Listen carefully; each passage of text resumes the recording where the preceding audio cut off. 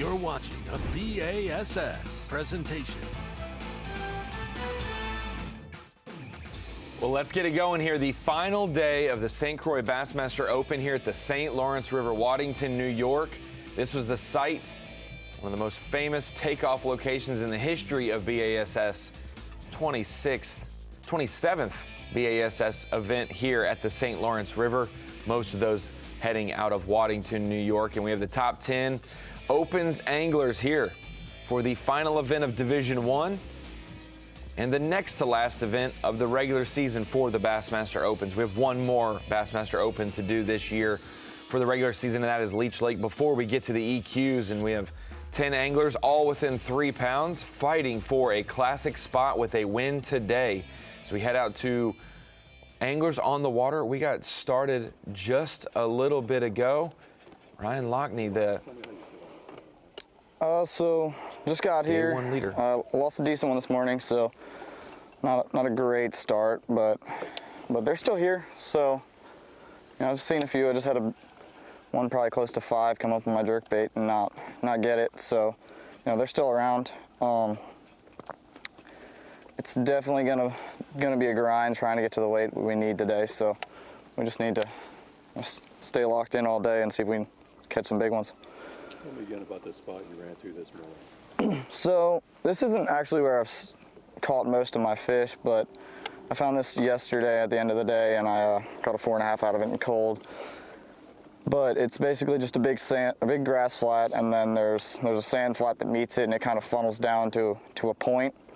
So we're kind of just fishing the point of that sand going into the grass right now.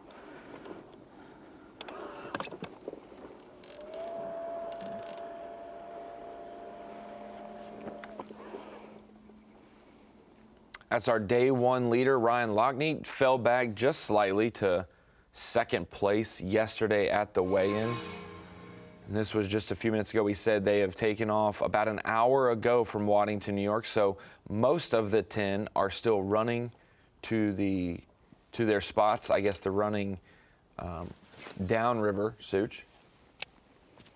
Upriver, south. Upriver. Oh, they're running. Yes, they're running. I got it backwards. They're running He stopped south. a little short of that area. He's a little further north. Boy, he had the big day 1, 26 pounds, 5 ounces, a 7-pound, 5-ounce kicker. That's a smallmouth.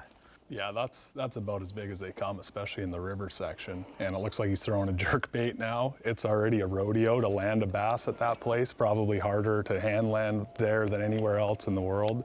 And you throw a treble bait into the mix, we're in for some good TV today, I'd imagine. That's our Opens Pro, Jamie Bruce, our guest today. Ronnie Moore. Absolutely. I was going to wait until we came in the studio I know, to discuss well, you that. can't. Sushi, We but started you know talking. what?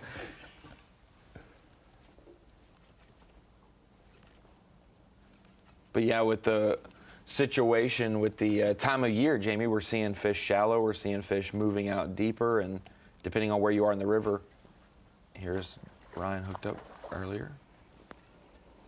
There's that signature St. Lawrence jump.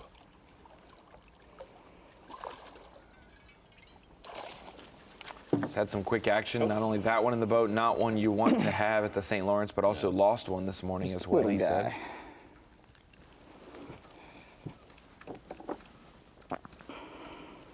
Yeah, with the whack fest we're staring at, I'm curious to see if he even puts that in the live well. We've got a 1.5 pound separating the top 5, and it's pretty much a one-day shootout at this point. Everyone's close. The weights are as big as we've ever seen in the river here, so it's going to be a race to that 26, 27-pound bag. So 1 3/4. Even if it's not one that he's going to keep for the end of the day, if it is in his live well right now, he is our unofficial leader. He's only 2 ounces behind Zach Goutremout starting the day as we head out to Michael Neal, the real deal Michael Neal. Started the day in 8th place. We said less than 3 pounds back from the lead. 2.5 back, 2 pounds, 5 ounces.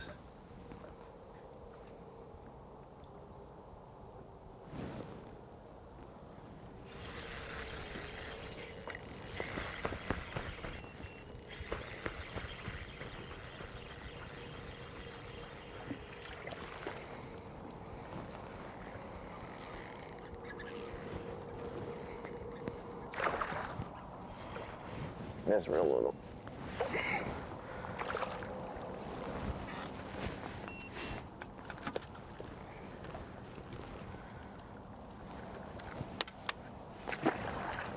Not even going to try it. We shouldn't be surprised to see Michael Neal in our top 10 today because he won a professional level event here last year. He is on a roll. His skill is, he used to be one of the most underrated guys, and now everyone's starting to see why he's going to keep one that small. Why he is absolutely one of the best. Yeah, you only get to stay underrated and win so many times. Yeah. I think he hasn't finished worse than 17th here in his last 6 events on the St. Lawrence River. Yeah, and you'll notice he threw, that one was a clear keeper. He threw it back. Fish cares big here, and he knows it's going to be a whack fest, so throw it back. Don't ever want something to happen and get stuck with a under 2-pounder here at the St. Lawrence River as we head out to Caleb Hudson. That is probably the smallest one I've caught all week, but it's number 1, so.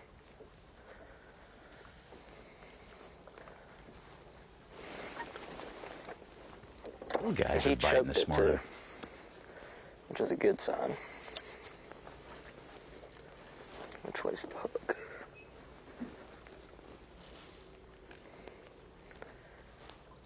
It's nice to get a warm-up bass in there after an 85, upwards of an 85-mile run. wanna hurt ya. Final day. Yeah, you don't want your first one to be a 6-pounder, but if it goes right, but otherwise you want to just get the jitters out.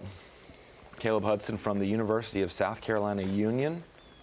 His mouth's too small. Made our college classic bracket last year, Such. Got to cover him. 1-pounder, probably. 1.5. Catching a bunch of those this week? Not really. This is like this.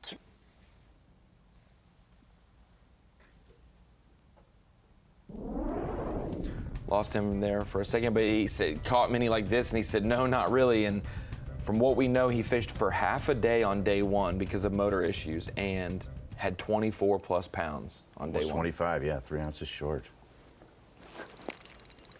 23-year-old.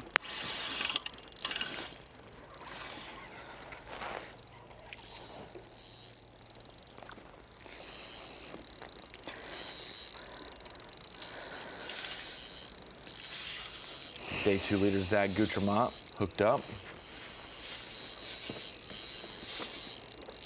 Yeah, he's fishing, he said, around 40 or 45 feet to start. He's got a sneak hole he found in the river, much like Easton Fothergill on Leech Lake last year. He didn't check it in practice. He knows the eyes are on him.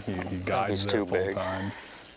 And he's been leaning on it the last couple days for a lot of his bags, so I'm assuming that's where he's posted up right now. In 45 feet of water, big current-driven A few smallmouth. big friends with him, though. I know that. Pack a lunch when you're fighting those things. It takes a while.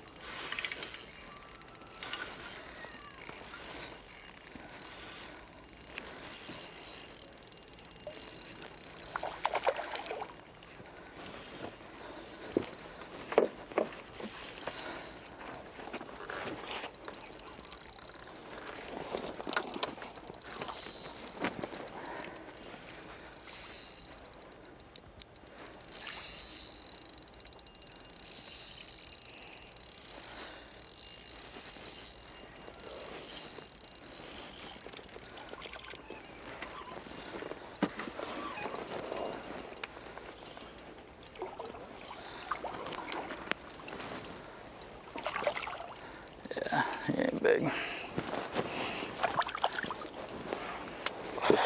Not big, but the biggest we've seen this morning so far. Yeah, the boys are getting their warm-up bass out of the way early. Zach did say on day 1 he was throwing back 3-pounders. Really want to keep him, but we'll throw him in there for now. Number 1.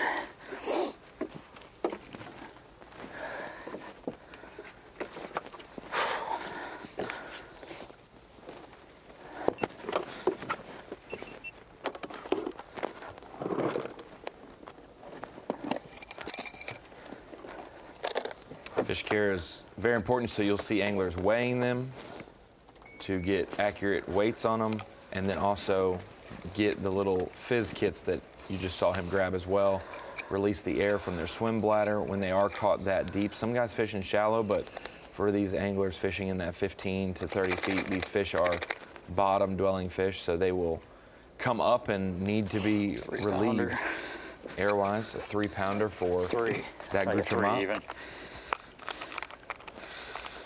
Yeah, even the shallow ones here, they can slide up so He's gonna fast have from to go. 40 feet to 2 feet that they sometimes need some fizz themselves.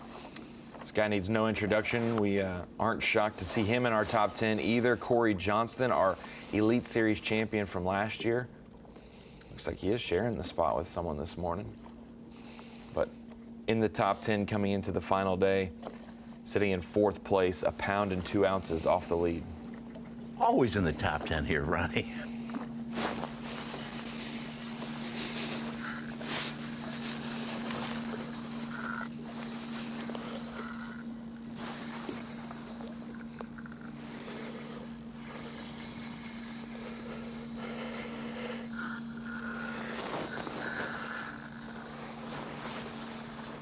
Yeah, this is not exactly the guy I'd want to be sharing a spot with on the St. Lawrence River.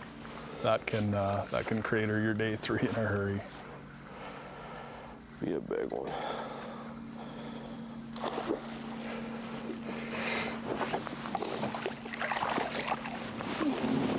Good start. That's a journeyman there. No messing around at the side of the boat. Gets him in. Doesn't waste any time, just maxes out efficiency. Take him. Like a nicer one as well. Croix Johnston said he'll take you on the St. Lawrence River, then you know it's not a bad one, because he tends to pour mouth for 4-pounders at times, so solid start to his morning. His bass career, he's got 26 top 10s. 7 of them are on the St. Lawrence.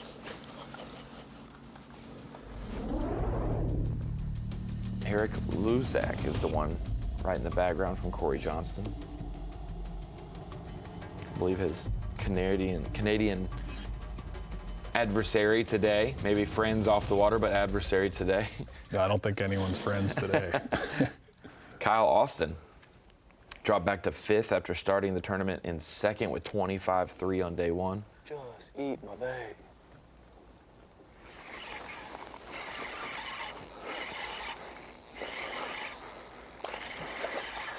Just judging on the drop time there, it looks like he's fishing a lot shallower than the rest of the We're gonna field. fish shallow a lot. There you go. I don't know how big he is.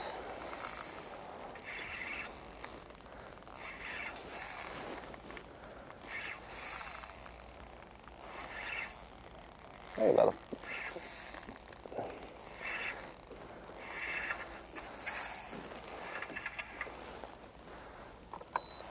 This is one of the few smallmouth destinations where shallow can compete with deep. So it just adds to They're the fun dynamic. until it's tournament time. Then you're just like, come to the boat. Come here, dude. It's a good one.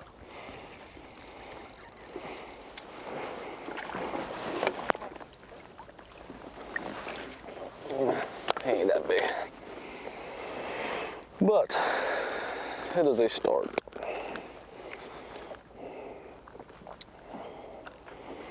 They need to get bigger. And my drop shot's already taken up. Number 1, small one, but gotta start somewhere. I like what I see though. I see a bunch of them cruising up shallow today, which is a good sign. And it's by far my favorite way to catch smallmouth, so. Come on.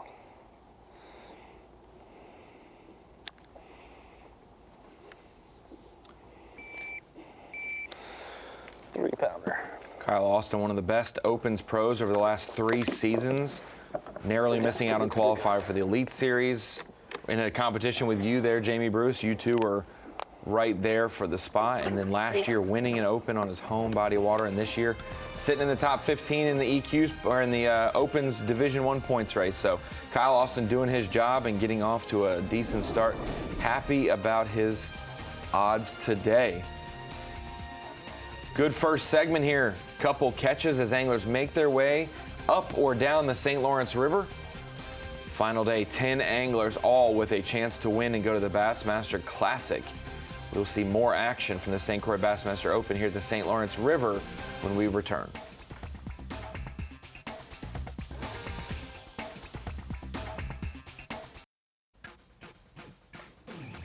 Welcome back to the St. Croix Bassmaster Opens here at the St. Lawrence River, presented by 7. Waddington, New York is the host this week, and our live is brought to you by Minn Kota. Just 10 anglers remain today. Some of the best of the Opens and some of the best when it comes to the St. Lawrence River. We've got the who's who of smallmouth fishing and for the Bassmaster Opens. So we head out to our day 2 leader, carried a 2-ounce lead into the final day. Goutremout of New York fishes here quite a bit and is 1 day away. 5 fish, he said. I don't know how to explain my first 2 days, but hoping I don't have to. Hoping I can just make it a great final day.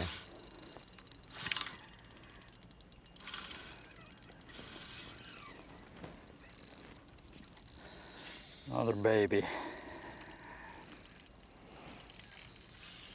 Yeah, it looks like Zach's just hardly on the Canadian side there. You can see that Canadian Shield rock running through, and it's that's just part of the beauty at that place. Crystal clear water, rock, even castles if you like.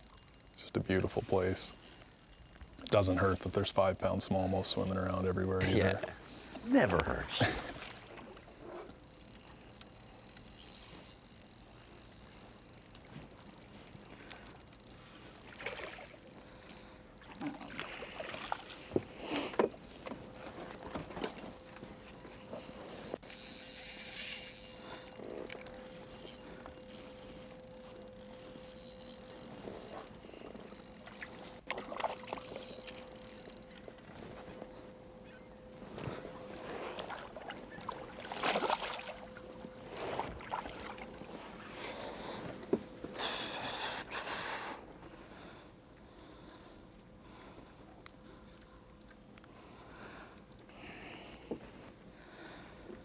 Hold them for now. Looks like Zach's on a drop shot there. He said he's been doing some pretty painfully long dead sticking. You know, you can handle it if you catch a big bass on the other side, but he did mention that later on in the day you might pick up the bait caster and go scoping around with a football jig. Sounds like that's kind of his 1-2 punch. From Goutremout over to Lucas Murphy. Nice calm morning. The last 2 days there's been 3-4 footers the whole way down, so it took a little bit longer and it hurt a lot more. So we're starting on the spot that we caught a bunch of big ones yesterday afternoon.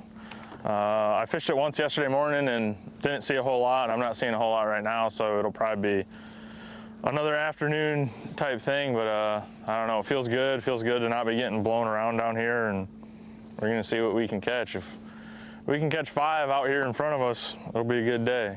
If not, it's still a good day, but we'll see what happens.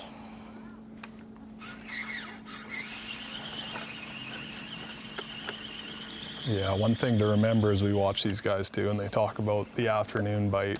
You know, a lot of people got a long day or a couple longer days. We're on day 3, you get 8 hours of fishing. They're 85 miles away, some of them. You really have to strategize your gas stop and the milk run you run throughout the day. You might not be able to return to a spot, you just time out. Lucas Murphy said that on the phone last night. He said, you know, I got nothing to lose today. I'm going to stay as long as I possibly can and push it. I guess it's just the big end of a point here. It's kind of a shoal over here, big end of a point, and I'm sure there's a little bit of a current break down here. There's not a whole lot on the bottom on this spot. Maybe a little bit of rock. If you drag it, I can feel it a little bit. But just getting out here in the current. The last 2 days we had the current or the wind blowing against the current, and it kind of, I think, stopped the water a little bit and the fish would get up and you could see them a little bit better. So I don't know if that's going to happen today because I know the wind eventually is going to be coming with the current. But it'll be a lot easier to present a bait down current to them. The last few days it's been hard to try to position your boat and get a bait to come down the current naturally without getting blown sideways or whatnot. And these fish they seem pretty picky about, you know, what they'll eat. Awesome fishery, but they do get fished for a lot, especially the last few weeks or so. Yeah, it looks like a lot different layout today. Flat is what everyone asked for on the Great Lakes, but these fish are already tough to catch. You take that surface break off, it gets a lot harder. So, I mean, do you want to fish in the waves and poison, have yeah. half Which of wind them do you bite? want, though? It's like, balance it for me. Yeah, someone's still going to figure out a way to catch them in this, but I would imagine it's going to be different than the last couple days. Yeah, for those anglers fishing in that 15 to 20 feet of water, for folks at home who've never been to the St. Lawrence, you can see the bottom in 16 feet of water from in your boat. And so it's a little different situation, but you think of a Zach Goutremout fishing in 40 feet of water, that gives him a little bit more distance from the fish and less pressure right on top of them. As we head back out to Kyle Austin, who said, I'm gonna fish a lot shallower today for a little bit longer than I have before. So that grouping of anglers They over are there. so strong. Come here, Dad. Stop being like that. Come here. Come here.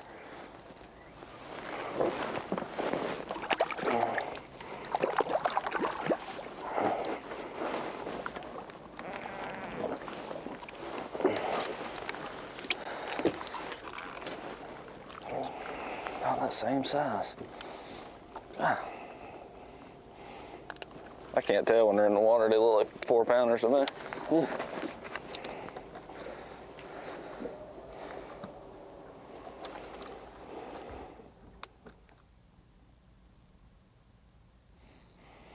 Tough to gauge them in that clear water. You know, 10 feet down, they look like a 2-pounder, and they just grow as they get closer to you. There's nothing you can do.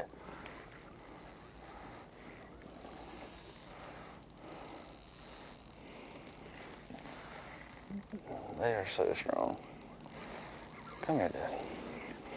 Stop being like that. Come here. Come here.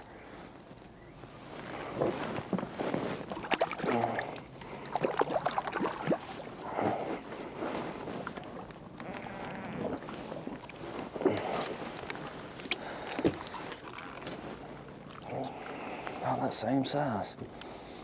Ah. I can't tell when they're in the water. They look like 4-pounders to me.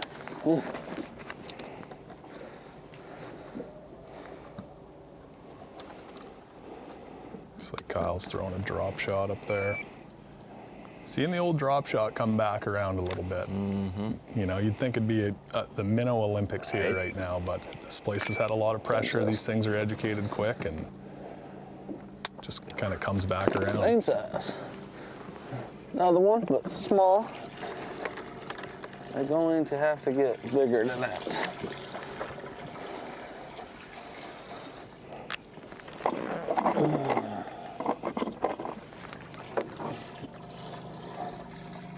And I do wonder if it's a time of year thing. You know, we're here the first 2 days of August, last few days of July. When we normally fish the elites, we're in the mid-August here, and we've fished in September here, where they've been farther away from the spawn. You know, these fish, a lot of these fish have just moved from the last month of spawning out there, and if you catch them early, you maybe can throw multiple things at them. They're not fully positioned where they're going to be the rest of the year. So it makes for an interesting choices and selection. Plus, this is river only, no Lake Ontario. Yeah, we got 3 in the box. They're all 2 pounds to 2 3/4. No big ones just yet. Kind of worries me. Have not caught this many small ones, but I mean, we just got here. We haven't even quite made it up onto the spot yet. So hopefully the big ones are wanting to bite when we ease up to them. But we're gonna keep plucking away.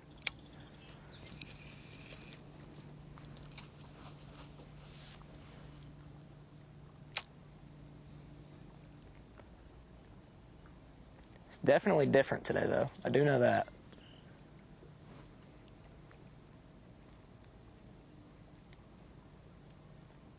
Tell you what, a lot of cottagers right now are looking at the forecast. They're sitting on their dock sipping a coffee. They're about to hop in their 26-foot plowing boat, and that's going to add to the dynamic on the ride home too. The recreation traffic down near the mouth is it's nothing like I've ever seen. It's tight channels, huge boats. One guy when we were there in 2023 just hit her full breach on some waves and sheared his this week. jack plate bolts right off. Trying to figure out what it is, I guess. So if this ride's been taking an hour and 10 for some guys, they might want to leave an hour 30 or so. And today's the day they'll stay longer because it's calmer. You know, there's no wind, slick, calm glass. But like you said, because of that, now you're going to have more boat traffic and activities. Yeah, I'm sure the service yard guys are onto that already. They're probably just heading home now. Otherwise, they're going to be fixing some equipment at the end of the day. We'll catch you at Leech Lake, guys. We'll see you there. A lot of guys on stage during the weigh and say, man, I hit a wave and my electronics went out, so they fish blind for a while. On just trolling motor.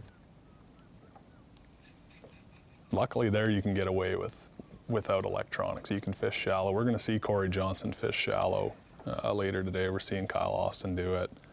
But yeah, you go blind on somewhere like St. Clair, put her on the trailer.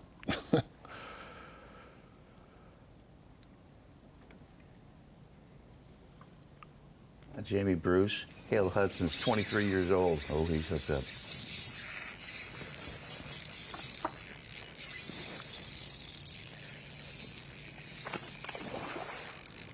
A little bit better one, not a big one though.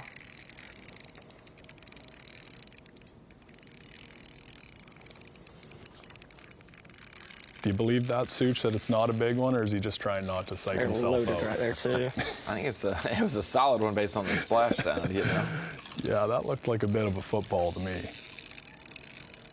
Sometimes you just downplay it out loud and it makes it a little bit easier to land them. Get a little desensitized with 6 and 7 pounders and you're like, it's just a 4 3/4, you know? Psych.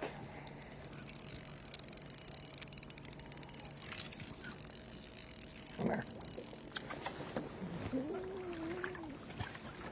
Oh. I knew that was the wrong move, trying to lip him.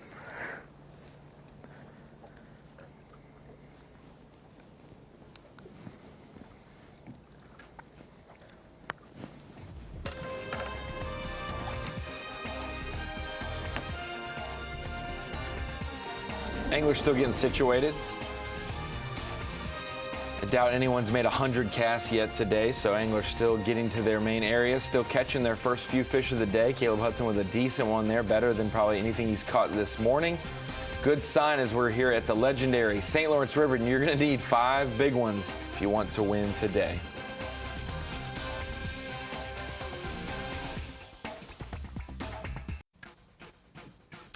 Welcome back to the St. Lawrence River here for stop number 4 of Division 1 for the Bassmaster Opens. So we head out to Eric Luzak from Canada, hooked up.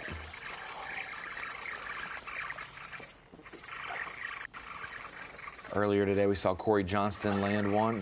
Luzak was in the background, those two Canadians sharing a general area to start the morning. Pretty close to Clayton.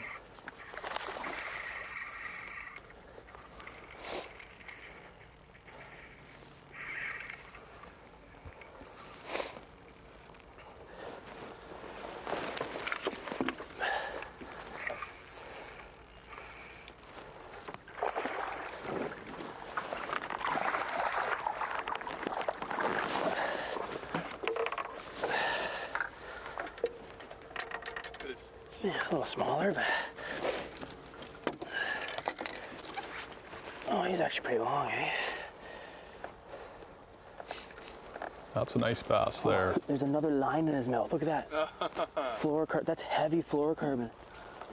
I hope that's not I don't see a lure. It's in there. the line Corey broke off. It's only a 4 Sharing a spot with quarter. Croix Johnston and just caught a fish with some line in its mouth. Well, I'll at least cut the line off for the guy. Yeah, for sure. That's like 18-pound fluorocarbon too, or something.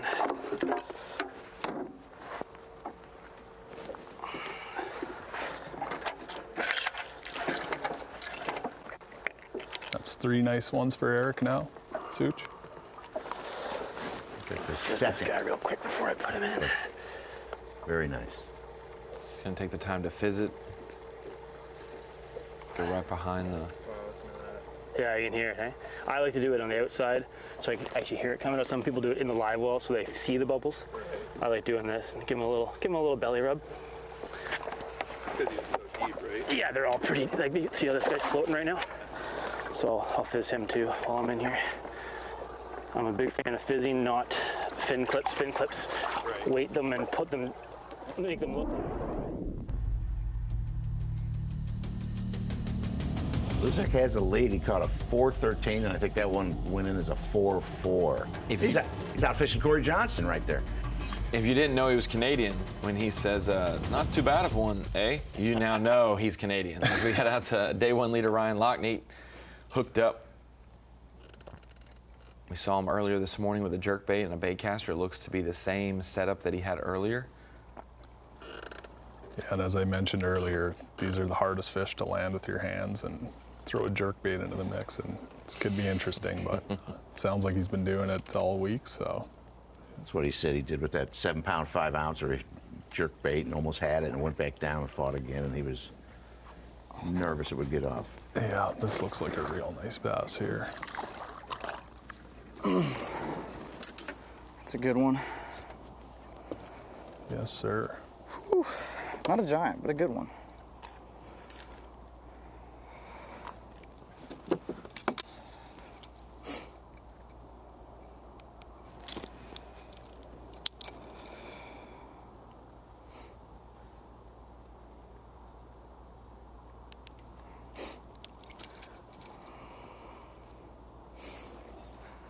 So 370.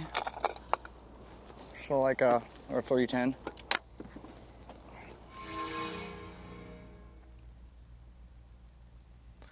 How about this, guys? Ryan Lachniet got to talk to Chris Decker, who's there writing stories for Bassmaster.com and covering the event. He said Ryan Lachniet is the EQ, or is the Division I points leader, qualified for the EQs. He won the nation event at the James River, his home fishery, earlier this year. He qualified for the college championship fishing for Campbellsville University. He's fishing in the nation championship later this year, and he's, like we said, made the EQs. He has a chance to win and go to the Classic. I mean, that is one of the best multi-tournament trail level seasons you can have, below the Elite Series, you know, fishing Opens College Nation. Yeah, he's covering the spread there, and the nation's championship is on the Mississippi River this year too. So he knows largemouth on a river. He obviously knows smallmouth. It's got both of them there. I'd be probably circling him for that one. He's 21 years old. If he doesn't fall below 4th, he's going to take this Division I points title. Yeah, Such and Ronnie, you better learn how to say that name perfectly, because this isn't the last time you're going to be saying it.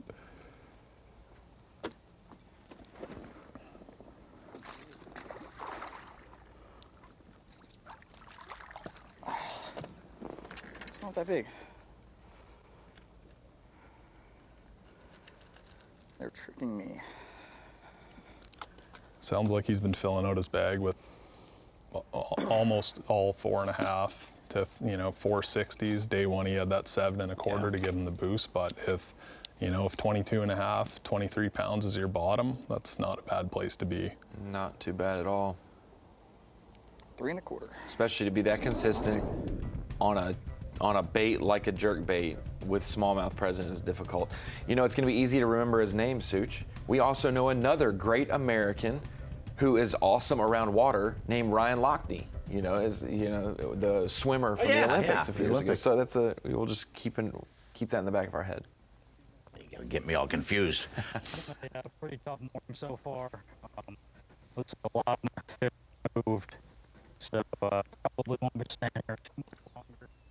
Have to make it.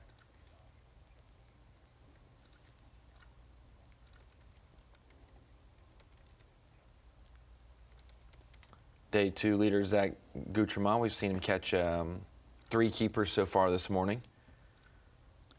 Fishing deeper than most of our anglers.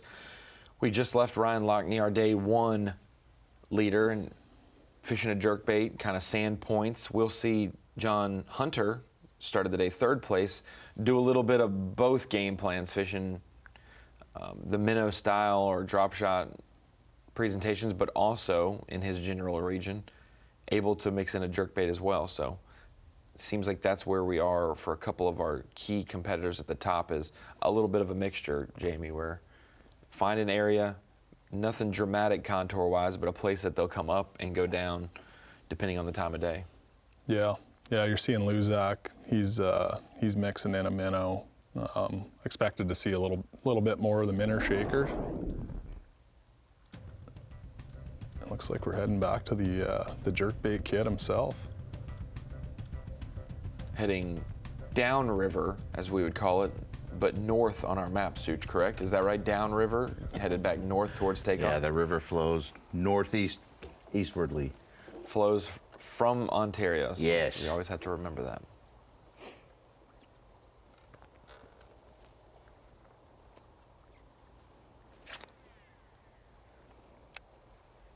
Out with Ryan Lachniet. We just saw him catch a few decent ones. Nothing crazy, but good, solid fish. Hooked up again right here.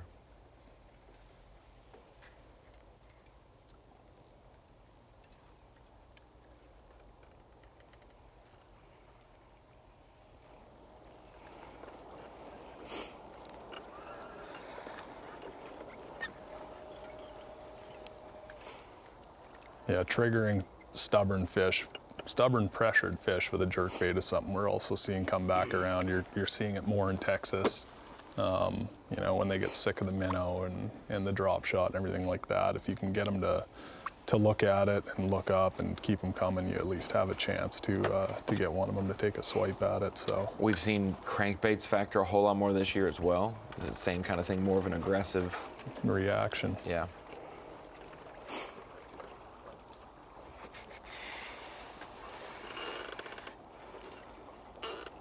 Looks like he's got to be the most stressful way to catch a bass ever. I'd agree with that. Looks like he's using a pretty long rod here to You're not even big, you're tiny.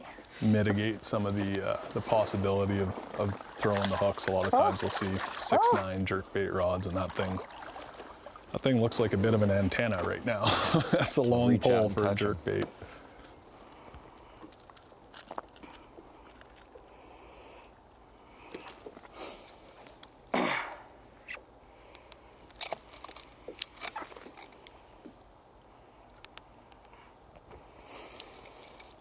Little tiny thing. They shouldn't exist in this place.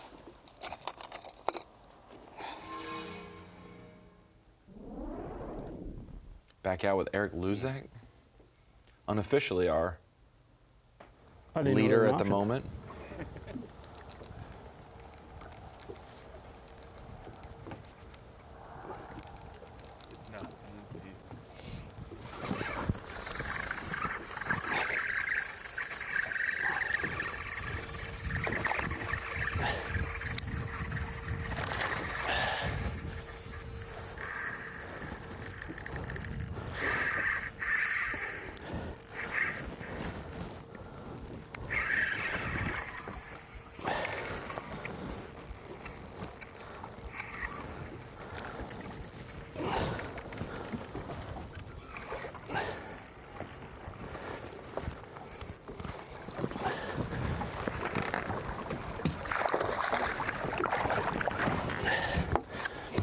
Saw his minnow go fly in there, Such. Yeah.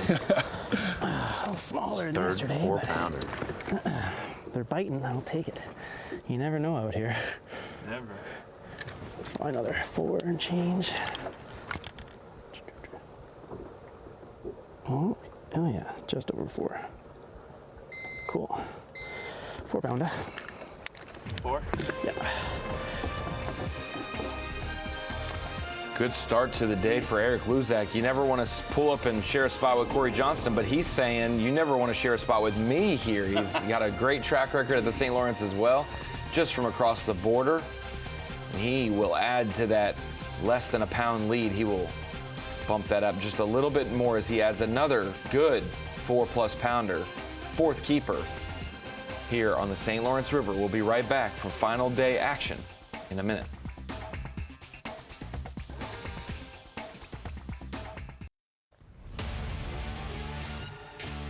St. Croix Bassmaster opens here at the St. Lawrence River, presented by 7, sponsored by Toyota, by Nitro Boats, by Dakota Lithium, and by Humminbird.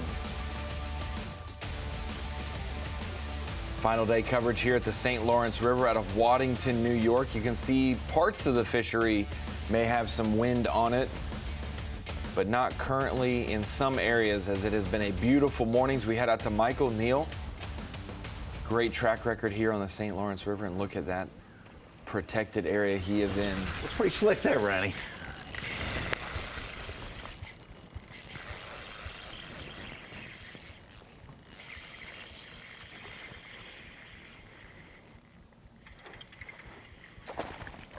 God, I hate when they do that. We love when they do that. As long as you're not the one fighting them, I want to see those things come taller than the trolling motor. I wish you'd have jumped in the boat. I was thinking, have it jump in the boat. That'd work.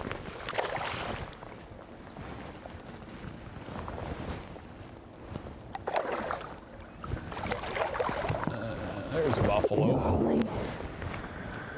That's one of the ones we need right there. That's got to be a 6.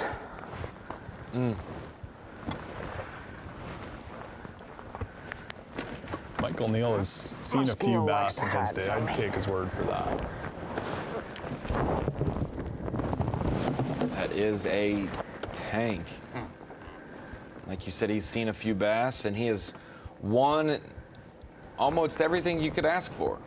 Look like Shamu out there. Has never fished in the Bassmaster Classic, and is trying to make that happen by a win today. Not quite a 6, but that's what we need. Out of them. Michael Neal getting his day started in the right way. Welcome into the Bassmaster Studio, sponsored by Marathon. I'm Ronnie Moore. That is Mike Sukon. You know him from Bassmaster Live and all of our events.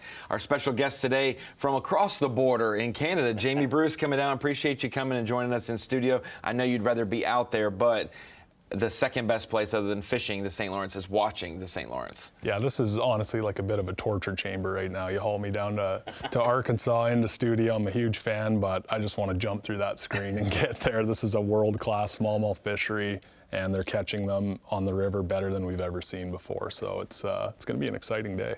Jamie, it's hard to maybe bracket who out of the top 10 that you're looking to maybe jump up with the weights being as tight, all 10 being within 3 pounds. But you've got some of the who's who. You've got multiple touring pros. You've got some young names as well, some Canadians that know this body of water. Who, when you looked at the leaderboard last night and talked to some anglers, did you have your eye on that maybe could pull through and win today?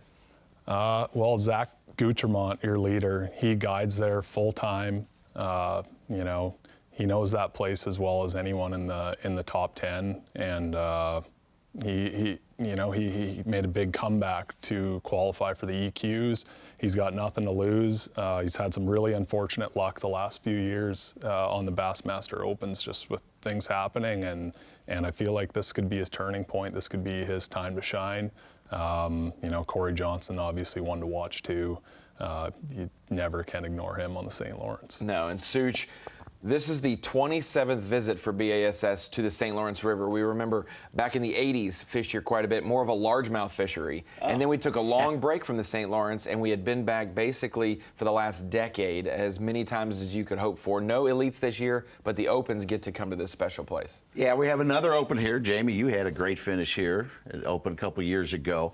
And the fishing, we've had 100-pound totals here. I mean, it's our century belt place now for the last couple visits. It's impressive. We've seen a 7.5 this week from Lachniet, and it's almost as Paul Mueller has a record here of a 7.13. Yes, biggest almost in the an Elite Series. 8-pounder. Yeah, which is almost a New York State record. Yeah, some of these anglers producing this always. week have had 6 to 7 pounders, but nothing to go with it. We have seen a lot more smaller fish show up in anglers' bags, as well as these fish are in transition from shallower flats out to their deep spots for the summertime. We're seeing anglers catch them on the way and catch them as they already made it there, and we're seeing guys like Michael Neal. He said that wasn't quite a 6-pounder. I would say it had to be just within a few ounces short of that. That was a very big one, and the biggest one we've seen on Bassmaster Live today just a few minutes ago. So we head out to Kyle Austin. Started the tournament second place on day one with 25+ pounds. Dropped down yesterday with a bad day, Jamie, 23+ pounds. That's a bad day at the St. Lawrence. Neil put that in as a 5.5-pounder.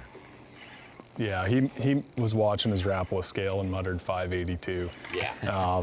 It's some of those ones, like all these bass are 18 inches long, and some of them are 370s, and some of them are 6-pounders. So when you pick one up and hold it, it really is hard to gauge. But 582 is a healthy little start for Michael. That one was about as wide as it was long.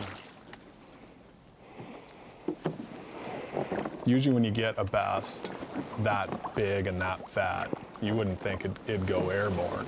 And that was the highest jump we've seen today. Absolutely. That just adds to the factor. What I want them to be doing, but they're just not the right size. Almost smaller than the rest of them, that's all. Kyle's a full-time catfish guide, Such. Yeah. Down in Sandy Cooper. Weigh him now, that way when I get to Culling, I can do it quick. He's one of those opens journeymen. Him and Sam George used to travel together, and they're always right there, always near the top at the end of the season, and a really good versatile angler. He's really going to be one to watch for in the EQs. Yeah, you always want to be consistent, and he has consistently been in the top 15, but the last few years you needed to be top 10 at the end of the year, and he's just been right there. He just missed out, much like yourself, Jamie Bruce. You were really close. Yeah, he had lost a big one on the Harris chain in 2023 with 5 minutes to go, and I had done the same thing, so I share a lot. But I feel like can relate with them. that might be a big one.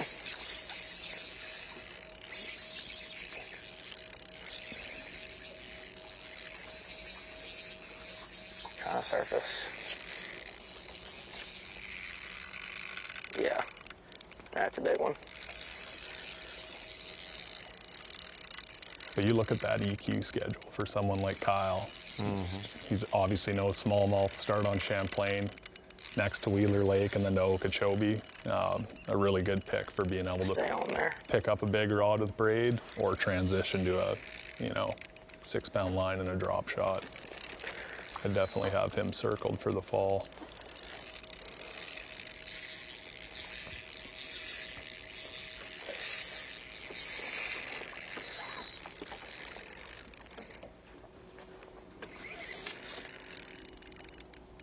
Stay on there, come back up here. That current they're fighting these in is an absolute rodeo. You can't just hit spot lock and go sit in your seat and land them like you can at traditional smallmouth lakes. You're hitting your trolling motor lots, being positioned right, so you're drifting down current so you don't run over your line. There's a lot more to it than how it looks here. That looks like a good one there for Caleb. Oh my gosh.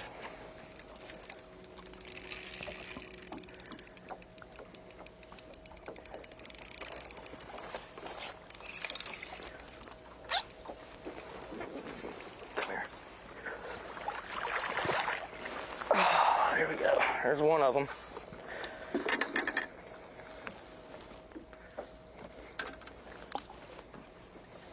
That will work. I believe that'll I'd be say what it is, but I have no idea. his initial I just gotta limit. trust the scale. I believe. Let's see here. Oh yeah. Stay calm.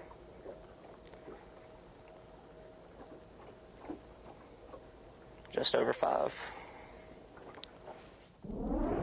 His initial 2 pounds, 5 ounces down. He has taken the lead with 15-10 on the day. Yeah, nothing It's a 5+. crazy limit-wise, but that is his biggest of the day. And the only other angler with a limit, Ryan Lachniet, at about 12 pounds for his limit. So Hudson in the lead is Croix Johnston now trying to add a second keeper to his total.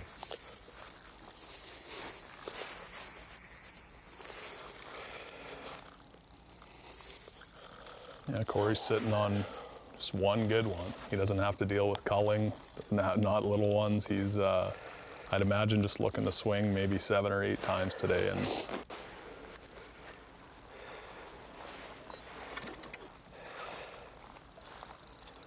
he's doing a little heavy breathing there. That's usually a good sign.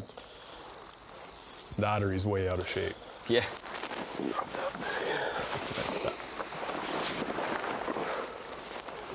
Say not that big under his breath.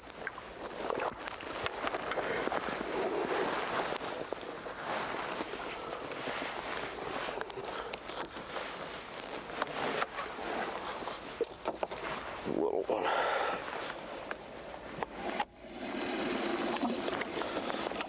Let's fizz these real quick. Corey's gonna do some fizzing. That may bump him up past Zach Goutremout. We'll keep an eye on that. Ryan Lachniet maybe just took the lead back from Caleb Hudson. We'll keep an eye on that when we get back, but the leaderboard is changing. A couple ounces from the top 2. Eric Luzak still waiting to get his limit. Kyle Austin and Michael Neal the same.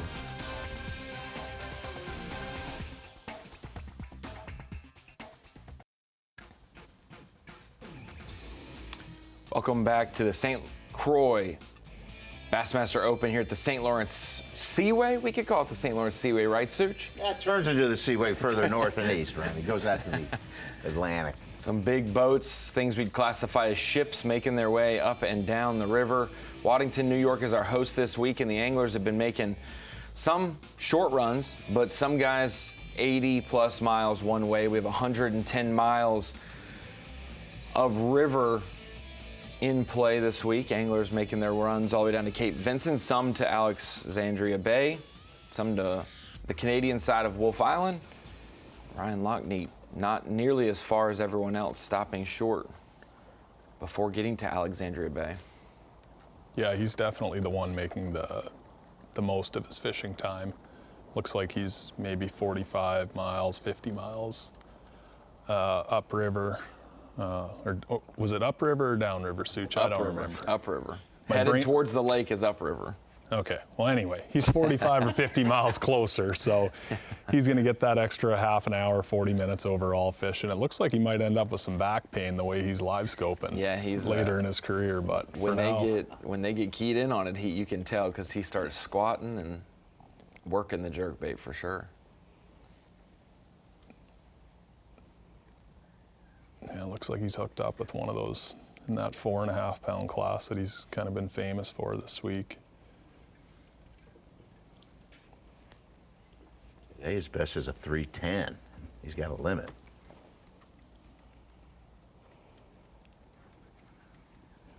Yeah, the area he's fishing, from what I remember, the numbers are a little better there.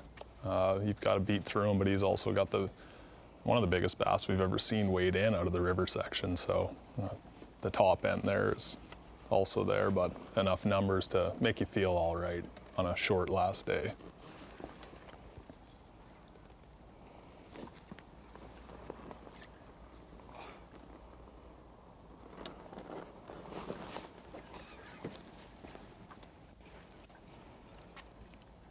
I talked to Adam Rasmussen yesterday. He made a big comeback with a 23-pound bag. He's fishing one hook. This same area, and he said they stood there and watched about 100 boats go by and had a lot of it to himself. Huge. So might be looking at a little less pressure around here, and especially on this final day for Ryan. You will help for now.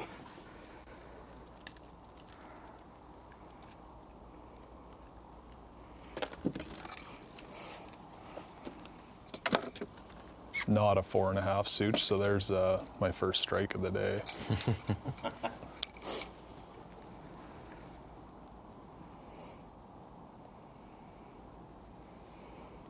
You haven't really explained that the top 50 in this Division 1 after the 4 events 2.5. advance to the 3 fall elite qualifier tournaments to become an Elite Series angler and another chances to get in the Classic.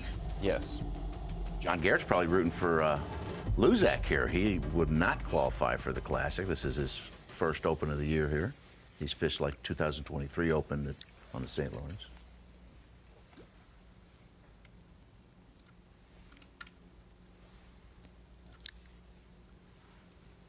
Yeah, I'm not sure if Koya and Corey are both fishing or fishing the entire division. I know Corey isn't, so if he won it.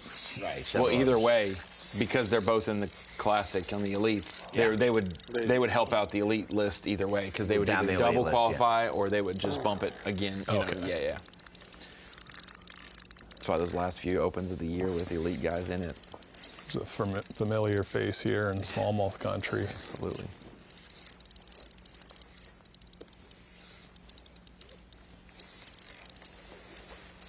In the St. Lawrence, once you get down towards those windmills, you know you're getting close to your allowable fishing space. So he's about as far as you can run.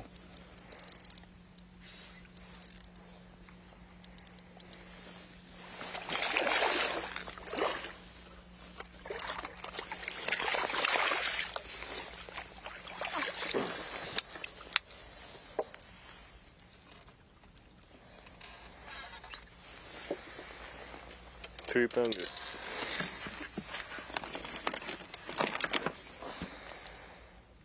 It looks like he's made the move from his signature spring scale that he's used since he's come over. It's always been interesting to watch the old school spring. Yes, 3. He probably wore it out if I had to guess. That, or earlier this week, you know, he had to pull out a different one with it bouncing in the waves so much, maybe. Yeah.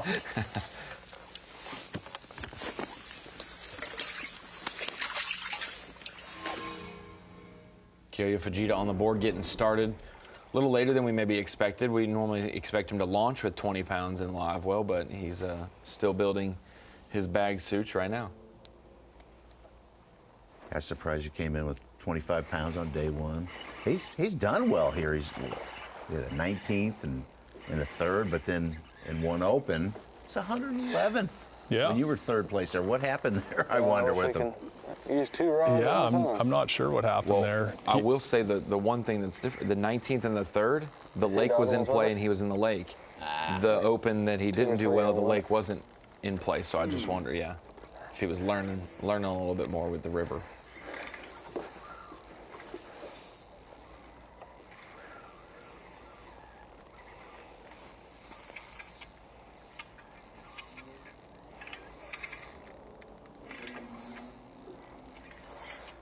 Here, dude. How do we gotta play with this games? A nice one there for Kyle. You can hear how long his fluoro leader is. It's ticking his guides 15, 20 feet out. Kind of unmistakable sound.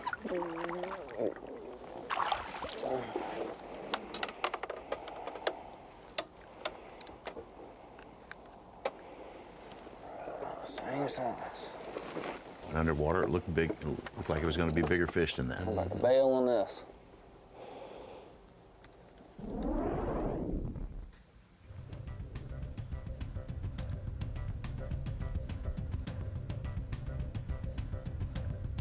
Heading back over to our day 2 leader, Zach Goutremout. Ronnie, I'll always remember him for the Ouachita Open here when he caught a 10-14. Yeah, absolutely. Lake of Ouachita. I bumped into him on the dock because we went down there to check it out, and I said, "Did you catch him today?" And he said, "I think I got a 10-pounder." And I was like, "Oh, I'll just get my camera then. Thank you for the heads up." Had people running up from the dock going, "Some guy's got 11-pounder. Zach's got 11-pounder." Yeah, I think Evan Kung had one close to 10 in that as well. 9-14. Yeah. Day before, day 1.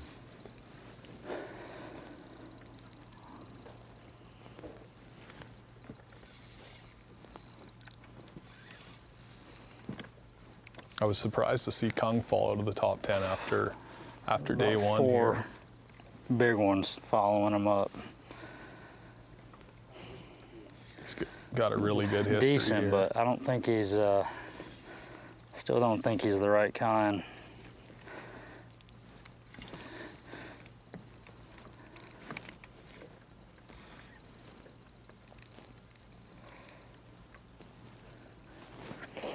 Usually you can tell because they bite and go airborne when they're the right one. It's chunky.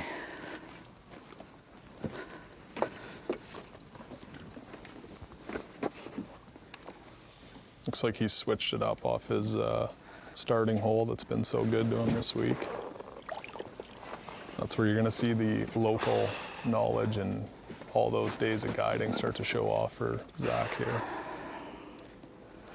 Take him for now.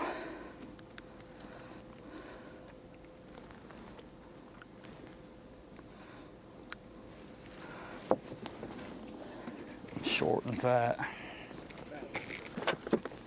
Say we see some giant weights when the lake's in play. We see some big weights when it's just river only, but the diversity of spots when we have just the river in play, there's 4 or 5 areas in the lake that we see often anglers occupy, and everything looks very similar.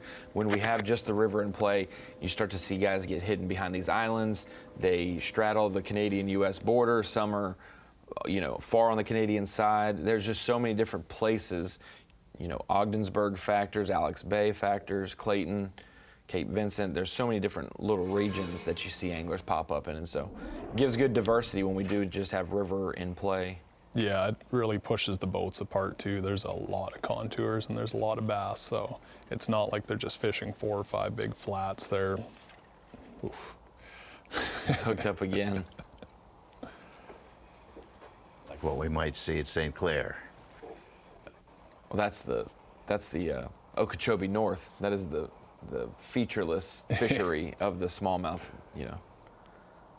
Are you still calling it St. Clair, or is it the Anchor Bay Invitational now? Yeah, that's the last 2 major events we've had. The last 3 major events we've had there. One of them wasn't won there, but 9 of the 10 were in there. So it will be interesting to see where the biomass is this year, as Mark Zona calls it. Stay on. No.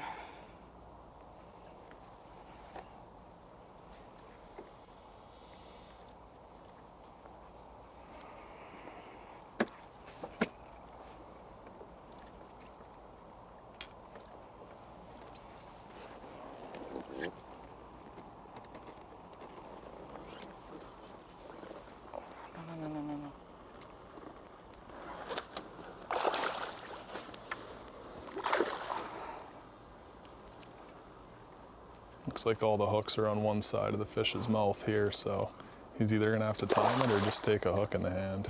Stop. Come here.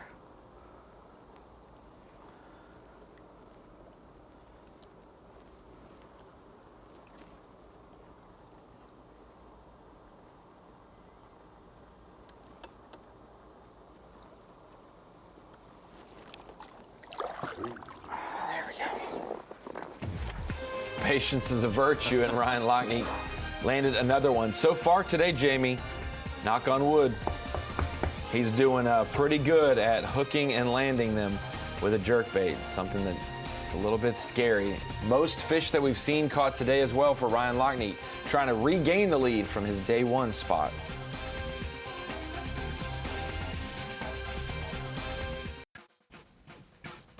Final day coverage here at the St. Croix Bassmaster Open on the St. Lawrence River, presented by 7.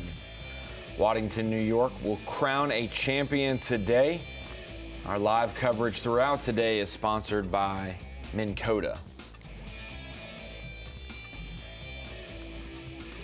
Final day here, top 10, all fighting for a chance at the Bassmaster Classic with a win for the most part, almost all of them. Our day 1 leader, Ryan Lachniet, back in the lead. Caleb Hudson from 10th to 2nd currently with a early limit. Kyle Austin started the week in 2nd, dropped down to 5th place, but has now moved back up to 3rd. The weights were tight, 3 pounds separated 1st to 10th. We have a vast fishery here where you can choose anywhere you want.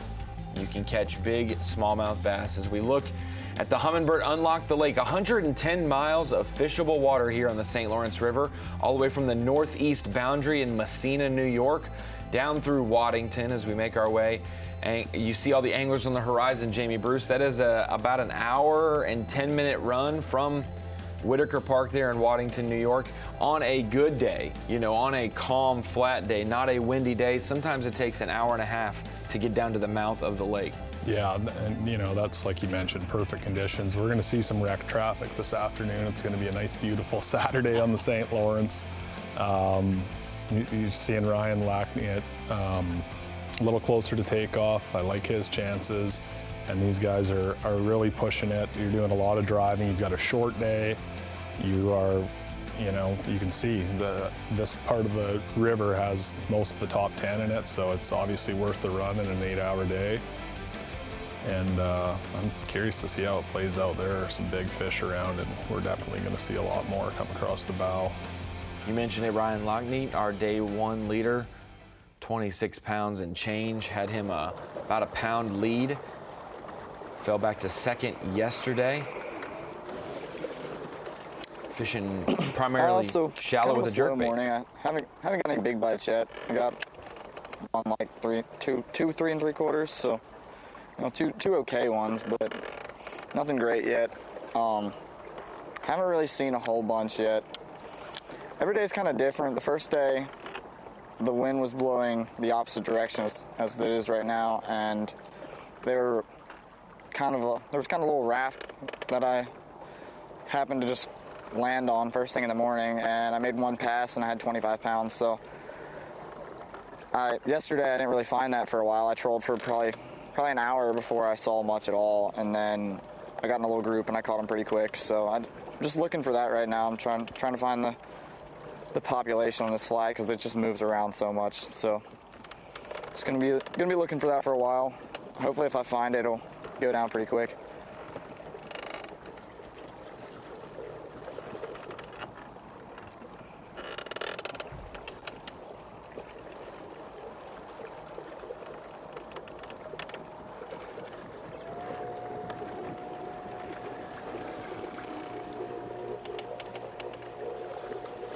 Jamie Bruce, you know smallmouth well. You know the St. Lawrence too from a good finish here when you fished in an open a few years ago. Explain that to the viewers at home. Flats, long, expansive places. These fish do like certain places on there, but they will roam and travel throughout the day. So as he searches, it's you're aimlessly wandering, I guess, until you find something. Yeah, you can hear his trolling motor ramp up there. He's turning and burning looking for him. It's not like there's going to be a huge giant boulder or anything that's going to be holding him likely on these spots, and they're probably roaming, eating bait fish, a lot like St. Clair is. So he's going to have to relocate him, it sounds like, every day. And he's the only one who stayed further north. Everybody else is near the mouth. Explain why the bigger fish usually hang out down there. Well, I'd like to, but the biggest fish of the week came from where he is. John Hunter had a 7-pounder. Yeah, that's right. Just historically, the closer to the lake you are, the better your chances are. These guys none of them are fishing for points today. Everyone's locked in that's here. It just makes sense to go there to win. That's historically where you have to be to win.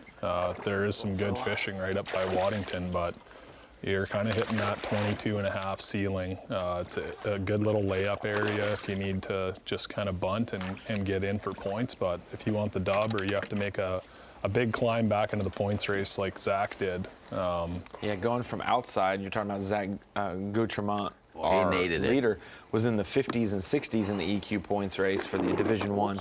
Jumps into the 30s and secures his spot with the top 10. So it's always good when the home fishery treats you right. Yeah, he was in 65th. 65th, yeah. And jumped up to 39th lock in at after 39th. First place Pound points. and a half. Yeah, so he didn't have a whole lot to play with.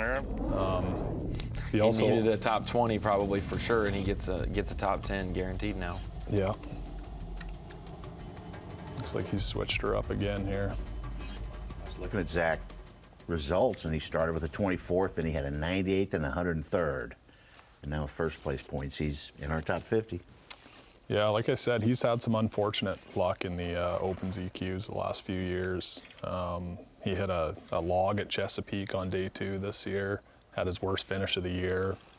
A few years ago at Toledo Bend, his nav lights wouldn't turn on in the morning, so he pulled into shore to fix them at takeoff, and he was standing on a hive of fire ants. They climbed up him, shocked him, had to get medical treatment, lost his whole morning fishing, and just that kind of thing happens to him. So it'd be really great to see Zach pull it off today.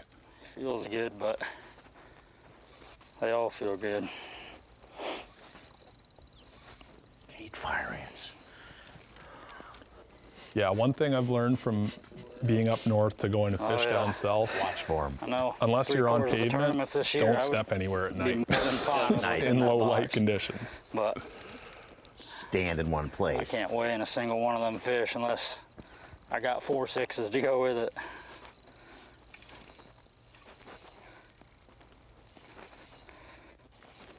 That's a better one.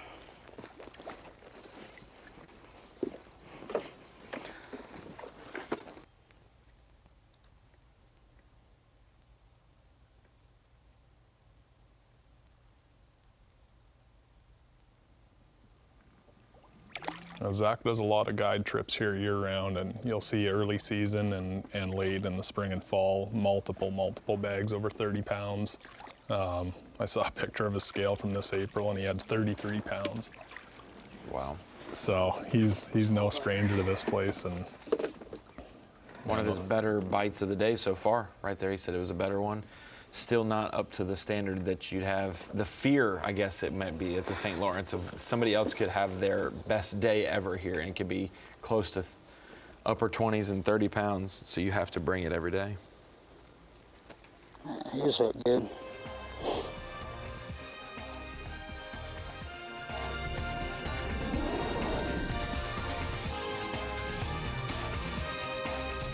Zach will add that one to the tally, and that may reflect it right there, jumping into our top 3.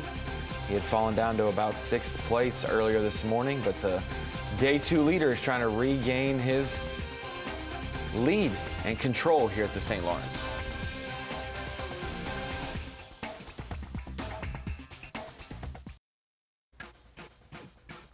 Championship Saturday here at the St. Croix Bassmaster Open on the St. Lawrence River. We got a lot of Saints. That's why we had Jamie Bruce come in studio. He's our honorary Saint today. Waddington, New York is our host this week, and someone will be crowned a champion later today at Whitaker Park. Looking forward to seeing who that is, and we're seeing anglers start to build their limits. A couple more anglers getting to that 5-fish threshold that we're used to seeing so fast here, but a little bit of a slower start, Jamie Bruce. We saw a lot smaller fish than we expected at St. Lawrence this morning. Sometimes we want that smooth glass-like situation and conditions, but it did look like those fish were a little spooky, or at least not ready to bite this morning. Yeah, well, first off, Ronnie, that's the first time anyone's ever called me a saint, so I appreciate that. And secondly, yeah, I mentioned it earlier, it's slicked off. It is easier to present your bait and control your boat when it's like this. But talking to Croix Johnston and just being here myself, I know how hard these fish can be to catch. And even if they're 30 or 40 feet down, you still need some surface break to get things going. You're gonna have to see the guys switch it up a little. This is a lot different of a day. You know, when it's blowing, it's harder to present your bait, but that's mitigated by if we have to run around and go more willingness to bite. Three and a halves to go along with them, we might have to. Getting bit by something right now. I don't think it's a bass though. One thing to keep an eye on though this afternoon is the shallow water bite when it's like this. Just repeat everything I just said. But it's gotten a lot slower on us since I caught that 5-pounder. We've had a couple more bites, but I haven't connected with any. It's just slow. It's just really slow. I still see them all, and I'm trying to wait them out, but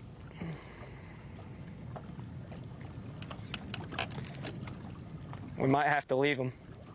Just run back to them later. Yeah, these smallmouth are not like a ledge on the Tennessee River where you can sit there and wait for them to fire. You need to be rotating, finding fresh fish, more willing to bite.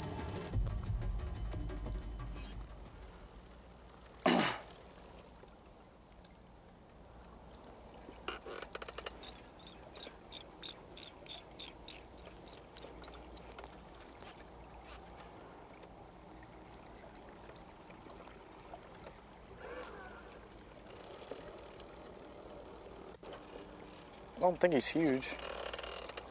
It'll definitely help.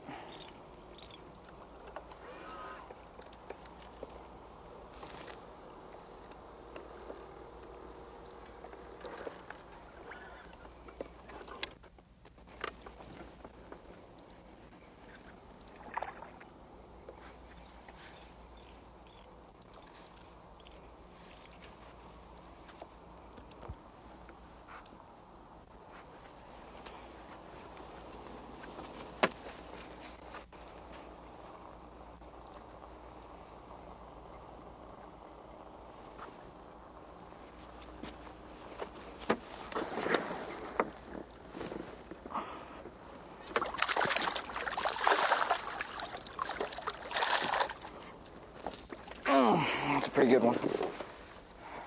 Oh man, I'm so hooked. Look how he was hooked. I'm hooked better than he is. It's like a pretty good one there, that's Such. terrible. Allowed a 2-pounder, for sure. Yeah, at this point, Ryan had just had a few mid to upper 3-pounders. Everything else just regular limit fillers, and that's why his limit was less than we expect, that 15 to 16 pound range. 446. But a 4.5 pounder will be his biggest of the day so far. Yeah, he mentioned yesterday he had all in that range, no kicker. And day one, the only difference was he had that 7.25. So, I mean, you never know on a flat day like this, you might be able to 22 your half, 22 and a half your way into victory. But the dark ones look so much cooler than the sandy ones. I think there's a lot of people further down towards the lake that might have something to say about crap. that. I'm getting hooked worse. Oh no.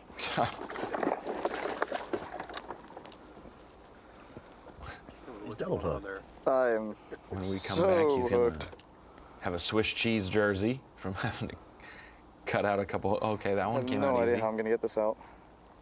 Oh. Oh. Huh? Oh no.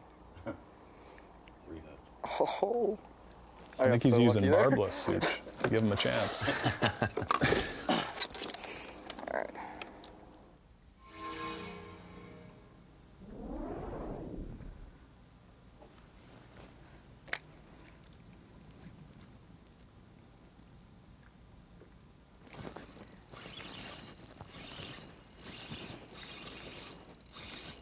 Day 2 leader Zach Goutremout.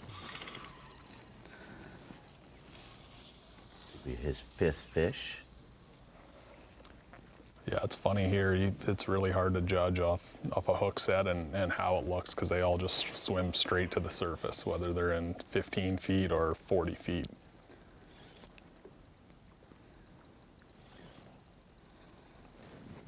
I haven't heard him bad talk it yet, so it's could be a good one for Zach. He'll be a lot like Corey Johnston here, where they're a bit of a snob to 4-pounders. They're so used to them. They're not even cracking a smile until they see one closer to 5. Every time you hook one, they just come out of nowhere and just follow them up. I think so. Definitely better than a couple of them I got in there.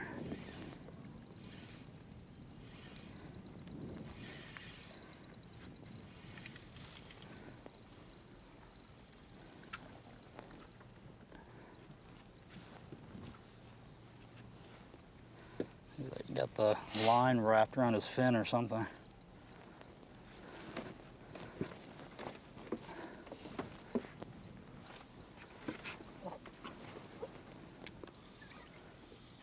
Oh. Come on.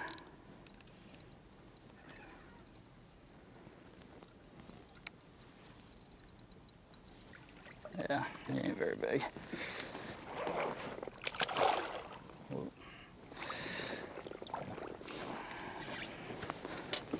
thought he was a little bigger, but apparently not.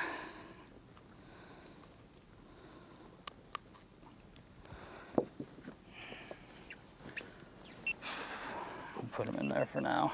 I think that's number 5.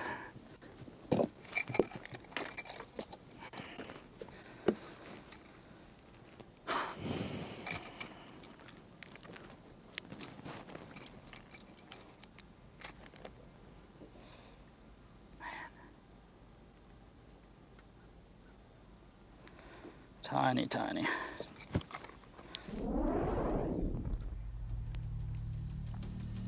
Going from our day 2 leader to the guy who just snuck into the top 10, Caleb Hudson, 10th place getting into today. But when you're all within 3 pounds and you have the possibility of an upper 20s bag, everyone is in play today. And Caleb Hudson showed that with an early limit, put him up in the lead. He is now down to 2nd, but still has a great opportunity. Meanwhile, he probably thinks, Jamie, all these guys are, I'm still in 10th. Like, everyone's got what I have, but not the case so far this morning. Yeah, and it's, probably for the best for him. He probably doesn't think he can win, but he's got a 5.2 in there, and, that's the 2nd biggest one we've seen all day. He can build off that and cut that, 3-pound lead down to nothing really quick, especially on a slick, calm day like this. Oh, there he goes running away.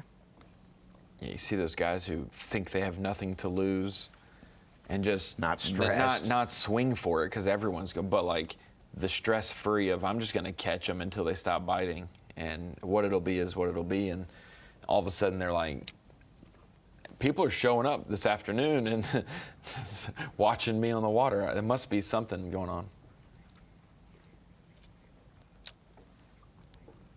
Yeah, I'm not sure if he's still trying to milk this same spot or if he's hopped over a little bit. You got there, B?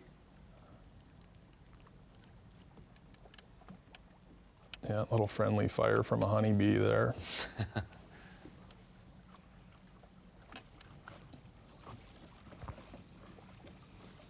Caleb Hudson from the University of South Carolina Union. He fished in the College Classic bracket last year. We got to witness that. And Caleb, I believe, now graduated from college fishing, and him and his team partner throughout college, Tanner Haddon, both doing the opens, both doing very solid as well. That's Jamie Bruce. The poise of some of these young guys coming in and just stepping into opens competition like it's nothing. They've been through the fires with all the college events. Yeah, John Garrett kind of says it best. It just feels like college fishing. It's high-pressured lakes, huge fields, big diversity in the schedule, so they are warmed up for it, and they're getting real hard to beat. Out with Croix Johnston, who's hooked up live, and based on the way he's pulling, may not be as big as he hoped. I'd say it looks like a rough fish. Or it's a... He's about ready to dig out the fighting belt for this one. I think he got a tuna.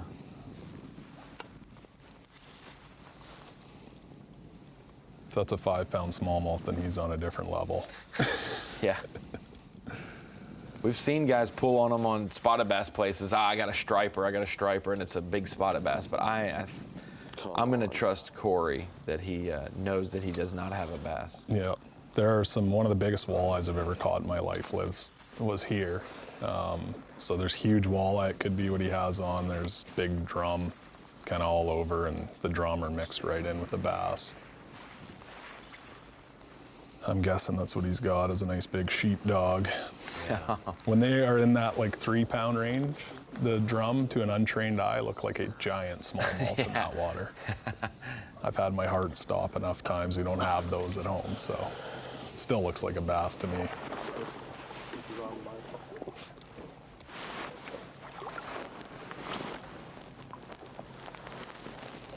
So Corey switched it up to a 5-inch minnow.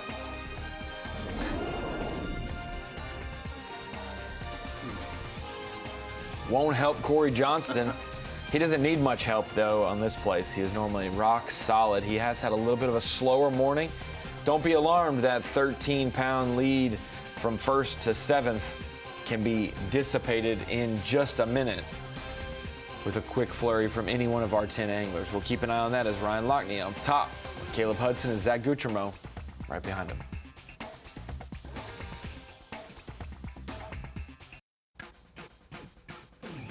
Welcome back to the St. Lawrence River for the final stop of Division 1 for the open season. We will wrap up Division 2 at Leech Lake in 2 weeks. It's going to be a 4-week stretch of good fishing here at the St. Lawrence. Next week at St. Clair for the Elite Series, Leech Lake for the Opens, and then ending the Elite season at the Mississippi River in La Crosse, Wisconsin. We've got Ryan Lachniet, our first place angler right now, started the day in second. He had the day 1 lead by about a pound, drop back yesterday, but he has a 3-pound, 3-ounce lead. He's caught the most fish today as well that we've seen on camera, doing a little bit different than most anglers, catching them on a bait caster with a jerk bait. And why not? Even though his deficit was only 2 ounces, this morning, strong start. Ryan Lachniet is our Mercury move of the day. A couple early catches of the small variety, Jamie Bruce. He only had, 2 3-pounders in his initial limit. He had been bypassed by Caleb Hudson, but the last couple bites he's gotten, once he relocated that fish, that group of fish on the flat, have really been better quality fish for him.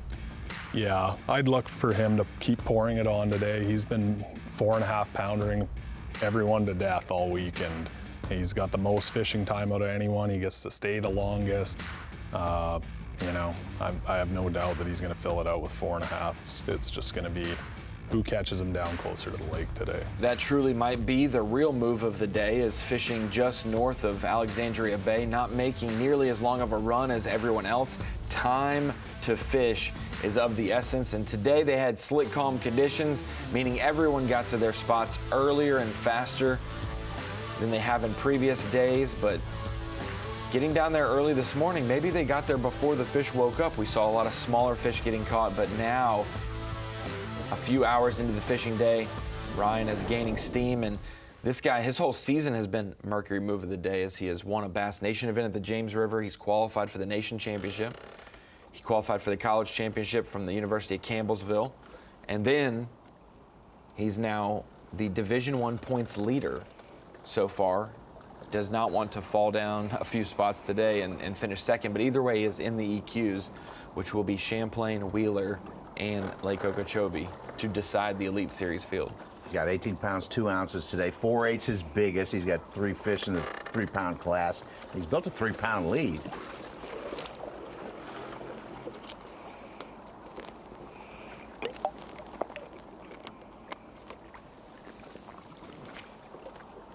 One nice thing to keep an eye on Such for the rest of the day is he's being honest with his bass track.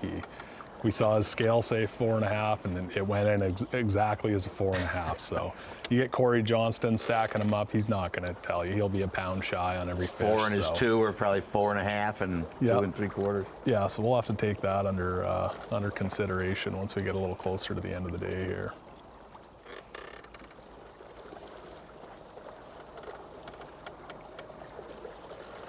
He's too young. He hasn't learned the bass track lie yet. He's still just being completely honest, which we like. We'll just keep that. Ryan, keep that. We appreciate that. When you're on camera, you probably should just go with what you got, and not what's the point of saying anything lower. I mean, Patrick Walters has a whole brand built around it, but we love Patrick equally as much. But looking at our top 3 right now, Ryan Lachniet, Caleb Hudson, Zach Goutremout.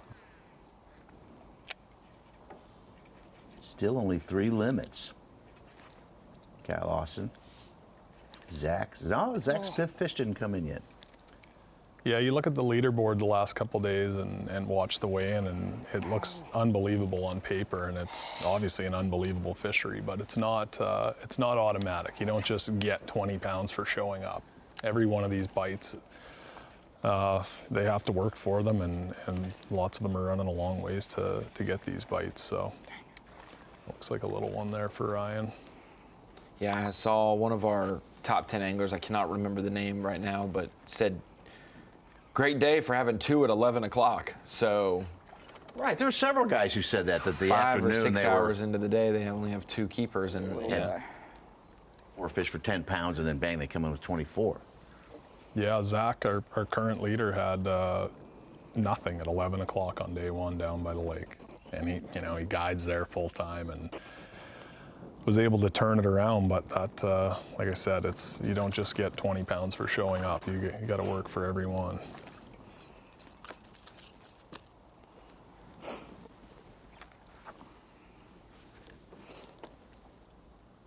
The smallest now is a 3.0.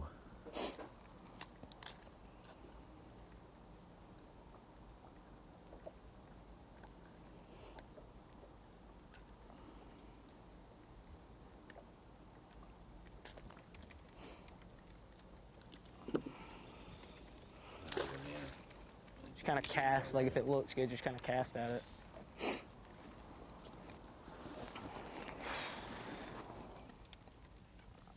Talking to Corey last night, he said, I'm going to start deep, get my limit, get his fish, and then go shallow. And I think Zach may do the same, go a little shallower, but with it being slick and a little tougher today, they're not going to get that 22 pounds automatic. So I'm curious to see who kind of pulls the trigger and just goes for it first.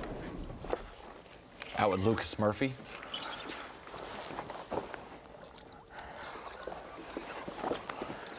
He's getting his steps in. He must like what he's seeing. He's had 2 small ones this morning and a good one there for number 3. Oh, we're not leaving. We're not leaving all day. Holy cow. Oh, sorry, I'm not talking. There ain't much time, and there's more. Oh, gosh. I think he just accidentally put it in his cooler. There were water bottles in there. It was a water bottle floating. He said that on the phone last night. He said, man, I could go other places on this fishery and catch fish to keep me occupied and to keep me happy. I've got nothing to lose. I've been in the top 15, top 20 in opens before. I've made a top 10 before. I want to win one, and today is the day that I can go for it. And so I'm going to stay as long as I can, and I'm not going to leave the spot that I know has big ones, even if it's slow. And that's why I said, we're not leaving. Yeah, it looks like he's over by Kingston. That's a really heavy current area. And you're not going to get the crazy numbers over there, but that's pumped out some giants over the years.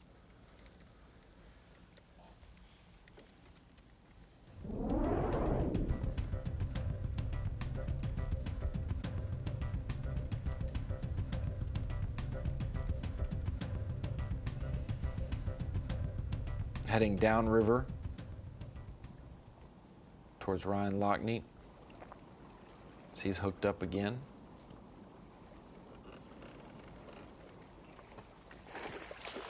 It's not huge. Still 3 something.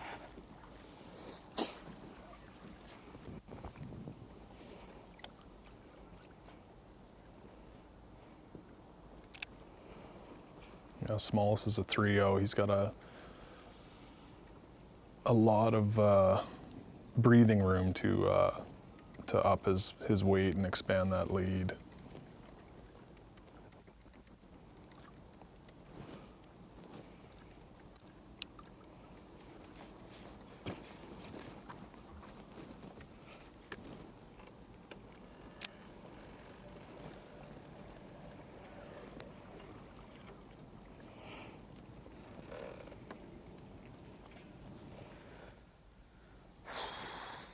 I think he's had quite a bit of practice fighting these fish this week on that antenna rod of his.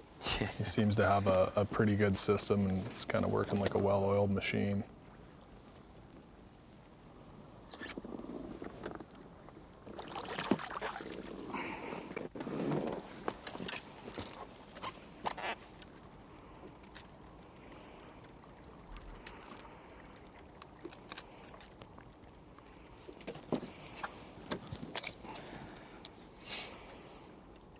Having the best day of anyone so far, but we look at 18 pounds, 2 ounces, and we know that that has you in 85th place normally on a day. And so That's another 3.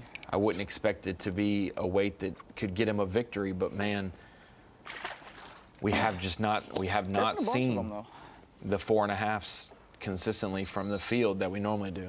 But Yeah, you and I both know they're coming. Yeah, at some I've only point. been fishing for 3 hours or 2 hours after Yeah. the run. We're talking like he can just catch 20 pounds and bunt it in for the win. This is the St. Lawrence River. No, not at all. No, I'm more peculiar that at this point in the day, 18 has him on top. That's incredible. Right. He has been catching the most numbers. He has the best limit so far, though. But we still only have 3 or 4 anglers with 5 fish limits. Everyone else, we're still keeping an eye on at the St. Lawrence River.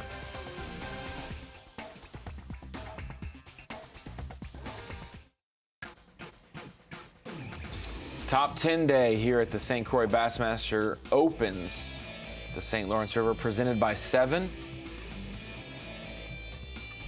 Our live is brought to you today by Minn Kota. Our top 10, the way they lay out, we've got a new runner-up. Eric Luzak making a move up the leaderboard. We left him with just 3 fish. Added one, it looks like, to his total. Meanwhile, we still only have, I think, 3 or 4 anglers with a 5 fish limit, Such. Yeah, just like that Hudson, Kyle Austin.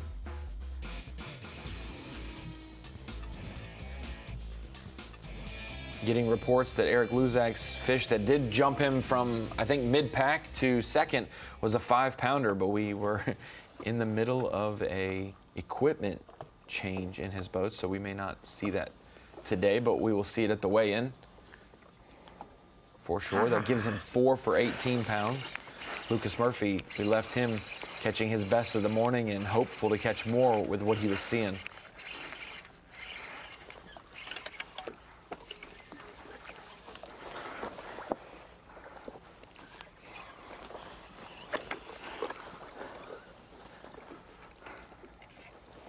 Come on, fish.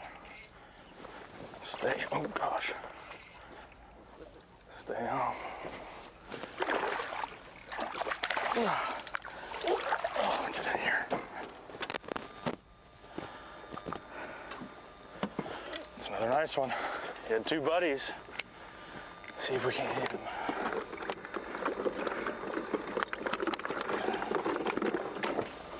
Lucas Murphy right next to Koya Fujita. Yeah. Catching a few fish in front of him, running around the boat. You could see that from a country mile away. He's running back and forth. He's charged up. He's got to be feeling real good about himself right now. He's getting a couple beauties and Second 4-pounder in a row. Fujita's stuck on 1 3-pounder. During the commercial break, Jamie Bruce said, I think everyone in the field would give up what they currently have in their live well if they had Michael Neal's almost 6-pounder from earlier. Explain that, because yes, we take for granted the big fish here, but a 6-pounder is just a step up from what we see most people catching. yeah, it's a bag builder. You know, you could surround that with 4.5 to 5 pounders and get up into that 26-pound range, where if someone has all 4.5 pounders across the board, there's just not enough room, and they have to go hunting for that big one. To have it early, he's got 2 more 3-pounders in there. You can just ignore those. Those are just placeholders. It's only 9 a.m. It's early. Oh, he said big side for this one.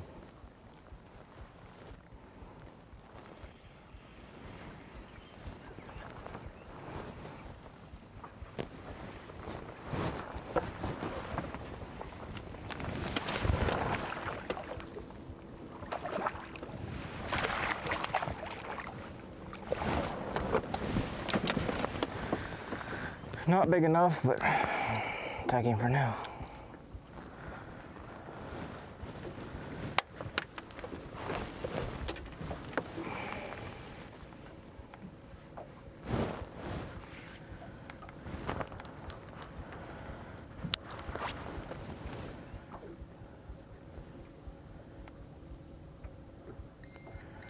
Another 3 1/4.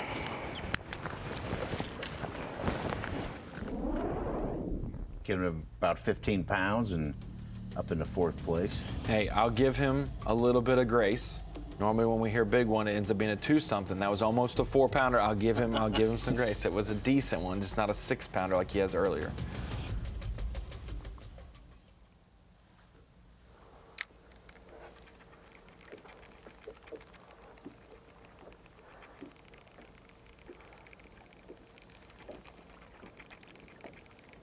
Looks like he's got the paint shaker fired up on that minnow. He is twitching his heart out right now. Number 5.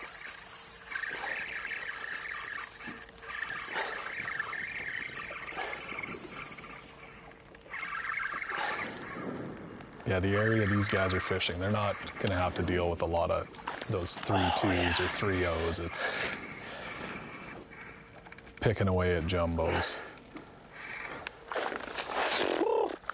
Stop it.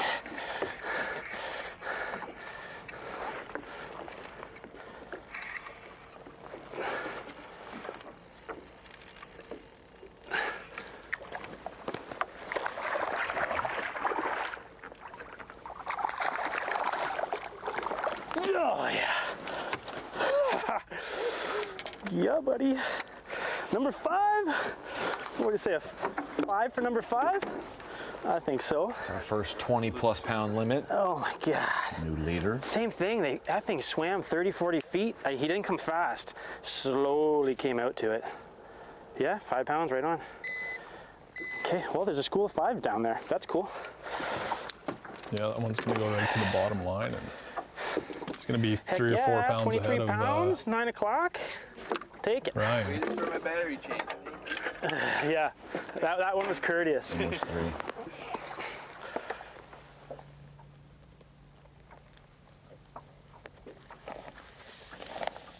These ones are 50 feet deep, so they'll need a fizz for sure. Maybe even a second fizz sometimes. If you don't get it all out the first time. Well, that seemed pretty good. Oh man, as if I just came here and got 2 5s. I guess I don't have any on the small side yet, so I guess the 4 pounder goes over there. 1, 2, 3, 4, 5. Yeah, Bailey. One's still 4-0 in there, so still quite a bit of room for improvement. Not a bad day. 2 5s, a 4-13, a 4-4, and the itty bitty 4-0. That's a smallmouth. It's amazing how fast it can happen. Lucas Murphy with 2 of the smallest fish we've seen on the St. Lawrence River, and now his last 3 hook sets have been big ones, and it's happening a lot quicker. I made a whole big loop around them to get downstream of them, and no. Don't do that, please.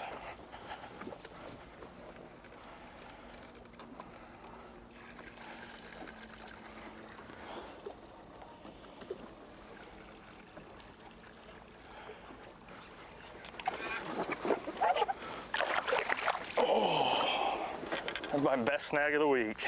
I was going to say, he's pretty impressive at grabbing them. Junk on him, but I'm gonna start weighing them now, but that's gotta be another 4 pounder, I think. Got a scale in here somewhere. Oh. Yeah, that one's a little bit skinny, but just, I mean, another good fish. I think it's the same group. There were 4, then there were 3, then there were 2. A 3 3/4. But If you don't know Lucas Murphy, and you see his town now says Columbia, South Carolina, that's because he works for Strike King and Rather Outdoors, but he is a Michigander, Jamie Bruce. He is from Grand Valley State, excellent college angler, multi-time winner. Let's go. Makes a little more sense why he's doing well on the smallmouth. Got a job in the industry, and I asked him, I said, hey, when are you going to catch him good enough to not work in the industry? And he said, I don't know, but this is a good week so far.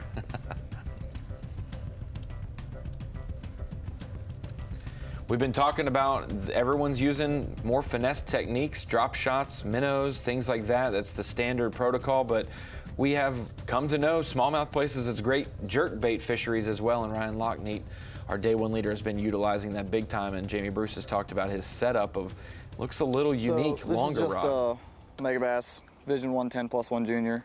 It's pro green. That was brand new before the tournament. Never made a cast with it. So, I mean, it's been good. I'm throwing it on a 7-foot medium cranking rod, actually. I wanted it to be really flimsy. I just didn't want them to get any slack at all because they just go crazy every time you hook them. So throwing on a real flimsy rod, 10-pound line, and a metanium. So pretty simple setup. I mean, I've just honestly found an area where they bite pretty good. They don't bite like this on most of the shallow stuff I've found, but today I just haven't really seen a bunch of big ones. There was a couple big ones back there on a little grass clump. They're both probably 5s. They were on it yesterday too, and they just don't. Those two just will not bite anything. So I'm just kind of still looking for some big ones, but yeah, I mean, it's pretty simple setup, and I just throw it out there, get them on it real hot, and then when I get them going super fast, I'll just stop it and they'll just run into it and eat it. So There it is, Jamie Bruce. We got a 7-foot medium cranking rod, utilizing it with a Mega Bass jerkbait this week. Our Bass Pro Shop's top tackle. He gave a little bit. He said, hey, when I start moving it fast, you can see me squat down a little bit. He gets in position, and then he'll pause it if they follow it. So Ryan Lachniet making it work for him on the St. Lawrence River, a little farther north than most of our competitors, and definitely off the beaten path from ships like that. We'll be back.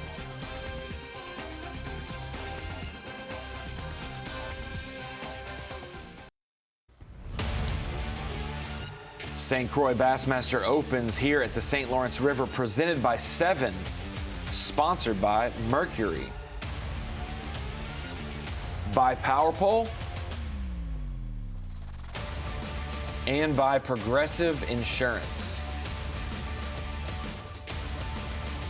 Stop number 4 for Division 1 of the Bassmaster Open Series. Stop number 7 overall. We have one more open in the regular season left, and that is in 2 weeks at Leech Lake in Minnesota. We have a new leader now. 5 for number 5, as Eric Luzak said, gives him 23+ pounds and puts him into the lead with now a 2.5-pound lead over Ryan Lachniet. He's our first angler over 20 pounds, Such, and not surprising, he has had some great success. May not have a lot of Bassmaster history, but if we know his name here at the desk without seeing him on live, he has done well in the world and on this body of water for sure. Started the day 7th, 2.5 back of the leader. Luzak is now up to 70 pounds, 6 ounces on Bass Trick.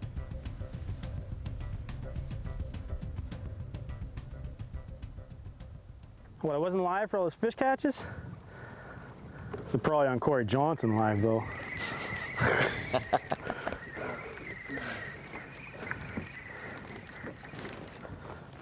Well, I'm actually going to retie because these fish aren't biting. I wanted to retie this a minute ago.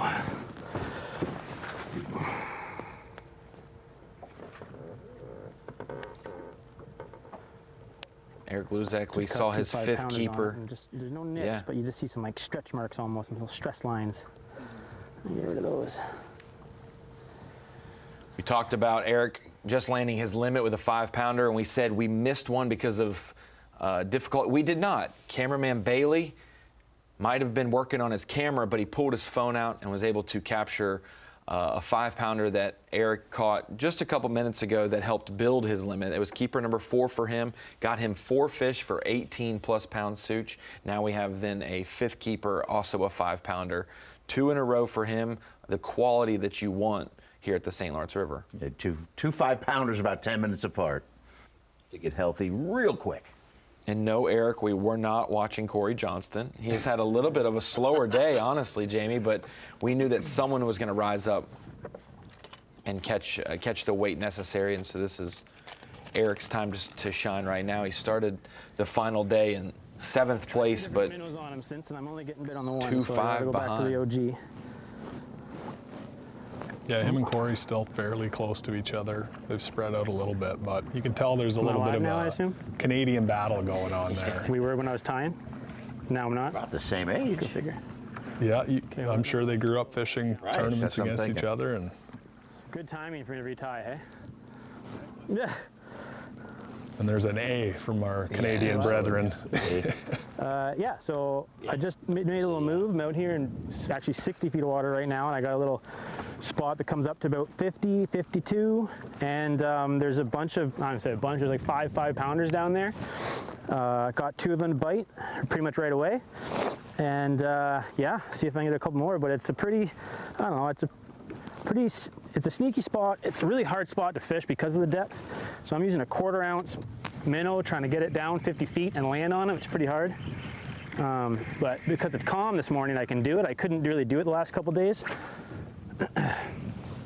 Day one, I caught one of my biggest fish here on day one, but I had to drag a big 1/4 ounce weight on the bottom to get it to bite, so I could not minnow them. So yeah, that's what I'm up to, and 2 big bites makes me feel a lot better now. Ooh, there they are. Also, hi to everyone back home. It's first time live on Bass Live. It's pretty cool.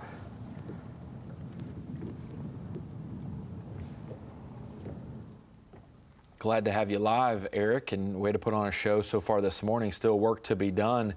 I wouldn't expect 70 pounds to be a winning mark, especially when we were on 25 pounds a day track with Zach Goutremout leading after 2 days with 49.10, basically 25 pounds a day. I'd expect 73 to 77 to be somewhere in the winning margin based on what we've seen so far. Jamie Bruce, you're a Canadian, but from, what, 30 hours away from where he might be? But explain the yeah, you can use it as a conjunction, you can use it all kinds of ways, a restarting point of your sentences and an exclamation point at the end. The yeah, you use it. The yeah. Yeah. That explains it. Yeah, you can use it. It's pretty universal word there, Such. I haven't really analyzed it too much, like but well, I'm glad you like it because you're going to hear it a lot on the northern swing here, I'm sure. We're starting to hear it more and more on the Elite Series. I will say though, for like the Johnstons from Peterborough area, Cooper, there is Gussie and I maybe sound similar, but they do. They really emphasize a lot of the boots and boot. Yeah. Get out of my boot. Yeah, they sound like they're in the locker room. And Yeah. Oh my God.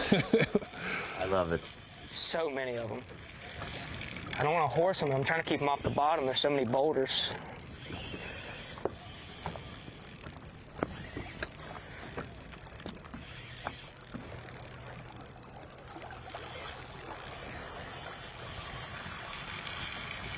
Come on. You go out on a limb and say that's not a 3-pounder doing that. Oh.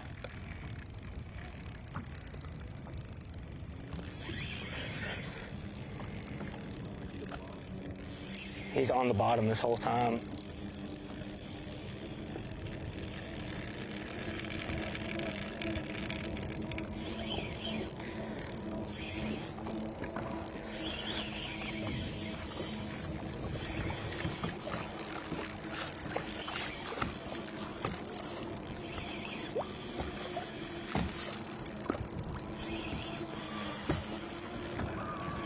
Looks like Caleb slid a little closer to takeoff. Here he comes. From what I last saw on the map. Does that sound about right, Such?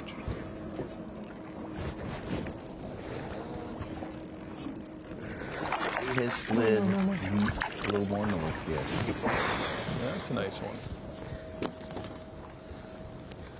That's another 5-pounder. Oh. That'll wake you up. That put him over 20 pounds. Trying to make a move from 10th to 1st. We saw that happen a few years ago. I believe Micah Frazier came back from way back in the pack to win. We've had some other runs to the top here. So we head out to our day 1 leader, Ryan Lachniet, still putting that jerkbait to work and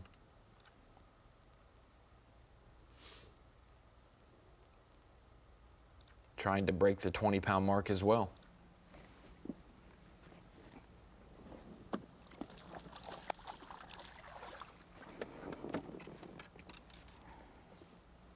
Another 3 something. Yeah, looks like a little more of the same. This is so fun though. He's got a 3.5 and a 3.6. He would love to let go. Yeah, fish like that are just big enough to still be throwing at on your scope. You still don't know, especially he's a little shallower. You can see the bottom where he's fishing. It's really hard to dial him in. You'll hear a lot of people say they can dial them into half a pound and everything like that, and then they're still throwing at 3-pounders. So that is the ultimate decoy for a 5-pounder on his electronics. Yeah, you can see sometimes length and how round the return is shows maybe how big it is, but when you get 5-pounders that are 18 inches and 3-pounders that are I'm throwing at an 18-incher because I don't know what it could be. As we head out to Michael Neal, who threw it one earlier, and it was almost a 6-pounder, a 513, he said on his scale. And then Corey Johnson catches a drum. Nice Neal drum, though. With a 3 this morning, an almost 6, and another 3 1/4. I think we also have 4. His 4th keeper was a 3 1/4, so a couple 3s and almost a 6-pounder has him at 15 pounds for 4 fish. Yeah, I'm going to go out on a limb and say whoever wins this tournament isn't going to have a single fish that starts with 3 pounds in their live well. Absolutely. Yeah.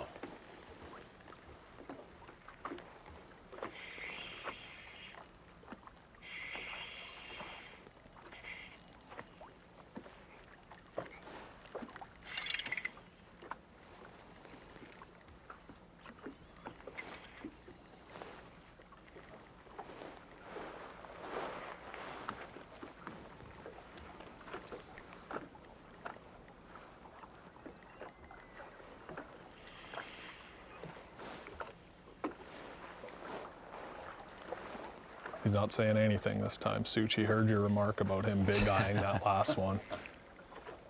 It's probably a good one then. It's hard to tell in that water. It looks like a little more of the same, but you never know. See, it's growing as it comes closer. He's just concentrating.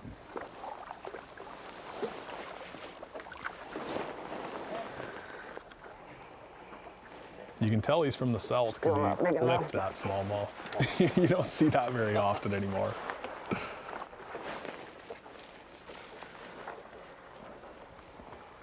a whole school of them, but I'm sure they're swum off now.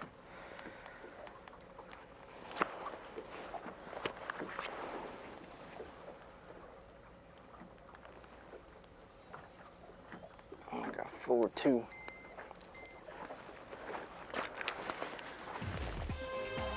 Fourth place, 19 pounds today. And those limit fish.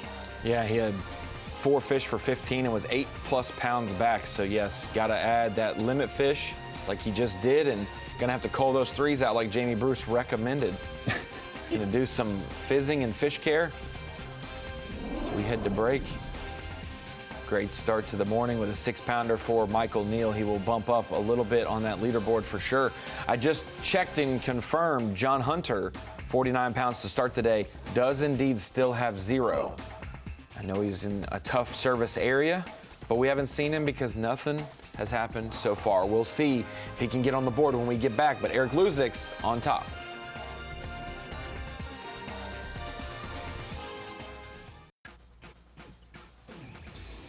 There they are, Jamie Bruce. You said, give me some big boats. So some big boats definitely going to make their way out on the St. Lawrence. We'll call it the St. Lawrence Seaway. Yeah, Today you can get there. They're going to be crawling this afternoon. The hibachis will be out. And Absolutely. Welcome into the Bassmaster Studio, sponsored by Marathon. I'm Ronnie Moore. That is Mike Sukan from Bassmaster Live. You know him from the Daily Limit as well. Those stories on Bassmaster.com. And you know this guy, Jamie Bruce, Canadian, calls Lake of the Woods home and travels the country not only on the Bassmaster Opens, but the Bass Nation as well. Jamie, appreciate you joining us today to talk about the St. Lawrence. yeah, thanks for having me, fellas. So I want to know, you almost made the Elite Series from the Opens, came up very close. You have a different life situation. You're 90 hours from every lake, it seems, but now you've decided to jump in the Bass Nation, and it's a great opportunity to now make the Nation Championship with spots in the Classic up for grabs and the Elites as well. Yeah, I love tournament fishing, and I love doing all 9 Bassmaster Opens and getting to see the whole country. And the Opens are unique in that you can just kind of jump in a couple if you want. pick a division and fish a few and really stay on your game. I feel like if you step out of this game for a year or two, it's going to be really hard to get back in. So there's a lot of great opportunities to just, fish a couple a year. I've got a young family at home and a regular job. So I fish it in as many as I can, see as many places as I can. And this one a couple years ago, I had it circled forever, and it did not disappoint. That's awesome. And I know that you will be in the field, on the water, in 2 weeks at Leech Lake. What are your expectations for that? You had been there, I believe, in 2024, last year, and you got to see it. Yeah, we went there last year. It's the closest an open has ever been to my house by far. It's 5 hours away from... Still 5 hours. From Lake of the Woods, and that's like, you can leave after work on Friday kind of thing. So it's cool being up north. It is a unique lake. There's giant smallmouth in there that are extremely hard to catch. It's a true challenge.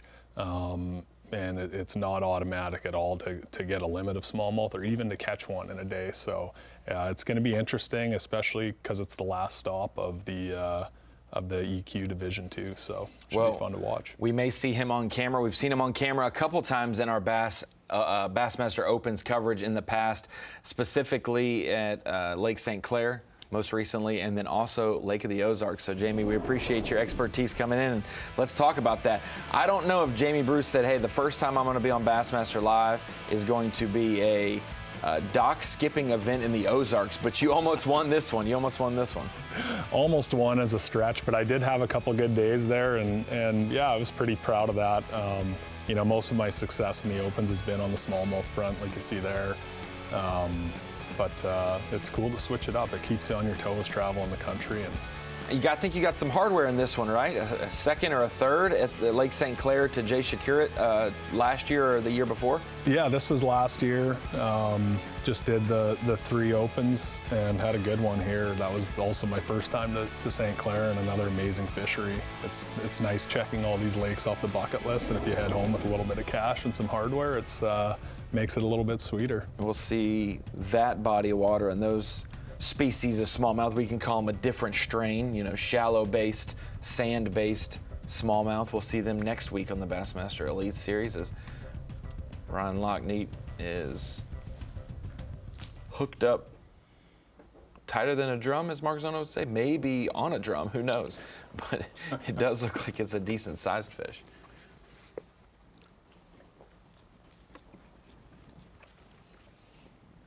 Ronnie, that footage from the Ozarks, that was a bigger unit back then. I think I was getting down on the Waffle House a little. We don't have that back home, too, or in the States. That was an interesting little flashback there. It's good to see that you've improved over the last couple years. Come here. That looks a little more like what he's been filling his bag out with this week. Another one in that likely 4.5 range. It's good when they do have the jerk bait across the mouth. Yeah, he's got the recipe for them eating it fairly well. I think we only saw one that was on the back treble. The rest has been right where you want to see them. As good as it gets on a jerk bait. That's a good feedback method as well. When you catch them on a jerk bait and then all of a sudden one day they just start missing it or hitting it funny, you maybe need to adjust, but for him, they're biting it. Very good. Good feedback for him. Yeah, and good call by him switching to a crankbait rod too. He is fighting with fire on a jerkbait. He's switched to that crankbait rod to mitigate it, and 3 3/4. It's going to help him out just a little bit. Still not big, but. Tell you one thing, with his paycheck from this tournament, he better get himself a taller graph mount, because he's 21 years old. He's hunched over like he's about to ring the bell like Quasi. Looks like Zach switched it up quite a bit from his starting area. Out with our day 2 leader. Coming into the final day today with just a 2-ounce lead, Zach Goutremout. New York native. Calls the St. Lawrence River his home. It's probably got to be hard the last month Luckily, there was an open in there that he had to leave the state for, but to not fish the St. Lawrence River during prime time when it's your home fishery. We don't have anybody else other than the Johnston brothers that would call maybe the St. Lawrence River their home, but they're still a little bit of a distance away. But for Zach to have consideration for him though, because Lake Ontario is off limits, he is able to fish that water. Right. So actually, Corey Johnston had just won the Thousand Islands Open out of Kingston because it's all on out of bounds water. So nice. Probably, a little bit of a tune-up. Probably didn't hurt Zach at all. While his brother Chris was winning on the St. Lawrence. Yeah, there was some hardware heading home that weekend. Here this week. Jimmy Bruce, we got you here. Can you kind of handicap the Angler of the Year race with going down to 2 events? We're at St. Clair with Jay Shakurit, 3 points ahead of Chris Johnson, last year's AOY, and Trey McKinney's in the hunt, 13 points back. Yeah, I've fished against all 3 of those guys, and none of them are going to go down easy. I've got to tip my hat to Jay Shakurit. I know he's leading; it's an easy pick, but had fished against him in 2 smallmouth opens last year, and I had a 3rd and a 9th and still wasn't leading the division. It was still behind him with a 1st and a 2nd. So he's an absolute killer on St. Clair and the Mississippi River. He knows very well also. So it is going to be interesting to watch with the lock situation there. For sure. We saw that last year. And I think I texted you, weren't you locked out? I got locked out, and Jay got locked out on day 1. So it's it happens there, and I'll be at the edge of my seat for that one. I promise you that. But I'm gonna tip my hat to Jay, even though Chris is that's a big bass. I'm gonna stop talking now. That was really cool. I got that guy to bite doing something that I usually don't do. Wow. With the minnow. So that's gonna call, what do they have, a 4-1-6? Yeah, number 2 and number 3.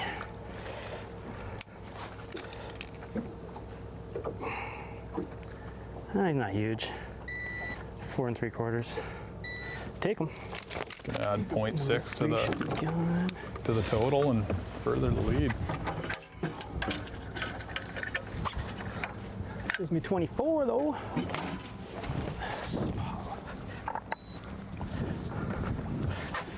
More work to be done, but he has done his job. We talked about you got to have that. People are catching 22 as a baseline. You got to have that 20, upper 23 to 25 pounds, and he is right there already this morning. He had 23.1. Now he's got 23.13 on the Bassmaster. Yeah, he just muttered out that brings him up to 24 pounds. So he's got one more 4 1/4 to play with. Yeah. And then short of catching an absolute giant, he's going to be pretty close to topped out on that bag.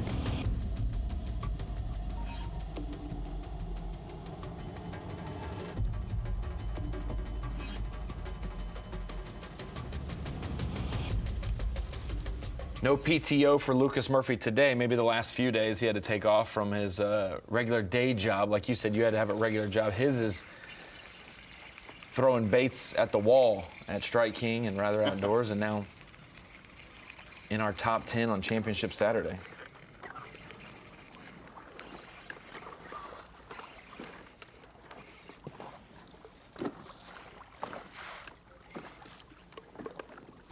Yesterday, Lucas Murphy had a big bag of the week, 26.12. Yeah, incredible. Yeah, that's doing it. And you can tell he's got experience fighting smallmouth in tournaments. Like you mentioned, he's from Michigan. You see him, you'll see Corey Johnson do this too. They just lean on him, get him there fast, and try to grab him because they don't quit. So if you wait for 2 minutes, they're still going to be as strong as they were in the first 20 seconds. I know you don't want to hear that from me because I've lost more on live than Steve Kennedy probably, but. Let's go! Another good snatch there. He's getting him up and getting him in. But he's seasoned. Close. He's about the same size as that one. You'll see the same with Koya fighting largemouth too. Gives him no room for error.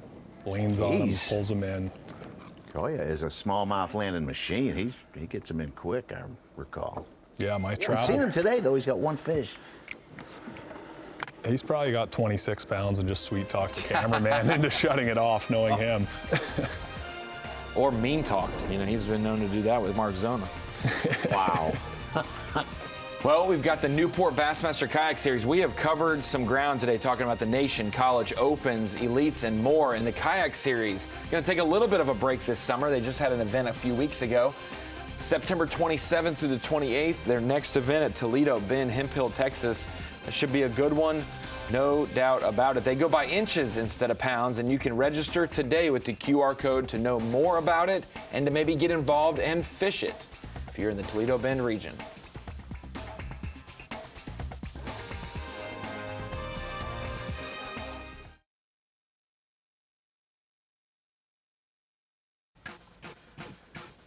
Welcome back to the St. Croix Bassmaster Open here at the St. Lawrence River. Waddington, New York is the host this week, and you can watch the weigh-in in person if you're in that region at Whitaker Park this afternoon. We have 10 anglers out on the water, all trying to fight for the title. And Eric Luzak right now trying to take that trophy across the border and say, hey, I'm a Canadian who can win it as well. We know the Johnstons have won on this fishery multiple times.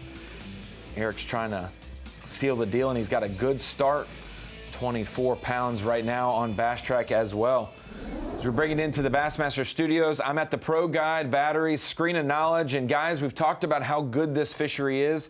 We always see this in mid to late August for the Elite Series. We've had opens in July, we've had opens in September as well, but big bags are always expected, and we have about 150 anglers in our field this week, and so far through day one and day two, we have had 54 20-pound bags each day on the dot, the exact same number of 20-plus pound bags, and that equates to about 37% of the field. 37% of the bags brought in this week have been over 20 pounds, so maybe not the 50% we're used to, but we know field size, lake is off limits. It's just river only. There's a lot of different factors in it, and people are swinging for it. This is the last event of Division I, and they are trying to win this one to go to the Classic. If they are not in the top 50 for the points race, they're trying to do the same to make the EQs. So through 2 days, 37% of the field of their limits, of their bags, have been over 20 pounds, and we may see more than that ratio-wise today. We've already got one angler over 20 pounds. We've got a couple others knocking on the door at 18 to 19 pounds, but at the Pro Guide Battery Screen of Knowledge, 20-pound bags, not nearly as plentiful, but that's still so impressive that 1 in every 3 at least is over 20 pounds. The 8 bags over 25 pounds, only one guy who's accomplished that is not in our top 10. You want to name him? Jeremy Sadowski had 25.7. Okay. Our big bag is Lucas Murphy, 26.12. Luzak has 26.8. Lachniet, 26.5, and John Hunter, 26. Oh, he's still on. Man, thought he came off.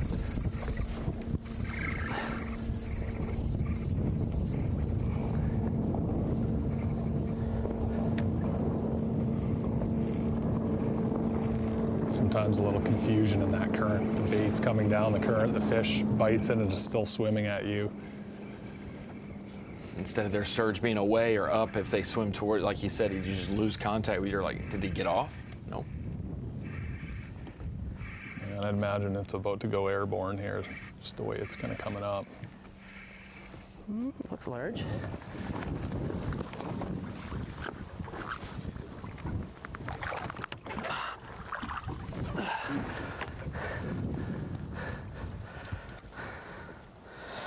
I don't know if he's should ball. He's bigger than a 4 1/4 that I have. Let's see if the lock works now. Hoi-ya! They're not 5 1/2 still. That's what I need. That was an authoritative spot lock stomp. That's when you know they're vibing. 4.4 is a small one. 4 1/4. Well, maybe a little more. I'll balance people. Guessing that one's going to be about a tie game with this small one. which is interesting. We talk about it. What's your baseline? What's your smallest? It's not always how big is your biggest, but you can't be caught with a 2 or a 3 pounder.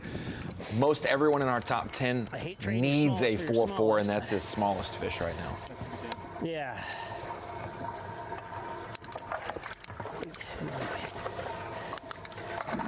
Okay. How fish can spit up a couple ounces of what it just ate. He's gonna beam him.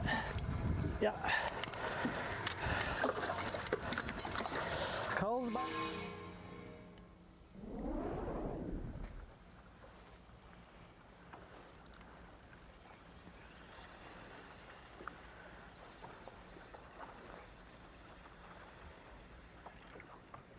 Michael's still sitting with no middle class in his live well. He's got the big bass of the day, the big bass of the day. A 4.2 was his most recent catch, and everything else is 3 and 3 1/4.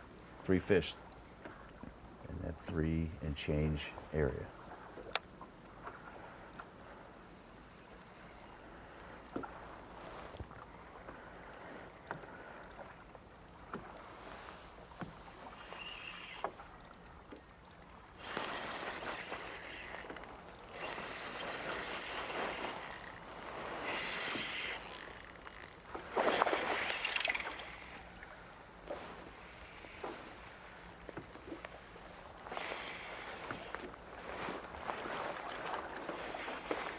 I think he likes it, Such. There was no grumbling on the jump.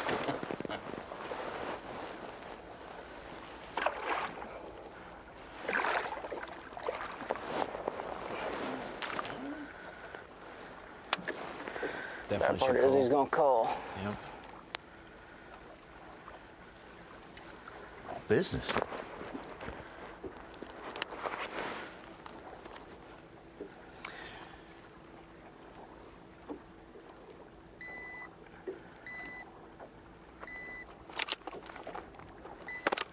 Three and a half for a 3. About a half-pound upgrade. Yeah, Michael Neal doesn't get too visually excited about too much. He's lived on Lake Chickamauga during its heyday, so he's seen it all. He's weighed in the 40-pound bags, and he's won at the highest level, and so he's about as calm, cool, and collected as you could ask for. I guess that's why they call him the real deal, Jamie Bruce. Sir. Out to our biggest mover of the day, Caleb Hudson. Started the day in 10th and had made his move to the top early. Now slid back just a little bit. Yep, there's another one right there.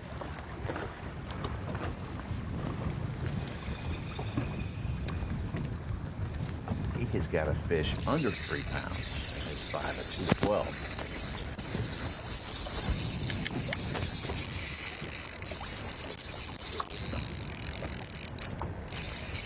Yeah, he's got a pair of 5-pounders right now. A lot of fishing time left. This one might be better than a 288, but I don't think he's going to be giant.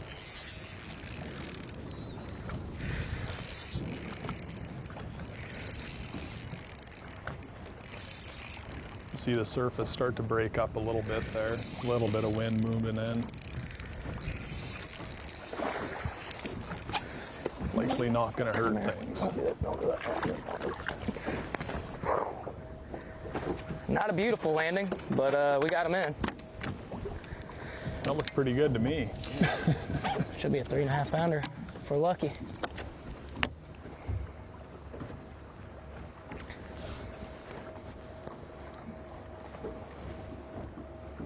Other than a 288. Yeah. Oh my gosh. Yeah, he's a lot bigger. 4 1/4. Oh. He's so fat. I'd pat his belly, but he's pooping on me, so I'm gonna stay clear of that one. Number, I think it's the only small one left, but number 3.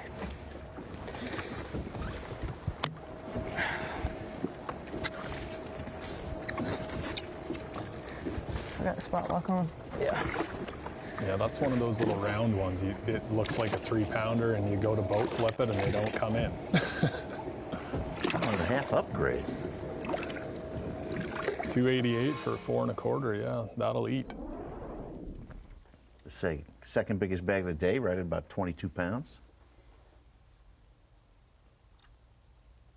It's been a fun 3 hours here on Bassmaster Live. We're going to take an hour break, and we will see you at 10 a.m. Eastern, 11 a.m. or 10 a.m. Central, 11 a.m. Eastern, with more coverage from the Bassmaster Open here at the St. Lawrence River. Coverage continues at Bassmaster.com and the Roku Sports Network in just an hour.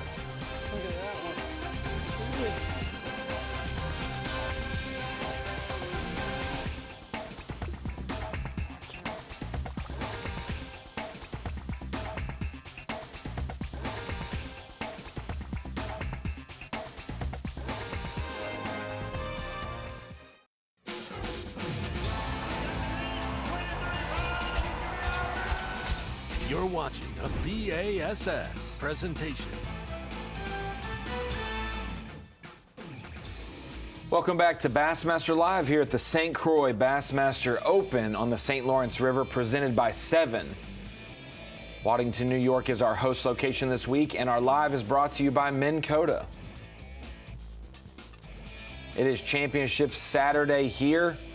The top 10 competing for a possible classic opportunity. Also, this is the final event of Division 1, so the top 50 spots to qualify for the EQ, the three tournament spree that we call the EQs at the end of the year. Those spots are all solidified for Division 1. The 50 anglers have made it. We have still some business to take care of. Half the day of fishing left to go. Anglers will have to start making their way back, though we know that Jamie Bruce, it's not a full day of fishing ever on the St. Lawrence River. You still have to spend at least 2.5 hours of your day usually navigating to your spot and back as we head out to our day 1 leader, Ryan Lachniet, as he has made a great charge today, staying at the top and hooked up once again with his jerkbait. Yeah, it looks like that wind's firing up a little bit now. We're gonna have a good couple hours here. 2 full hours of fishing left for these guys. There's still gonna be a lot of change in the leaderboard. This one might be 4. Fun ride back up to Waddington. Yeah, with nothing but your thoughts.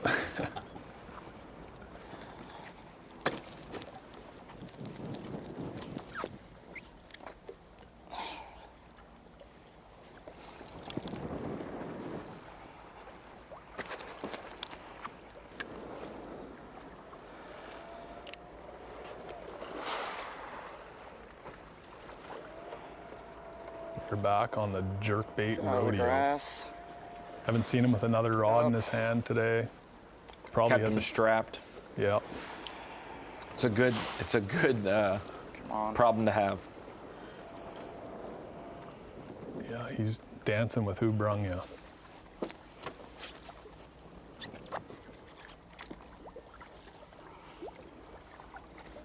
Second ring around the boat.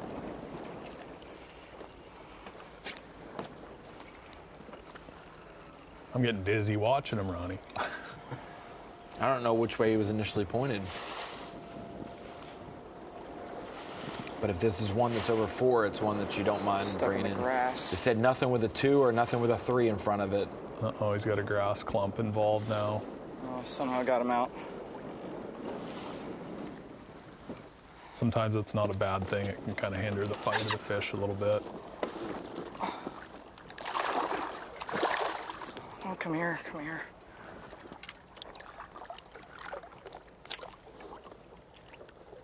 Oh my gosh.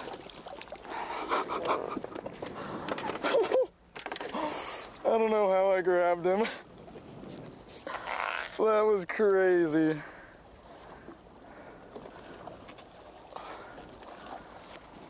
I'm hooked again.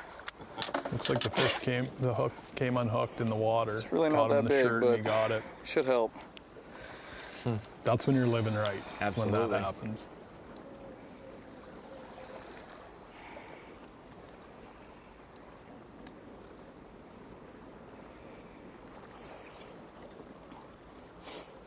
$380.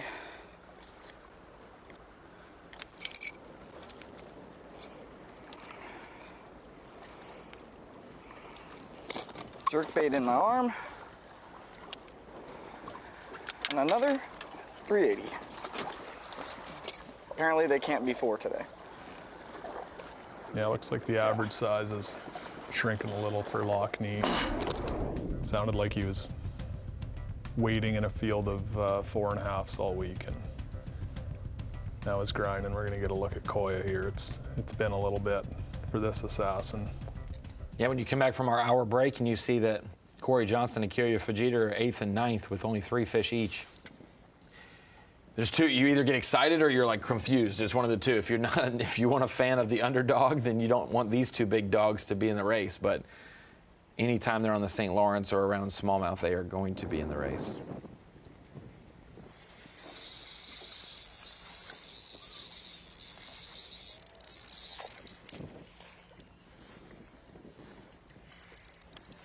While some of our other leaders were watching are culling. Reminder, this one is Kyoya's 4th keeper if he can get it in the boat. We saw 1 earlier this morning. He had 2 during our break. And now number 4 for Kyoya. But like we said, Jamie, if you have 0 right now, like John Hunter, you can still go catch 25 pounds. You don't need all day. You just need a good 20-minute window.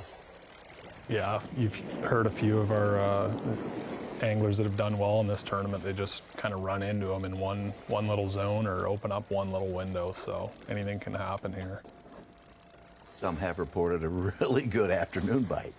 Yeah, they're going to have a short afternoon today just because of the distance they have to run and the earlier check-in time of 2 o'clock, but I think we're still going to see a lot of moving and a lot of big fish here in the last couple hours. This is not a little one Koya's teeing off on right now.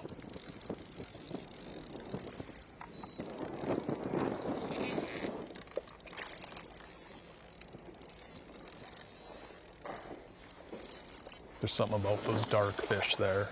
Every once in a while you get one with a black back and they register different. They look bigger. 4 pounder. Yes, yes. That's a nice dark beauty there.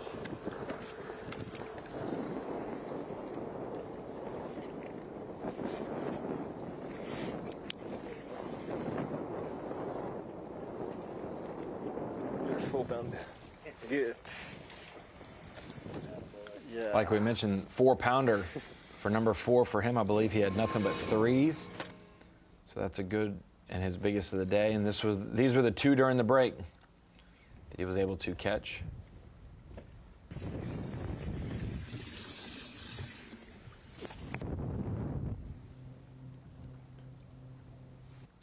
Like we said, when you watch the weigh-in, man, these guys catching 54 20-pound bags each day for the field, and it's just so good at this place. It is, but man, it's not the first 5 minutes when you get there. It's sometimes the last 5 minutes, and sometimes it's 1 fish every hour, like we're seeing now. We're 4+ hours into the fishing day, and Kyoya has 4 fish to show for.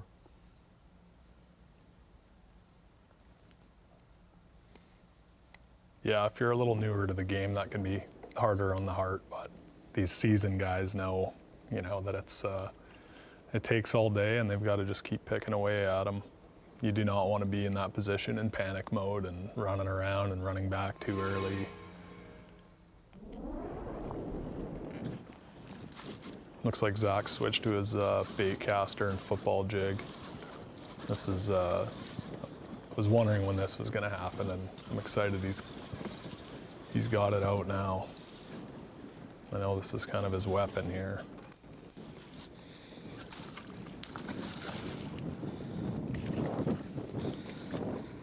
$3.14 is his little one right now, I think, Such. Yeah, been pretty consistent this week. 24.10 on day 1, then 25 even yesterday. I'll tell you one thing, if you guide on the St. Lawrence full time, you do not bend your knees like that for a 3.14. So he's got a beauty hooked up. Come on.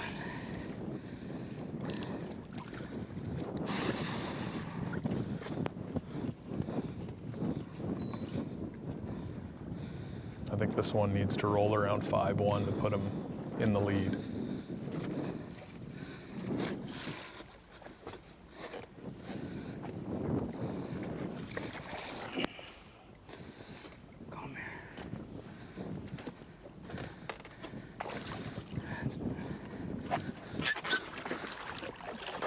ball jig just on the outside of the mouth.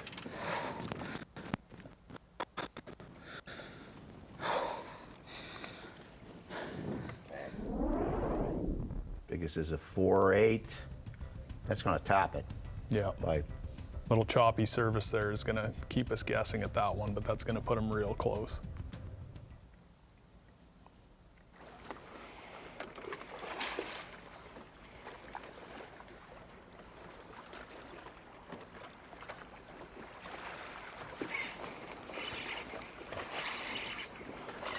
Kyle Austin fishing shallower than most guys.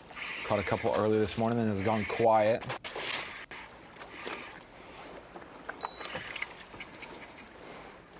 I got a bass.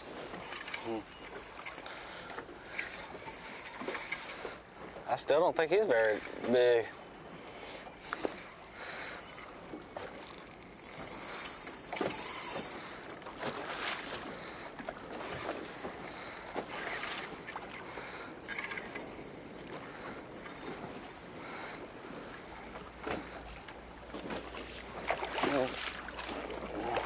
Biggest one I got.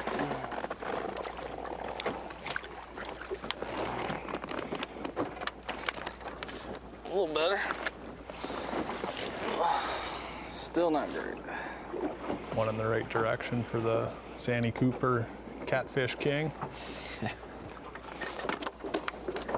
He's not too shabby at bass there either, taking the title last year and getting to fish the Classic this year at Ray Roberts. A little better brown one.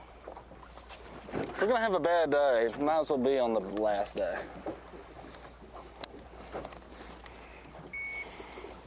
Yeah, can't fall lower than 10th on the final day of these opens, and it's pretty much a free try at swinging forward, especially with the points race sealed up. So, and with normally you see the top 10, there might be an 8 to 9 pound, 10 pound deficit from first to 10. Everybody within 3 pounds today. It's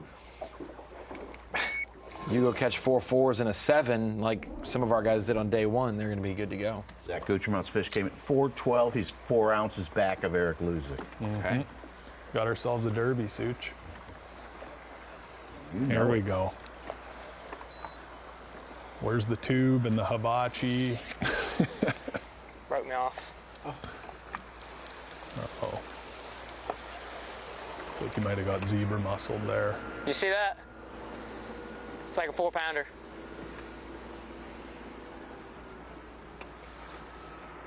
Oh. Wow.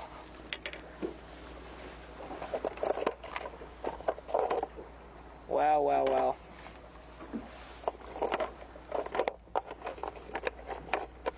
Yeah, that's the smallmouth special there. He broke them off, but they still act like they're hooked, and they come, and sometimes it's more than one jump. He's got the 2 5-pounders, but as small as a 3/8. That would have helped him. He's got our second biggest bag at 22 pounds.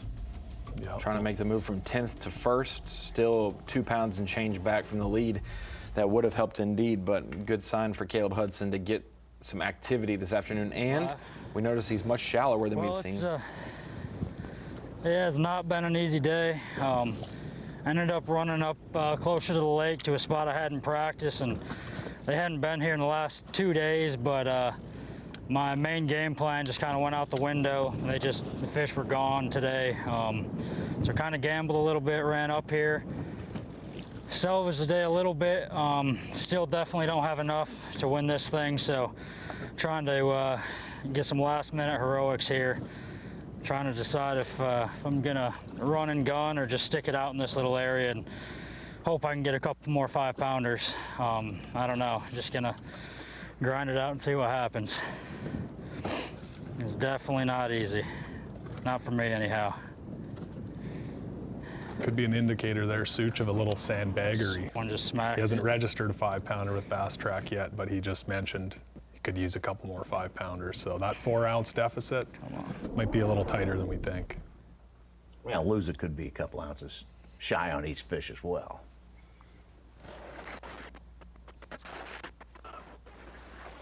He put in 2 at 5.0 even, 1 at 4.12, 1 at 4.8. He does have the oddball 4.13 in there. Yeah, that's just to keep you on your toes. Maybe so. He knows we're watching. Guy who's caught the most fish today, our day one leader, had 26 plus pounds on day one. If you don't know the name Ryan Lachniet, you should start to get to know it. Fished the college series at Campbellsville this year, made the championship. Fished the Bass Nation, won on his home river, the James River, to qualify for the Bass Nation Championship. And he's fishing Division I of the Opens. Is the current points leader, starting the day in second. If he fell below fourth, he would fall to second in the points race to Lucas Lindsay. But now headed to the EQs and a chance to win today. So I'd say that is a pretty solid 2025 first 7 months of the year, Such. Yeah, for a 21-year-old absolutely coming into his own and doing it. Virginia native. Maybe trying to join John Cruz on the Bassmaster Elite Series from the state of Virginia. All chasing Eric Luzak, though. Said that battle between a couple of our top anglers was getting closer and closer. It's now 4 ounces unofficially. Ryan Lachniet is still just a solid call away. Caleb Hudson, same thing. Lucas Murphy, over 20 pounds, making a big rush. So, same with Michael Neal. We'll be right back.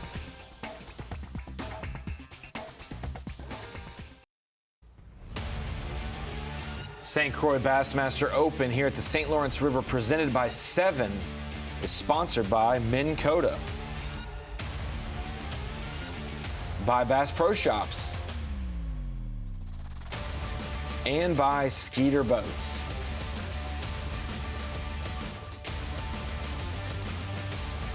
Final day action here with our top 10 anglers all vying for a win this week. These anglers are on a back-to-back tournament spree. Last week, fished the Chesapeake Bay. Dylan Falardo, able to win that wire-to-wire. He's headed to the Bassmaster Classic in his home state. He lives down in Chickamauga, and we're going to be in Knoxville, Tennessee next year. Going to try to add another Classic competitor, possibly, or it'll work its way down the Elite Series points list if someone like Eric Luzak won this event. A Corey Johnston, a Kyoya Fujita, guys like that, it would bump its way down, I do believe.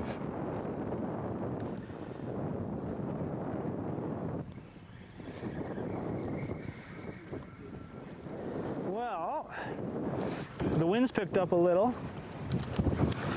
I'm still kind of where I caught those back-to-back 5s, and then I kind of got a bunch of 4.5s.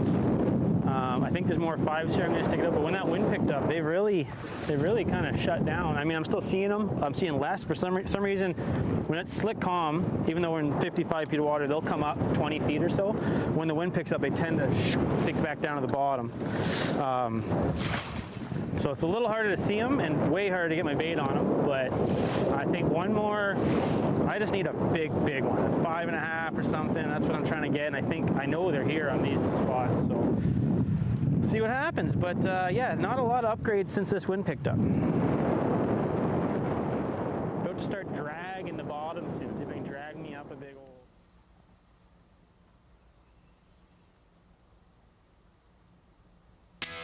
Luzak knows the St. Lawrence River well. He has fished 2 previous opens before this week there. And Jamie Bruce, he's starting out in a spot that was 50 to 60 feet deep, much deeper than some of our other competitors. But it seems that when you find them grouped up that deep, they're all the same size. And for him this morning, able to catch a couple in that 4+ pound range. And then from there, his mid-morning, made a switch, made an adjustment. And all of a sudden, the next spot he caught them on, they were grouped up big ones, and he was able to take the lead. Yeah, Eric knows this place well. He's got some local sneak. You show up for 3 days of practice, and the other guys that don't live there might find them in 35, and they'll run with that for 3 days. It's not a lot of time on a big hunk of river. When you've been here for a lot of tournaments, you can throw some oddball things out there, like going to 55 feet and doing the extremes, working that. Yeah. So working less than 5 feet deep or working more than 55 feet. Some of those extremes have been ignored, but when you start on the final day within eyesight of Corey Johnston and you both know what you're doing, that's a good sign and a bad sign that he's running a similar program as you. But this morning, Eric Luzak got the best of the duo there. and has carried that momentum. And now he's saying, I just need a 5.5 pounder. Very, very doable at the St. Lawrence, even though it has been a little bit of a slower day for the field overall versus what we're used to. Luzak's on the right size fish, the right quantity as well. That is why he is in our lead unofficially right now. He got well around 9 o'clock with 2 5-pounders within 10 minutes.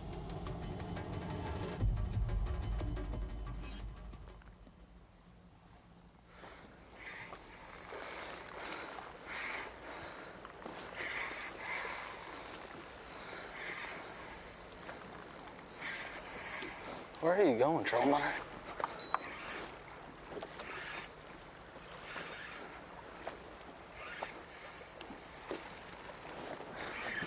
They're getting bigger, which is good. This might be that little bit of late day, afternoon delight kind of starting up here, Such. We're seeing these guys that are up a little bit shallower start to lean on them a little harder, and the deeper fellas just fading away a little into the sunset. 25 something on day 1, and today he's got nothing over 4 pounds and got one under 3 pounds. 16.6. He's one good swipe away from having one over 4 here. And with his shallow areas, one good pass. You know, you go 50 yards and can have 3 upgrades that get you where you need to go. Finally, a 4-pounder.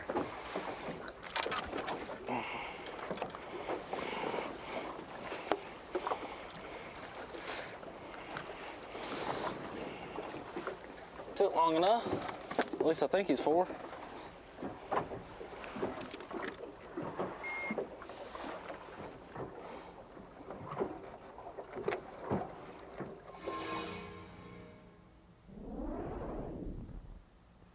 Here we go. First look at John Hunter today. He gets a schneid. Slow morning for John. He was on 0. I think he's still on 0 as well. I know he's had some misfortune with losing fish this week, so it's possible that he's had a little bit of that this morning. Or it has been a trying day, you guys.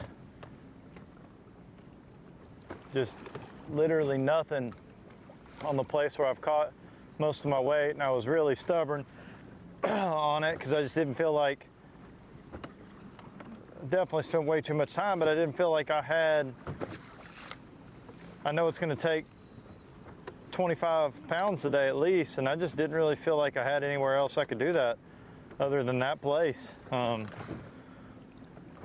mean, now I'm hitting some places where I felt like maybe 20 pounds is possible, but I'm running a little low on time at this point. I don't really have any regrets though. When you fish these deals, you fish them to win, and I feel like that's what I did this morning. But see if we can capture us a few here. Take some back to Waddington. That's where your heart starts to feel a little tight that late in the game, that far from the scales. Hey, what? They are just... It's the same thing that John Hunter said, that Lucas Murphy said. It's, you know, if I get into them, all it takes is 10 minutes or 15 minutes to do it. And if I'm catching them and it's not rough and windy, I'm going to push it to the last possible second that I can. And I'll deal with the consequences of running back as fast as possible, because those windows of time where they bite, if they're grouped up, you can make five casts and win the tournament. So John obviously gave it a good run on his main spot, and it just did not work this morning for him. Day 1, he had 23 pounds. He had a 7.0, a personal best smallmouth. Yesterday, he catches 26 pounds. Today, nothing yet. Goose 22 egg so pounds far. behind the lead. Yeah, and he said day 1 I had that 7-pounder and really nothing with it. And then yesterday was a lot more consistent and something that you can duplicate a whole lot more. But he is inside our top 50 in the division to make the EQ tournament. I think he's in the top 15 Get in back points to the too. Elite Series. Yeah, even though it's a it's a free swing on the top 10 day, you can feel the pressure through the screen. Ryan Lachniet still really close here. He's still got some 3-pound class fish in his live well. They're shrinking on him a little bit today, but that could change in one swing of the bat.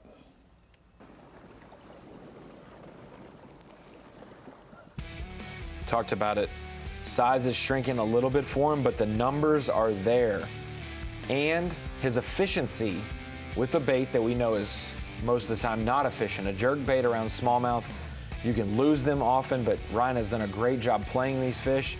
He said he changed it to a 7-foot crankbait rod for his jerk bait, allowing him a little bit of a softer action so that he doesn't lose these fish when they jump, and it has worked well for him, Jamie Bruce. He's actually hooked himself more than most of these fish. Yeah, I've been impressed with the hook to land ratio from Ryan here. When I first saw him with a jerk bait early this morning and knew he has the big bass of the tournament, like my heart almost stopped.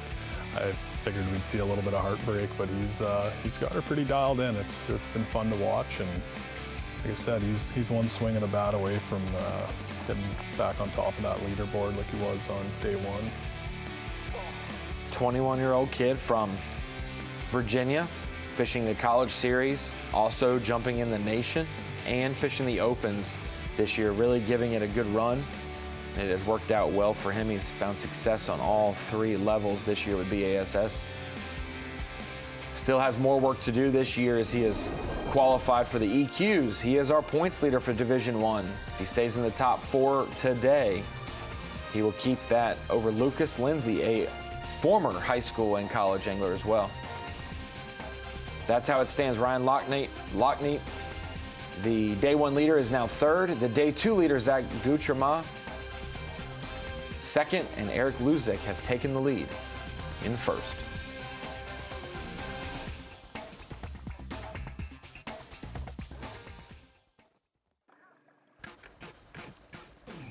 Welcome back to the St. Croix Bassmaster Open here at the St. Lawrence River. Final day coverage with our top 10. Our live today is brought to you by Minn Kota.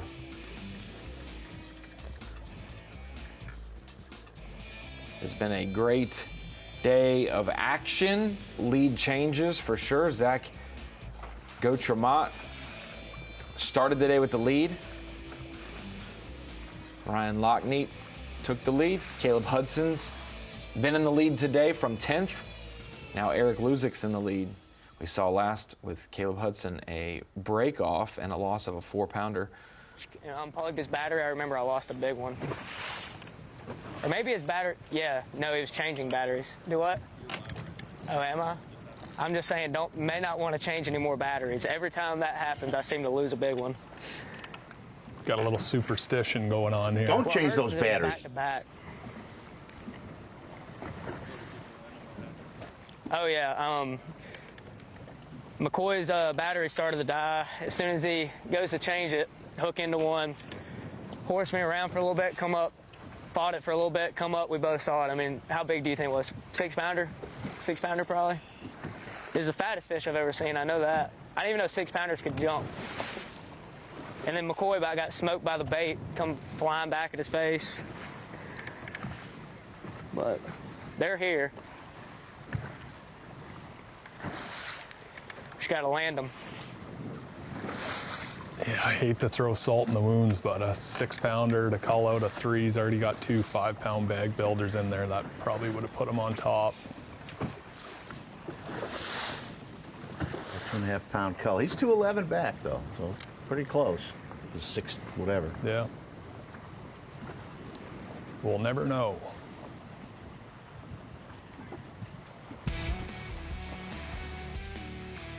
Caleb Hudson started the day in 10th, snuck in by just a few ounces. And from there he said, I'm the only one with nothing to lose today. Everywhere, everything else to gain. 9 places I can move up, and he had the first limit of the day, 15+ pounds. Was able to take the lead there and has stayed in the top 5 ever since. Nothing crazy today weight-wise, but just ever so solid. Now today, this time of day, Jamie Bruce, it's the time where he needs to capitalize on those 4s and 5s, and for him to tell fish stories like that of losses and breakoffs, it's not what you want when you're trying to make up that 3-pound gap and win. Well, if the cameraman would stop changing batteries, yeah, I mean, it's honestly. Yeah, no, he's a couple 5-pounders in there, and he's obviously around some big ones. We've seen some misfortune, and he could still make her work from 10th. I don't think anyone expected no one to have in that 25, 26 range. I thought we were going to see several of those already, but like we said, you need to pick away at them here, and there's still some fishing time left before the long run back for these guys. Especially for Ryan Lachniet, who's already, nearly halfway back, roughly. Hudson has our second biggest bag of the day, 22 pounds even. He was in 10th, and Eric Luzak was 7th, and he's got 24-1 on Bass Track.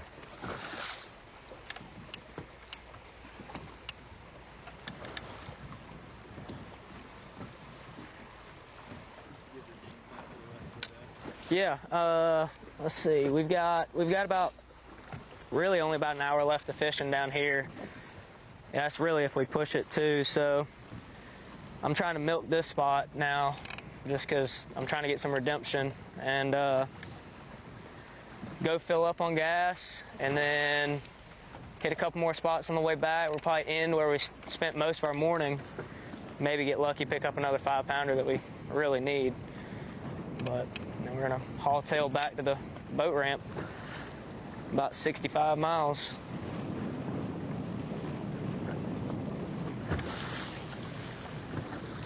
Yeah, 65 miles, and he's the second closest to the ramp right now, looking at the map.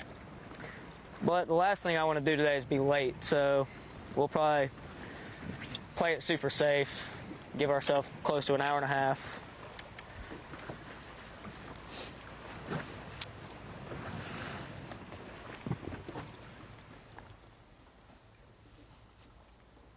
Caleb Hudson, one of our stud college anglers from South Carolina Union, USC Union, made our college bracket in 2024. Was able to fish Tim's Ford with a shot at the Bassmaster Classic. We know how that all went, and he was one that if we had the College All-American program last year, he would be on the short list to be on that list there. We're at the Pro Guide Batteries, a screen of knowledge, talking about the Hook Bassmaster College All-American list, and now we have been doing prognostication all throughout the year of who it could possibly be, who will be on the All-American team, but now we know the College Series is done. The only thing left is the bracket in a few weeks, and our Team of the Year, congratulations to Bryce DeMauro and Trip Berlinski, North Alabama, the UNA Lions, a powerhouse in college fishing for the last decade or so, one of the best teams to start off early in college fishing, and they were able to win Team of the Year. It punches their ticket to the bracket and as a college All-American, a part of the Hook program. So congrats to Bryce and Trip. Bryce, actually, one thing to note, is the brother of Connor DeMauro, and if we remember Connor, a great college angler from Bryan College, fished with Cole Sands and had so much success there too. And those two Floridians have done well in the Tennessee River region for college fishing. So our Hook Bassmaster All-American, check it out for the College Series. It's new this year, and you can get a full rundown of the bios of all of those participants and the ones who have been nominated for that. Well, I feel better that you keep coming back to me, but I need one of these big ones to bite. I've had a few kind of followed in, and I got, a couple 4-pounders that, I'd love to catch a couple big ones. We're 11:40. I do plan on going back and just sitting down on the place I caught him yesterday afternoon for a little while here and see if I can't get one, because every fish out there has been 4 or bigger. But I know there's some big ones in here too. I've caught the 2, the 3-pounders, and they're starting to bite a little bit. I had the luxury of 3 o'clock check-ins almost the last 2 days, and today I do not. But we'll see. I keep seeing some. They're acting all right. They're not flying up to it but you know, they're bumping it. There are a couple of eating it that were a little smaller. Just need one to inhale it. A big one. But either way, I mean, it was an awesome morning. We're just gonna keep after and see if we can't get one more, and if we get one more, we'll see if we can't get two.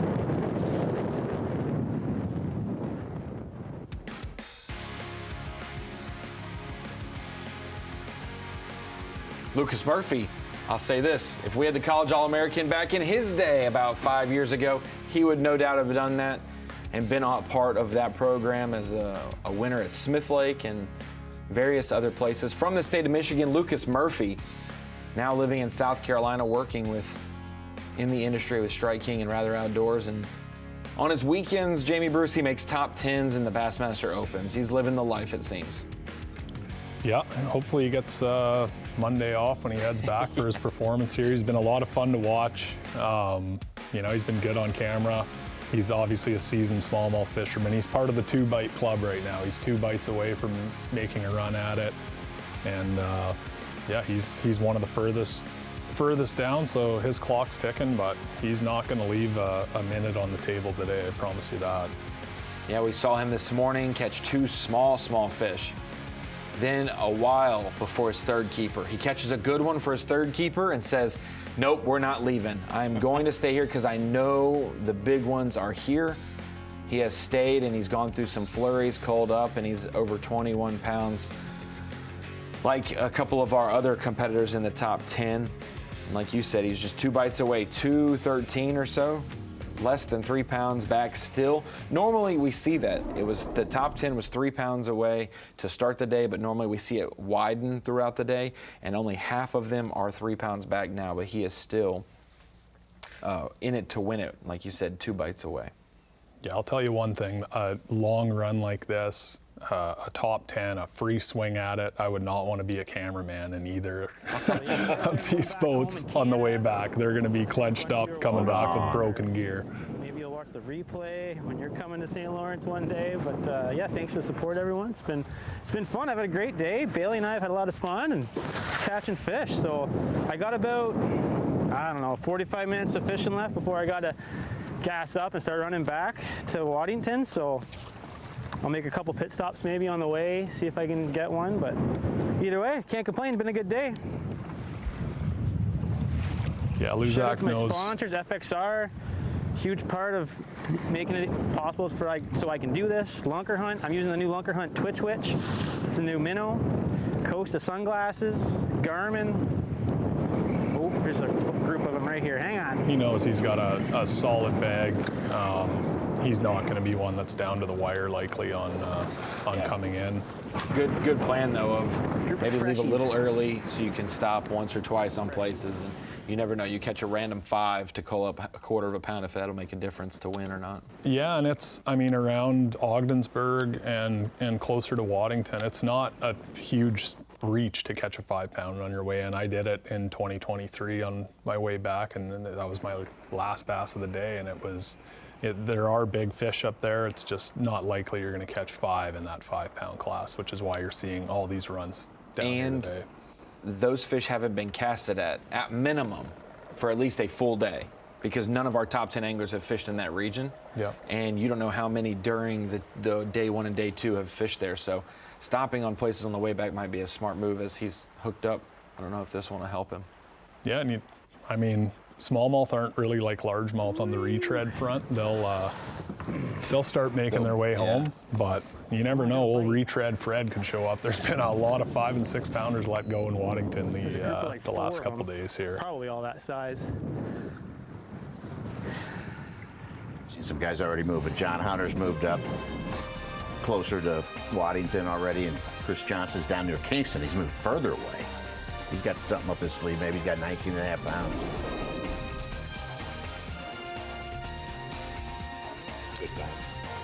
It was glass calm this morning as they headed out, but it may be a little bumpier on the way back. Recreation boats and the top 10 anglers are going to push it to the wire in hopes of winning the last Opens trophy for Division I this year here at the St. Lawrence River.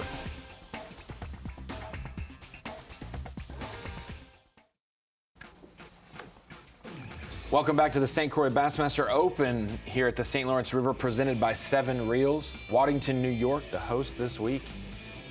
Beautiful place to be, and it might be a river, but Jamie Bruce, it widens in some places, and it is big water indeed. So we're bringing it into the Bassmaster Studio, sponsored by Marathon. I'm Ronnie Moore. That is Mike Sukon. You know him from Bass Live and The Daily Limit. And our guest today from Canada, Jamie Bruce. We've seen him on Bassmaster Live, just on the other side of the camera, catching bass. And so thanks for joining us today, Jamie. And it's been a good St. Lawrence River so far. I mean, we're tight at the top still, and it's anyone's ball game down to 6th or 7th place. Yeah, we wanted a derby. We got one. It's no one came out swinging with a 26-pound bag to just put it away. I'm sure they'd love to be floating around Waddington eating a pizza, but that's not happening in this one. Everyone's still tight. There's still quite a bit of fishing left, and talking to a lot of the guys, it sounds like the afternoon it can go down. So it's going to be a nail biter still. Absolutely. We've seen anglers fishing shallow, anglers fishing deeper than we expected in the 50 to 60 foot range.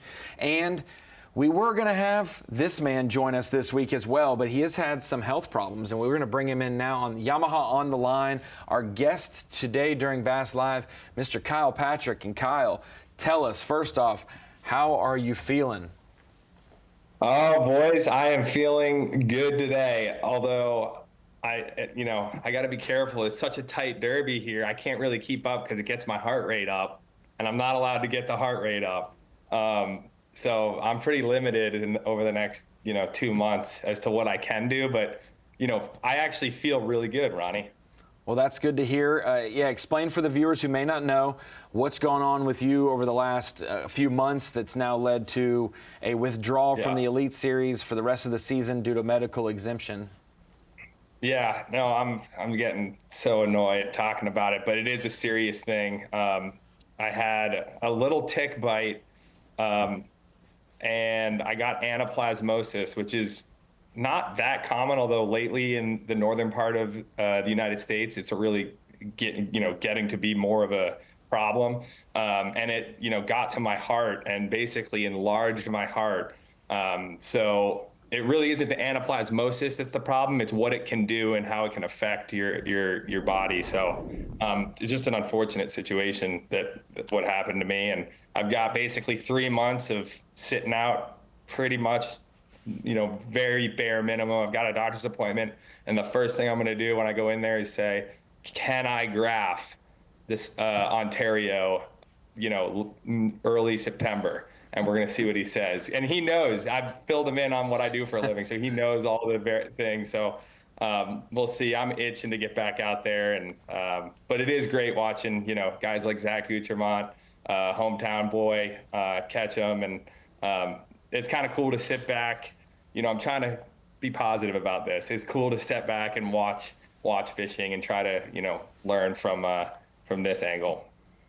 I know you're, really nervous about getting your heart rate up, but what can happen? You're wearing a defibrillator vest. Still got that on, right? Whoa. Just kidding. Well, what could happen to you? Look, I basically, sorry for the flash there. I basically, what goes on is I have this, it goes all the way around. You can kind of see it through my AFCO shirt.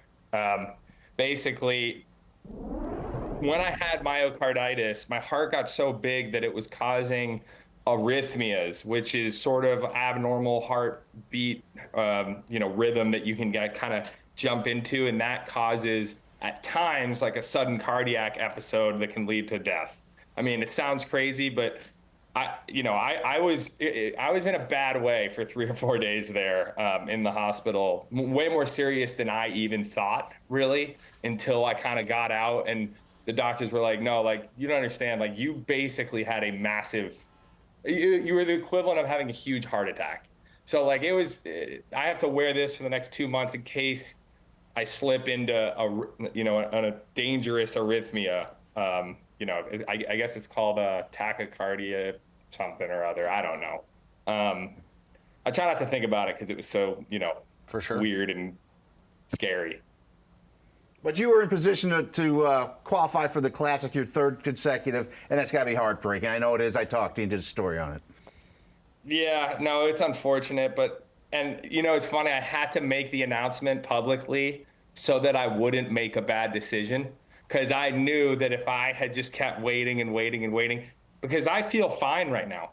I feel like I could go out and compete, right? But it with your heart, you don't have, maybe I'm a little out of breath or something, but you don't really feel the effects like you would if you broke your leg or if you're, have like a, infection or something. It's all it is my heart is big. So I had to make that announcement so that I wasn't tempted to finish the last two events. And knowing myself, there was just no way I wasn't gonna, have a situation where I got super excited, heart rate increased, like catching a smallmouth like Kyle Austin just did. Like you never know what's gonna happen. And then, what can happen for me if I get really excited, you get permanent scarring, fibrosis, and, potentially have problems with my heart the rest of my career, if I even could have a career at that point. So one classic, Such, is not worth what it could have been. And I had to convince myself of that, but talked to a bunch of the other guys on the elites and, kind of just made the call that it wasn't worth it. Well, you talked about possibly, you hinted at maybe an EQ down the road you could jump into. Now that we are through Division I, we've qualified. We were just talking off camera, and Brucey said, who's joining us, he's minding his P's and Q's over here in the Brady Bunch box. I'll let him loose in just a second. But when we think about those three EQs, Champlain, Wheeler, and Okeechobee, we were talking about how consistent Kyle Austin has been. He's somebody you competed against when you qualified for the elites, and him and Brucey just barely missed out on it. Tell us about your thoughts on Kyle Austin being in the top 15 in points and now going into a 3-event shootout, where they're located and how good he's been the last 3 years.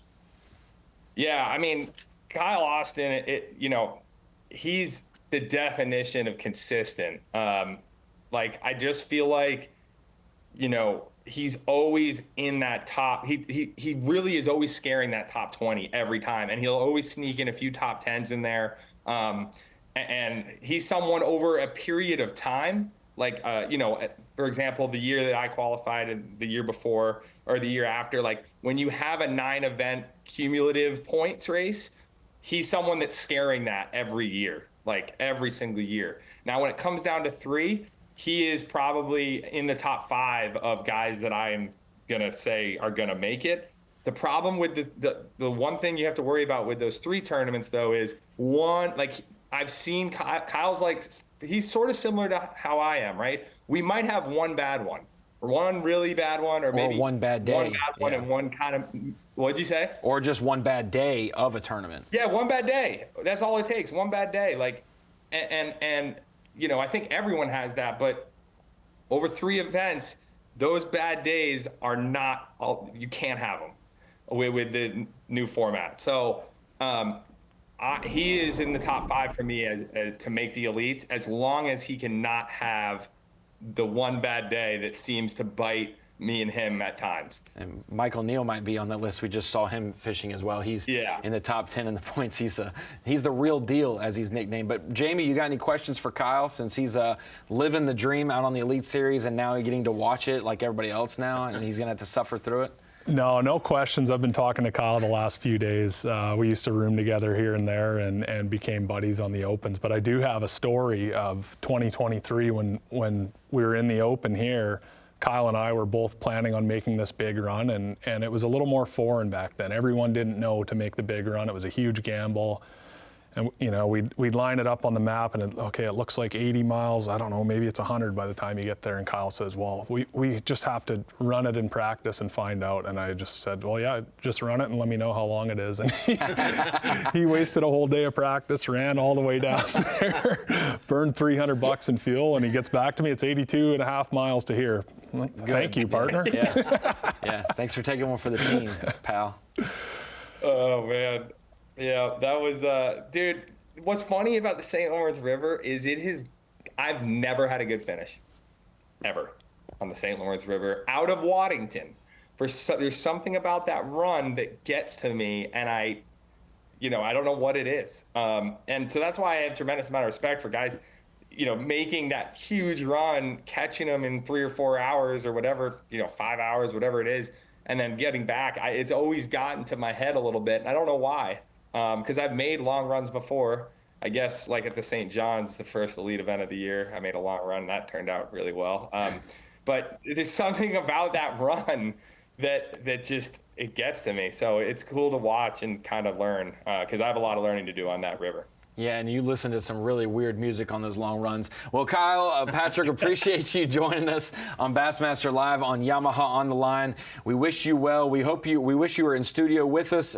Maybe we can get you throughout the last 2 elites. Come join us via Zoom to be able to commentate how it goes down the last 2 events of the year. But Kyle, appreciate you joining us. Rest up. We hope you are healthy and happy so we can see your smiling face at the beginning of the 2026 season at Lake Gunnersville, where we will kick off the season. I know it's a new schedule, and we'll have to have you on next week to maybe talk about that schedule with us a little bit more. So Yamaha on the Line, Kyle Patrick, appreciate you joining us, bud. Thanks, boys. See you guys later. See you, pal. Kyle Patrick, one of the characters on the Bassmaster Elite Series. He is in his 2nd full season, about to start his 3rd next year, and he has been nothing but a joy since covering him in the Opens. He actually won the Open that you were leading going to the final day, that Ozarks Open. He ended up coming back on the final day to win. Sorry to rub. Yeah, Roddy, thanks for just, twisting the knife. It made me think. Yeah, no, he stayed in our rental that night, and I told him, I said, you can stay, but you're not allowed to talk about fishing. Yeah. And he lasted about 38 seconds. Well, Eric Luzak and Zach Goutremout are both neck and neck. Corey Johnston now, we'll have to get out there with him. He is sneaking up within a pound of the lead.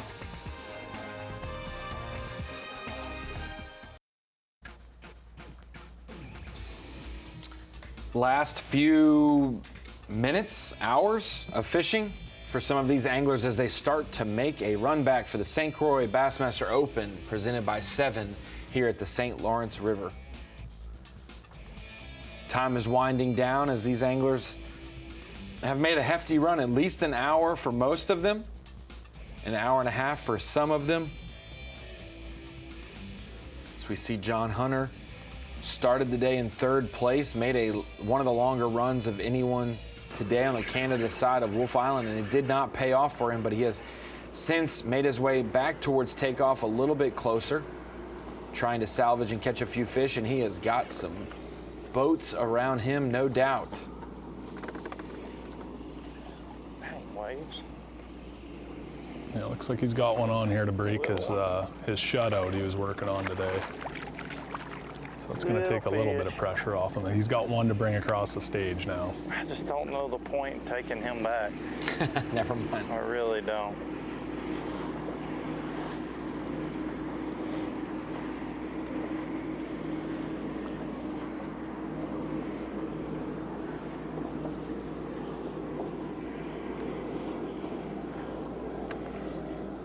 Wow. Can't get the 2-pounders unhooked. Can't get them unhooked.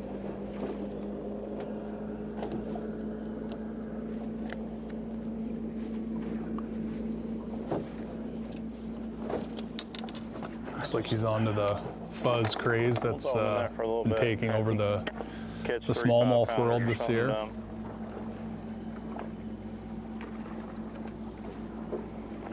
Never know. It's fishing.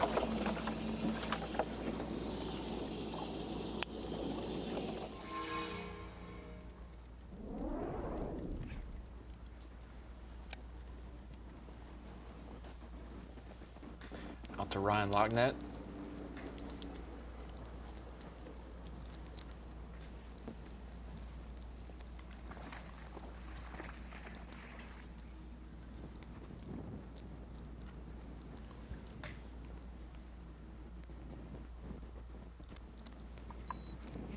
It looks like he spent some time on a jerkbait before, watching him twitch that. Yeah. That's one bait where there's a lot more to it, than meets the eye, watching that fish react, and looks like he's got her fairly dialed.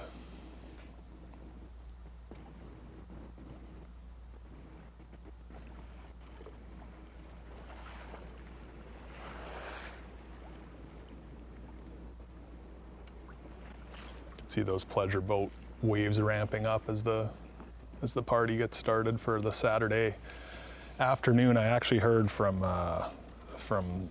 Zach Goutremout that there was like a boat show or poker derby or something like that going on in Clayton today. So I don't know, some of these guys who haven't got fuel yet, we haven't seen anyone on the gas dock yet. Yeah. But some decide to get on the way down, some decide to wait to get on the way back, and yeah. Could be a bit of a rodeo there. Could be a line as well to get gas. Maybe a line and probably a gauntlet to get to that line. There's a lot going on down there. There's a lot of considerations with fuel, and if you are fishing the U.S. side and run that U.S. channel back, there's a speed limit of 30 miles an hour for several miles. So another thing to take into consideration. Last thing you want to do is break that speed limit. There's Coast Guard and police all over, so you get a ticket and you get a goose egg, son. Do you lose your weight for the day or for the tournament? Like, do you? Ronnie, I'm just a lowly angler. You're kind of more behind the books. I don't ever want to find out. I don't either. Heck yeah.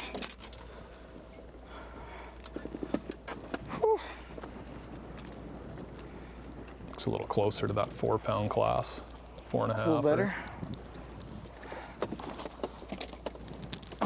Should give him a good boost here. Small as a 312. He's got a 314 as well.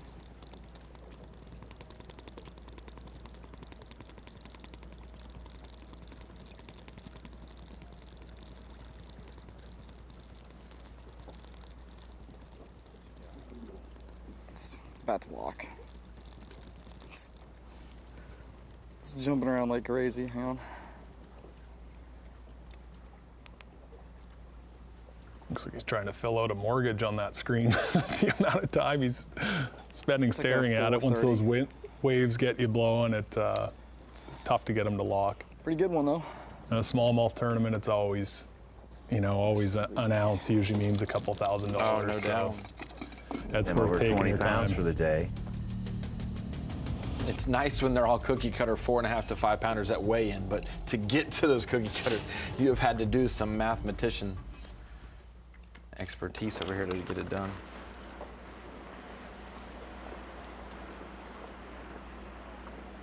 He's doing a little Alanis Morissette right now, one hand in his pocket. It's a classic smallmouth pattern.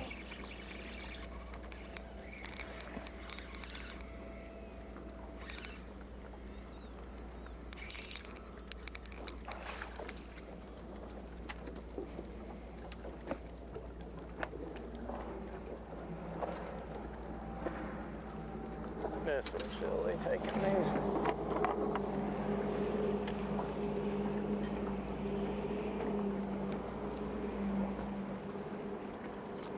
How you feeling about it?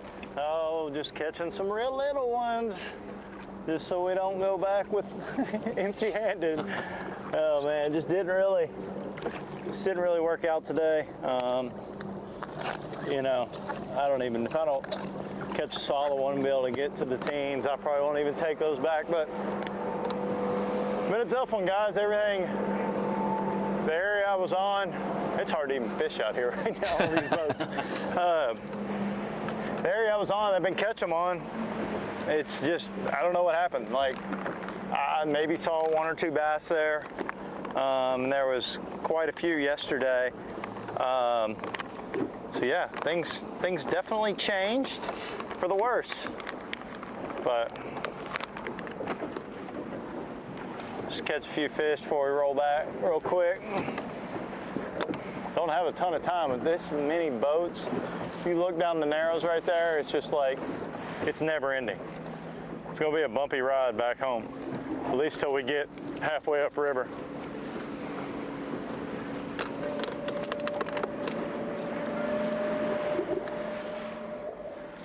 Yeah, it's not the busiest place in the world there for boat traffic, but it's condensed to channels.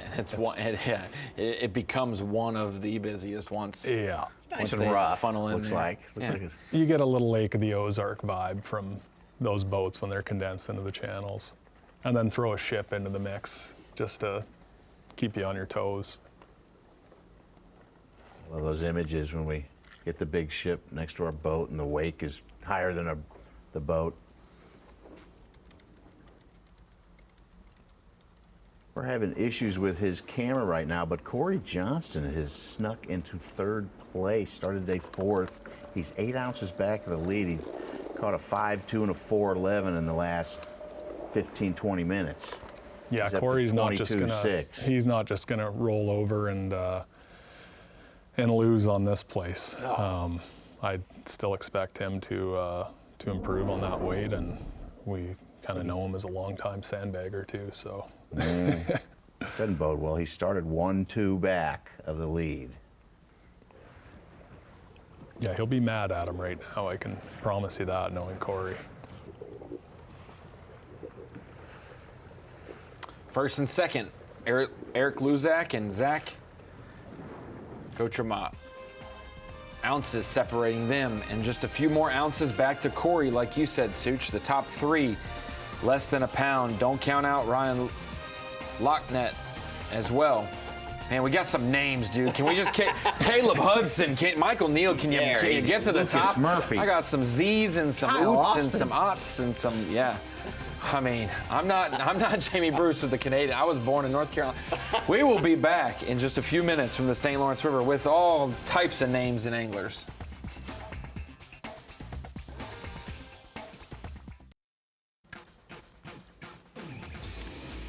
St. Lawrence River, the host of the 7th Bassmaster Open of 2025, St. Croix Bassmaster Opens, presented by 7 Reels. Look at the beautiful, I mean, that's not superimposed. That is just the underwater views. You can see the dark spots or maybe some kind of grass or moss up shallow, how clear it is.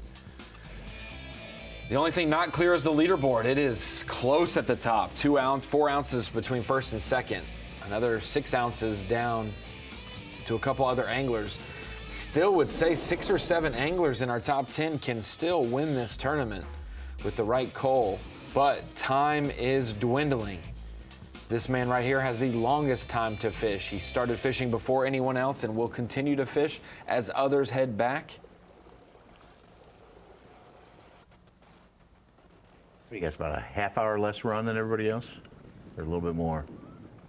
It's a lot less windy, I would say. I mean, it's a straight shot here. We talk about a straight shot down to the Cape Vincent, but there's a lot of islands and places you navigate through and around. It's definitely much more of a straight shot from where Ryan's at. Yeah, I think he's around that 45-mile mark from takeoff, so he's looking at about a 40-minute run back versus up to an low 80-mile run for some of the other guys. You could have an extra hour and change of fishing time. Yeah, total for the day.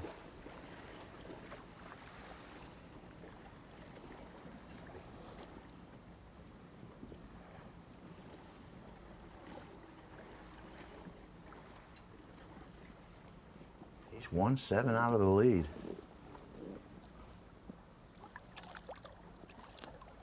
Oh. This is getting out of hand. It's ridiculous.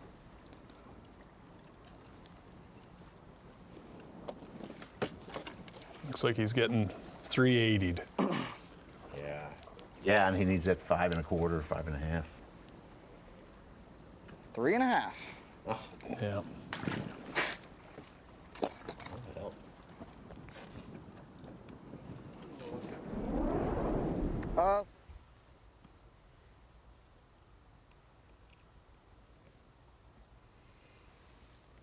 Two boxing with Kiyoya Fujita and Caleb Hudson.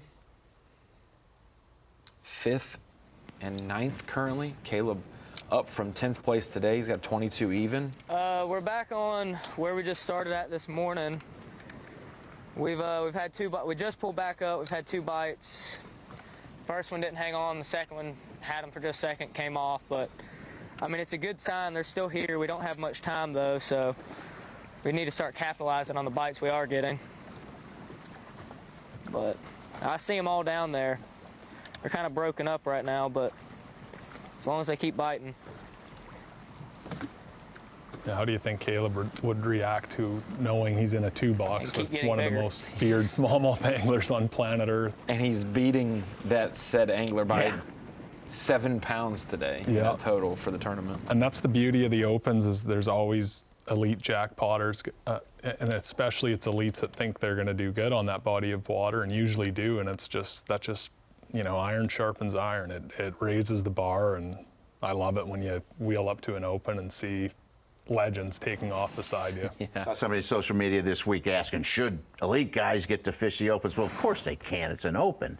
And test yourself against the best, and and you beat them, you feel good. You don't really get that in many other sports, It's not like you ever get to play against Sidney Crosby in a beer league tournament or anything like that. So this is just a way, for someone like myself to just fish a couple a year, and I'm always going to get a chance to sharpen up against the best in the business. Who's the greatest elbow you've ever rubbed? Gordie Howe. Okay. Wow, really? No, we're just throwing hockey references out there. Okay. Well, it's like NASCAR when you have the top elbow level in the head. racers fish or race in the Xfinity series, the lower down series, and maybe reel off wins, but just to stay sharp when they're not competing.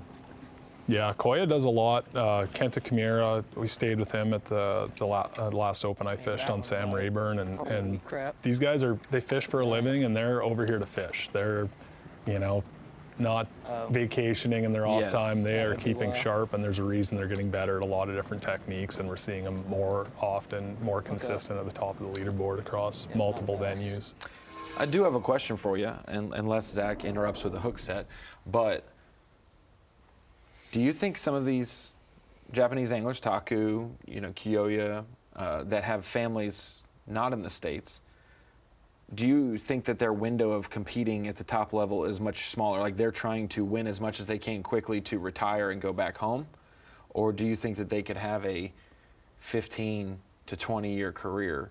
Because we're seeing them have so much success in the first 6 years of their career, relatively.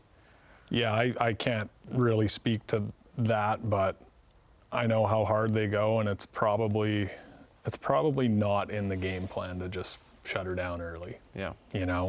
Knowing Kenta, and you still hear or see Takahiro. How long he's done grinding at the top level, so I would think it's more likely that they kind of set up base around here, but because it is very cool to see them go back home to Japan and are treated like fans treat KVD here, like that's fishing royalty of Japan. For sure, yeah, for sure. Yeah, they're the kings, and it's funny. I can't remember if Kenta or Taku said it, but they said in Japan, Seth Feider was like the king. That's awesome. Yeah. Well, that's the States. He's the king as well, right? I saw like Daisuke Aoki kind of left.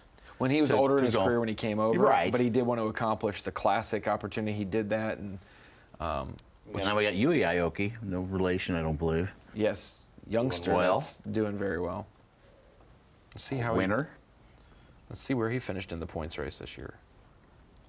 He had a good one at Rayburn. I remember that. Yeah, and he won Kentucky Lake, so he might be in the other division specifically, not at both. Yeah, he's not in Division 1. And in Division 2, he's second. So fairly decent. Doing good. Yeah, doing good. Over in the Scoper division. Yeah, and he's doing. And that is he's only fished 5 days in Division 2.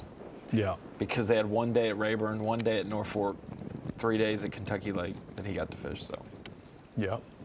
Yeah, he's going to be tough to. He'll probably do well at Leech Lake, and I really like this Division 1 schedule because it's throwing the most diversity at them. You go from Clark's Hill, which is fairly scopy, over to in the winter. Yeah, it was snow, in the winter. And then to where'd they go next? Tom Bigby, shallow water, swamp fishing, Chesapeake, and now the smallmouth Mecca. Yeah. So. What I liked about both divisions this year from Tournament Director Hank Weldon's scheduling is you had to catch multiple species of bass in both divisions. Mm-hmm. Clark's Hill, you're catching spots and largemouth. You're going to catch river largemouth, tidal largemouth in the next two, and then you're going to catch smallmouth here at the St. Lawrence. And then for the other division with Rayburn, Kentucky Lake, Norfolk, and Leech Lake, you're catching smallmouth in the last smallmouth and largemouth at Leech. Smallmouth maybe. At Leech? Yeah.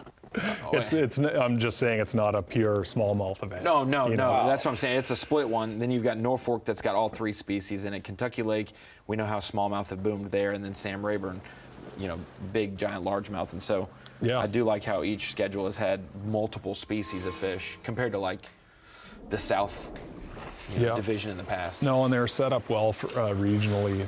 If you lay them out on a map, it's you're not zigzagging all over the planet. You're not going to North Carolina, back to Texas or anything like that. It's all kind of in line and a lot more user friendly. For the guys that are doing all 8, they're putting some miles on, but the single division guys are a little bit of a cupcake travel schedule this year, I'd say.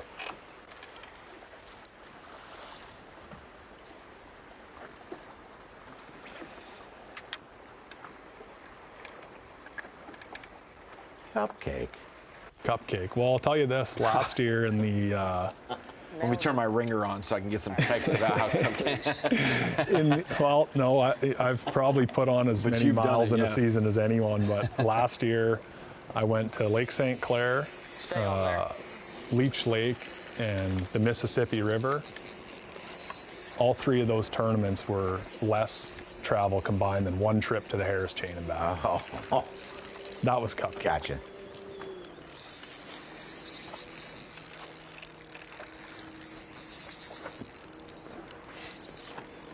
Come up again. Oh, crap.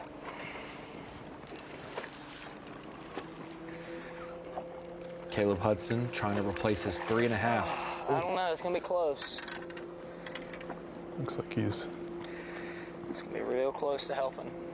Back on his starting hole. He's a little skinny one. The ones I lost be hooked like this. Trying to replace a 3.5 for Caleb Hudson and Cole.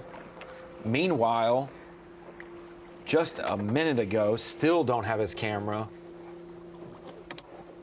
A 5-1 for Corey Johnston now gives him 23.5, and it gives him a 9-ounce lead over Eric Luzak. Happy learned how to putt. He did. He had to leave his starting area, and boy, we haven't seen him since, but he has caught a couple. We will hopefully see those maybe if he makes a little bit of a move. But we are going to make a move next week. We have about an hour left of fishing time here, and the next time we see you, we'll be on Bassmaster Live at, I guess you could call it one of the Great Lakes. State of Michigan, Lake St. Clair, in between Huron and Erie. Not a Great Lake, maybe not by definition, but it is great for fishing, and so we'll be able to see a little bit of Huron, a little bit of Erie. But man, it's been a fool's game to leave Lake St. Clair. It's been so good. You can win in St. Clair, and we will see it go down next week, the 7th through the 10th. Next Thursday, we will kick off the next to last Elite Series event of 2025. But we still have some more ground to cover here at the St. Lawrence River, so we'll fly back in just a minute.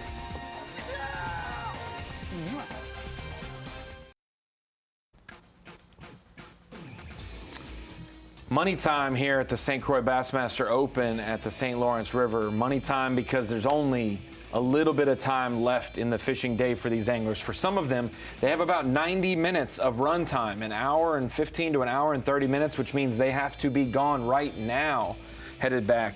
Meanwhile, Corey Johnston, the last few casts of his day may net him, not net him literally, because nets are not allowed in the opens, but it may gain him a victory, another victory at the St. Lawrence River.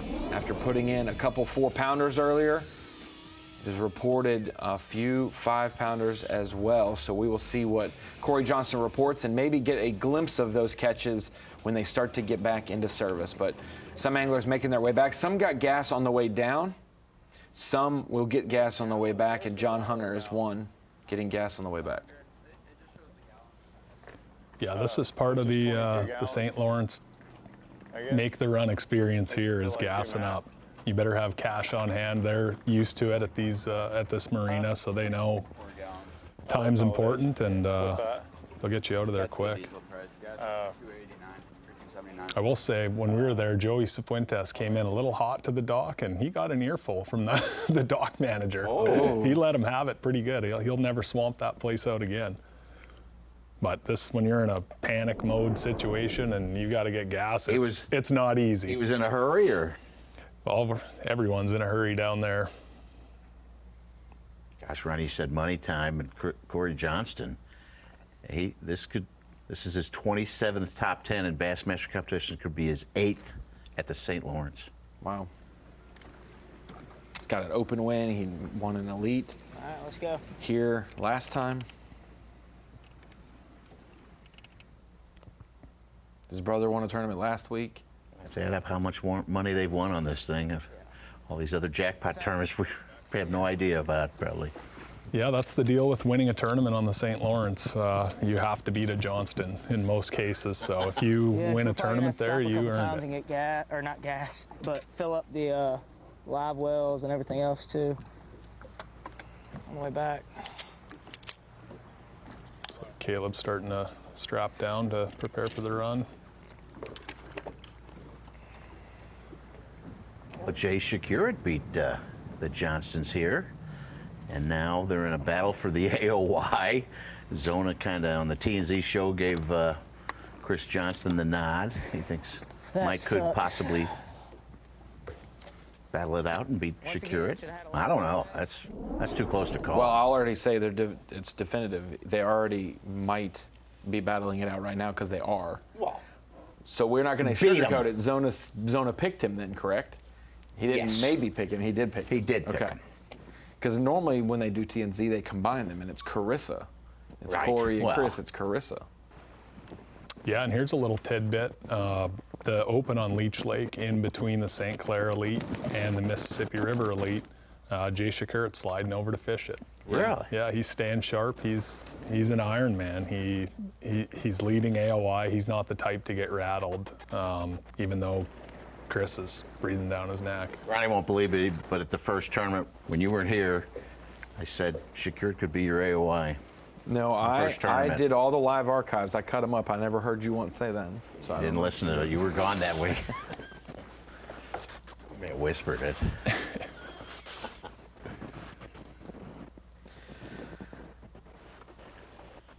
And Paul Marks was my pick for rookie as well, so I may hit the daily double there. He's more of a sure bet than Shakur it is for AOI. Yeah, I've still got to talk to Easton next time I see him. He really nuked my fantasy season this year. I had him. I just knew him from the Opens and knew how good he was, and know him personally a little bit. And I picked him for the first two, and they were the two hands down the worst tournaments of his elite career. But scratch those, and he's made an incredible comeback, and he's definitely going to finish strong in the last two. What's crazy is those were not just his worst two Elite Series finishes, they were worse than any of his Opens finishes from the year prior, with twice as many field size, 250 boats, and he had never had two worse finishes than that. You gave up on him, and he makes a 4-event top 10 run and a victory at the Classic. He did stub his toe at the last event. Yes, he was 10 killer. He did stub his toe. He's still inside class. Well, he's going to double qualify. Uh-oh. Stay on. You can see that one hit it and took off the other way. He did.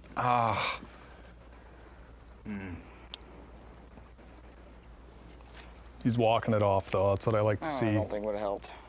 It's easy to hit the deck and take a second to sigh a little bit, but he's in crunch time and right back casting. But yeah, it's so hard to catch them when they run the other way like that. You can see it load up right away, and there's just nothing you can do.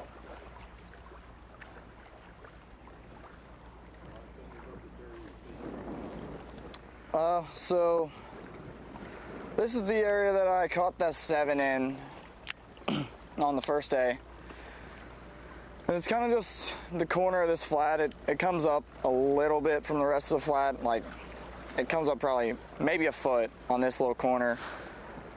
And they just seem to get on it really well. It's kind of crazy how much they get on it with the tiny little change that it is, but there's not a lot of change at all in this area, so anything seems to hold them a lot.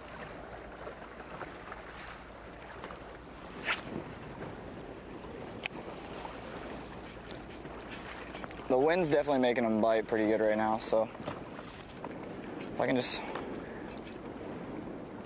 get in front of a couple.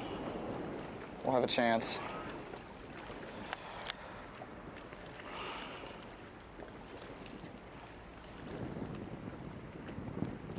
You can see what he's chasing there, just big singletons floating.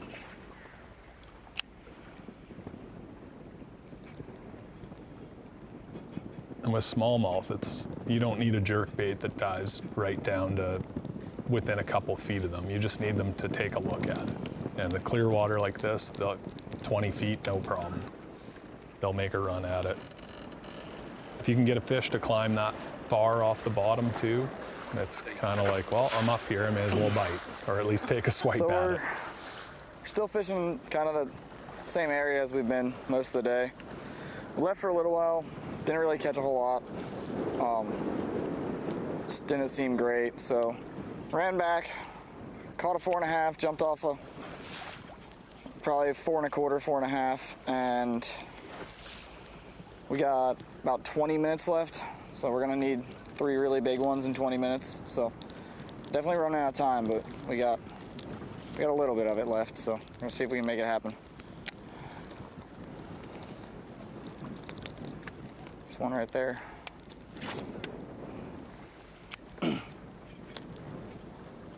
See, he's hitting them at a little closer range. That wind's breaking up the surface a little. Doesn't have to make those long bomb casts.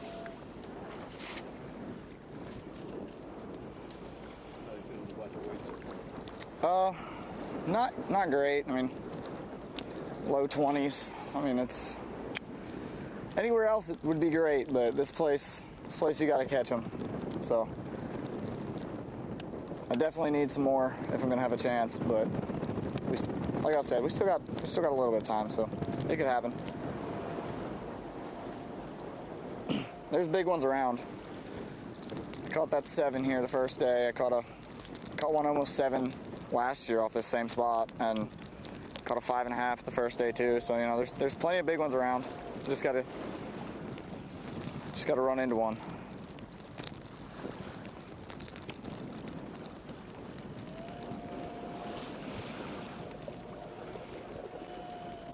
Probably pretty soon, Ryan's gonna see all of his competitors start to buzz by him on the way back. Nope. Mm-hmm. The math with his deficit of 210 and his smallest of 312, he'll need a 6.5 right now. One bite. One big bite. Yeah, one bite. Yeah, he better. 314 as well. So. Remember when Trey McKinney was so far back to start the day at Fork? Even though when he had 36 or 37 pounds, he needed a 12-1 to take the lead. Yeah. One sheer cull he needed a 12-1. Wouldn't put it past it at the St. Lawrence that we get there at some point. And Corey Johnston eking from behind to now be in the lead. We said in some sketchy service, but he's got to start heading back right now to make it. So we'll maybe see some footage before we end.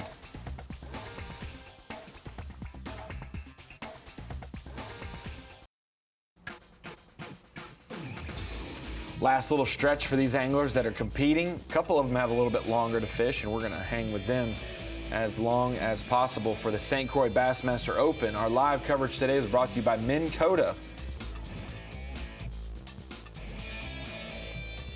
Got an hour and 10 minutes left of fishing. Possible fishing, but you start to see these headshots get a little bit closer to Ryan Lachniet, which means he's got a little bit longer to fish as they've got running time to do. There's Michael Neal headed back to take off, maybe to stop once or twice on the way back. Yeah, we're seeing Corey still way down near Kingston, and he probably doesn't know that he's in the lead right now, so he's probably pushing. That could come into play. He's got a lot of ground to go in a short amount of time.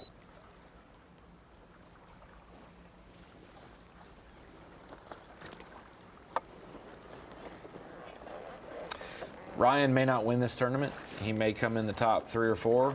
Maybe he falls to 5th, but all we know is he has had a phenomenal week. It's been a great year for him. Whatever bass tournament he's fished, he's done well at, and he has caught a ton of fish today. They just have not been the size to make a winning day happen. Yeah, he just said along with his 7.5 on day one, he had a 5.5. You get 13 pounds with 2 fish. Endless 3-pounders.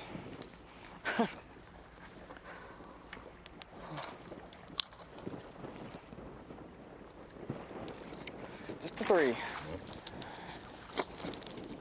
Let's refresh the map, and Corey Johnston is on the move from Kingston. He's up near the Done island. fishing for the day because he has stayed long enough that he can't possibly stop and fish somewhere else unless it's outside of Whitaker Park.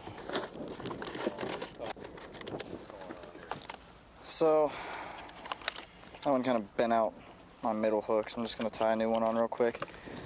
But they're chewing here right now. The wind picked up and it's got them biting really good, but really running out of time now.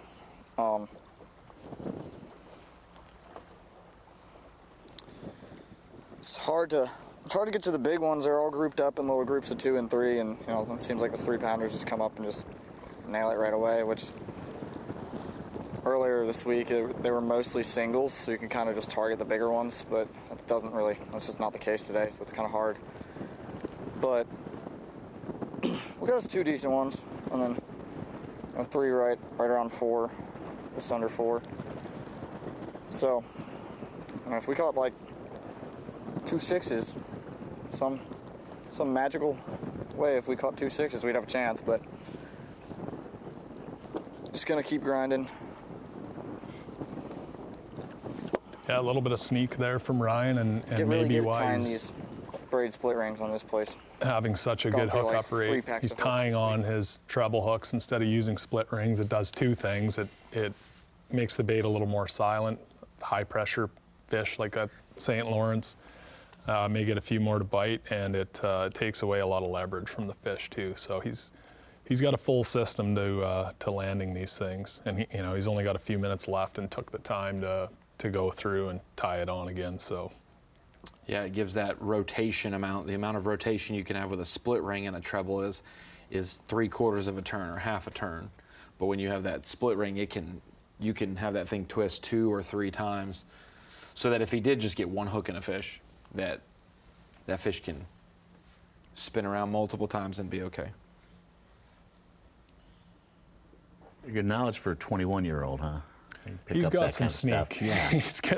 he's gonna be around quite a while, is my guess. And I mean, last minute of the ball game like that, we've all been there. You start to throw some pretty questionable equipment when it's your last few casts. I think I remember having a fish under a dock bite my shaky head worm in half. So I skipped it back under there with like 2 minutes left. And then it bit it, and it was just barely covering the hook. And I threw it back in there again, and I was like, I don't even have a worm on here now, but I'm just, maybe the 4th time's the charm, it'll bite. Oh yeah, your leader shortened down to a 10-inch nub, and it's just enough room to retie one more. That's why Kyle Austin got ahead of that 15-foot leader, and now when he cuts out throughout the day, he's got plenty and doesn't never have to worry about it getting that far. Yeah, he's probably had that leader on all year.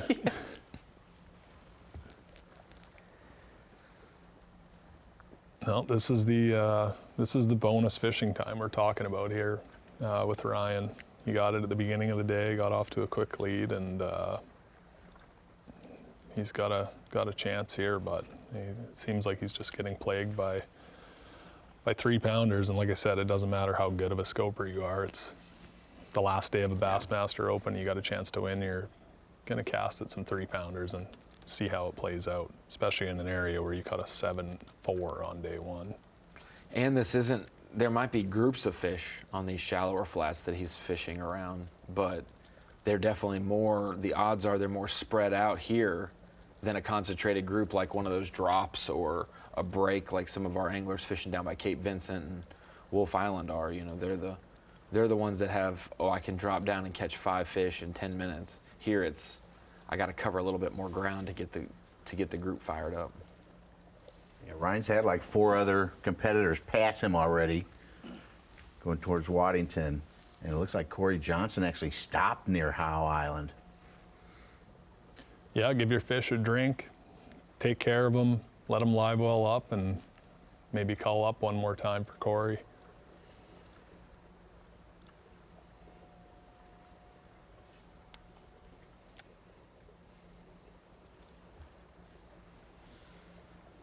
And Corey and Eric Luzak tied for our big bag of the day, 24 pounds, 1 ounce estimations for both of them. Caleb Hudson, 22 pounds. Zach Goutremout, 21 and a half. Michael Neal, 21 and 2 ounces. Oh, Lucas Murphy's got 21.4 now. We got 9 limits and 7 over 20 pounds.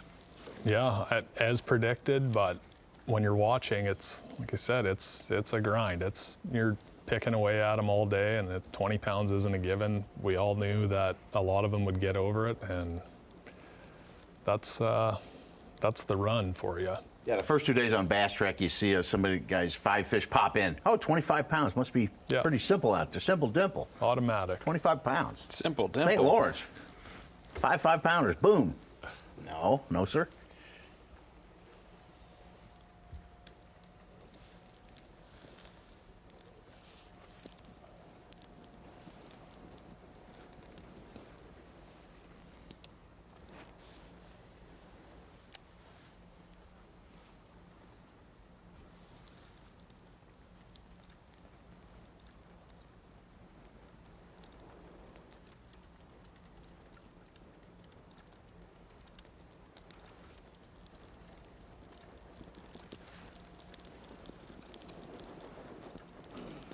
Like we mentioned, if you're just joining us, longer runs were in Waddington, New York this week for the takeoff location. So anglers are running at minimum 45 minutes, like Ryan Lachniet.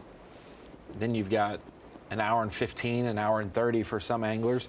So most of our top 10 is headed back to Waddington currently. Yeah. And as we have an hour and 3 minutes left before check-in, Ryan is in his last few moments as well of fishing before he heads back to make his way.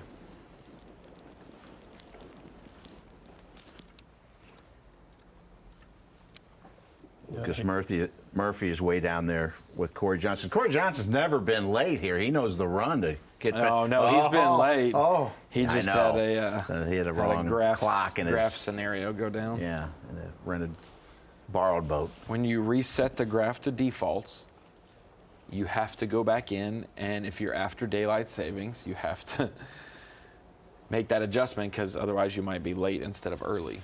Wasn't his boat. I know, but I'm saying when he gets in someone else's boat, you have to wipe the graph of the waypoints and reset it to default. So then you have to do that next step. Yeah, I remember that well. He had 15, but which you can't get away with now. He had 15 pounds on day one. That was with penalties, though. Yeah, he would have had 22, and he lost 7 pounds worth of penalties. But if you show up for an elite now and show up with 15 pounds on day one, you're not coming back. No and he was shot. able to come back and land inside of the top 10, maybe even you're on the inside of Sabine. the top 5. Yeah, the level everyone's gotten to, and Corey and I spoke about it last night. It used to just be when you came up north, there'd be 20 good smallmouth anglers you could circle, and there'd be the oddball that would catch them. Now it's throughout the field, and yeah, the quality of angler that we see now when we come up north is way up from what it was. I've heard guys say they have to, be put through their paces in the smallmouth and learn the ins and outs of it, like a guy like Patrick Walters, who was the leading rookie of the year, and AOY went up there and kind of faltered a little bit, but now, look at him. Yeah, you can see Trey McKinney doing it right now. I know he's up north. Lake Michigan. Fishing right now, and when we first came here in 2023, I think it was kind of his first time meeting a Great Lake and meeting smallmouth, and he had his worst finish of the season by far and still did fine. But and after Smith Lake last year lost the AOY lead, he went up, kind of took a little retreat and went smallmouth fishing and learned the ways of the smallmouth on St. Lawrence. Spent a lot of time up there before the event, off limits, and did pretty well. I think he got third. Yeah, that seems to be how it has to be now. You can't just go vacationing and hunt all fall and everything. These young guys are coming, and they're going to be learning while you're doing other things. So. Well, Well, you see, you know, if you follow a lot of social media, you see a lot of our elite anglers. Oh, I went on this little weekend local. I went on a Tuesday, you know, keep competing, keep on the water. Johnston's are you know, off for hunting season when it gets iced up there, but otherwise they're fishing and fishing. Fishing and fishing. That's what these anglers have done. And some of these anglers have made their last cast of the week at the St. Lawrence River. Overall, it's been a great week for 9 of them, but it'll be an even better week for one angler. And right now, that is Croix Johnston on top.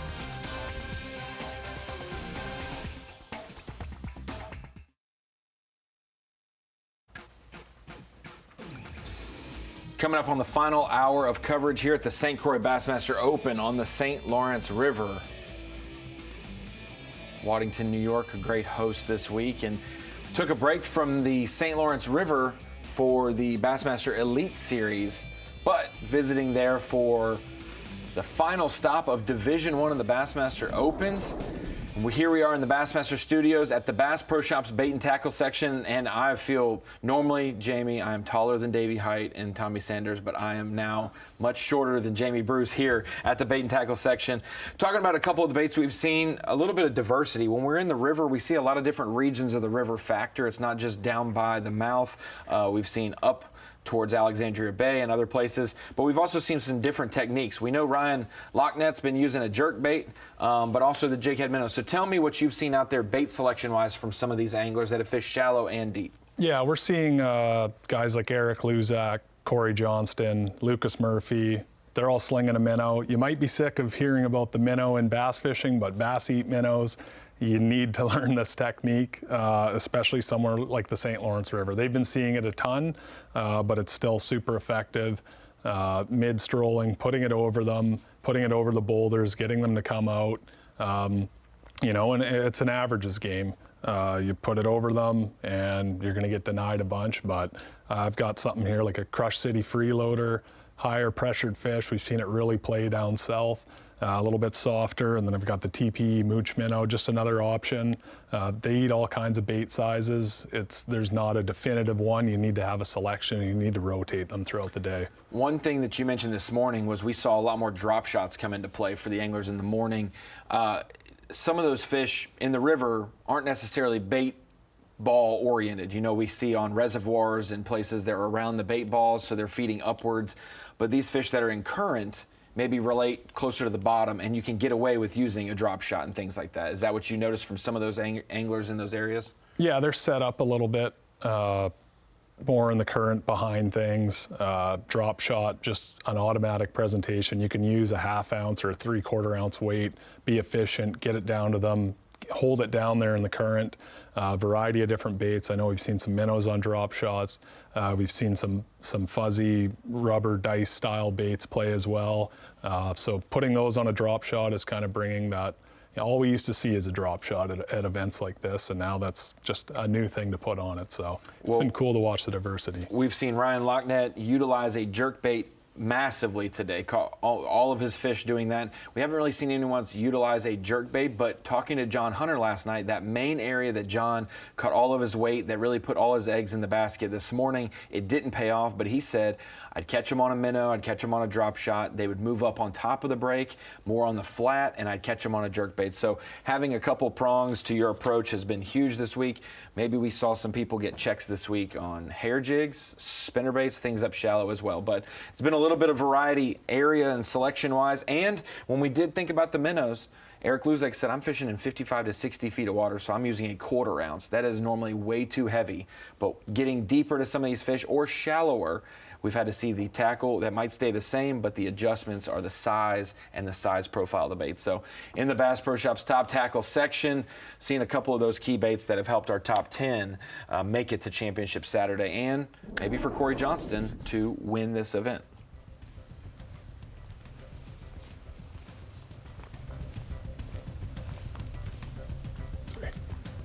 Like we talked about this morning, John Hunter Jr. made a huge run down there in the region, I guess, where Corey is and Michael Neal, but in a small corner of this fishery where we did not get to see his morning, but we didn't miss much. He didn't have any fish in his live well from his first spot, has made an adjustment and came back, and really he summed it up perfectly, Such. We're only here right now to try to win this tournament. Points are all good, everything's fine. I'm trying to win, so I'm doing whatever I can to stay on the biggest group of fish as I can, as long as I can, but did not pan out for him today. Now, he had 26 pounds yesterday after 23 on day one, and he went fishless pretty much this morning, caught a couple 2-pounders middle of the day and didn't even want to bring them in. What's the point, he said, of bringing these in? So this is the day to fall down, Jamie Bruce. If you're going to do it. He's got a good finish. He got a camera in his boat all day. He's going to head home with a good paycheck. And like I said at the start of this, the top 10 is a free swing at it, especially when it's wide open like this. Slower day. When you see somebody like Kyoyo Fujita in the top 10 going into the final day, you're like, uh-oh, he secretly could come out, wreck them, and win the tournament. It hasn't been that way. Slow morning. Started to gain momentum during our midday break, caught 2 or 3 fish. But otherwise, just a team bag, 16 pounds right now, and Kyoyo Fujita. But once again, another top 10. You never want to diminish someone's top 10 achievement. No. We expect them to win, especially with his expertise, but another top 10 for Kyoyo and another chance to learn, especially in the river, because all of his success at the St. Lawrence has been out in the lake. So learning in the river has been big for him this week, no doubt. Yeah, the Elite's taking off out of Waddington again. He's going to have a lot more waypoints to run over than he has in the past, and we might see it play there. Top up a couple fish on the way back, or if you get a bad weather day, always good to have a good milk run there. Kind of surprising he came in. He was off Bass Truck on day one, came in 25 pounds, and it's gone down a couple pounds, to 22 on day 2, and now just 16. Yeah, that kind of gives you an idea of like we said, it's not automatic to get 20 pounds. We've seen an all-day grind from all anglers, and when you see an absolute smallmouth master stumble a little bit, that reminds you that it's not easy. Guy fishing shallower than most all week long, Kyle Austin. He told us this morning, hey, I'm just going to stay and do this the rest of the day, because Kyle Austin started out pretty strong, caught a couple fish, and took the lead early this morning. Him and Ryan Lachniet were able to jump up to the top. Kyle Austin started the week in 2nd place, fell down to 5th place yesterday.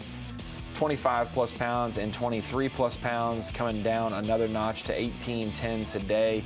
Maybe one more late cull and he can get to that 20-pound mark by the time weigh-in comes around, but just no real giants for him today. Those shallow fish that we see the same exact thing for Ryan. Those guys fishing those shallow flats, catching plenty of numbers, but a bunch of 3-pounders today. Yeah, and Kyle, this is, I think, his best smallmouth finish. He's always done well, but I think this is his first open top 10 on a smallmouth fishery, and he is such a diverse angler with the EQs starting on Lake Champlain. This is going to give him a big confidence boost, and he's absolutely going to be one to watch in the final 3. Yeah, you and Kyle Patrick give him a good shot to make it through those 3 fall events. He's finished 11th in the points, a pretty good consistent year.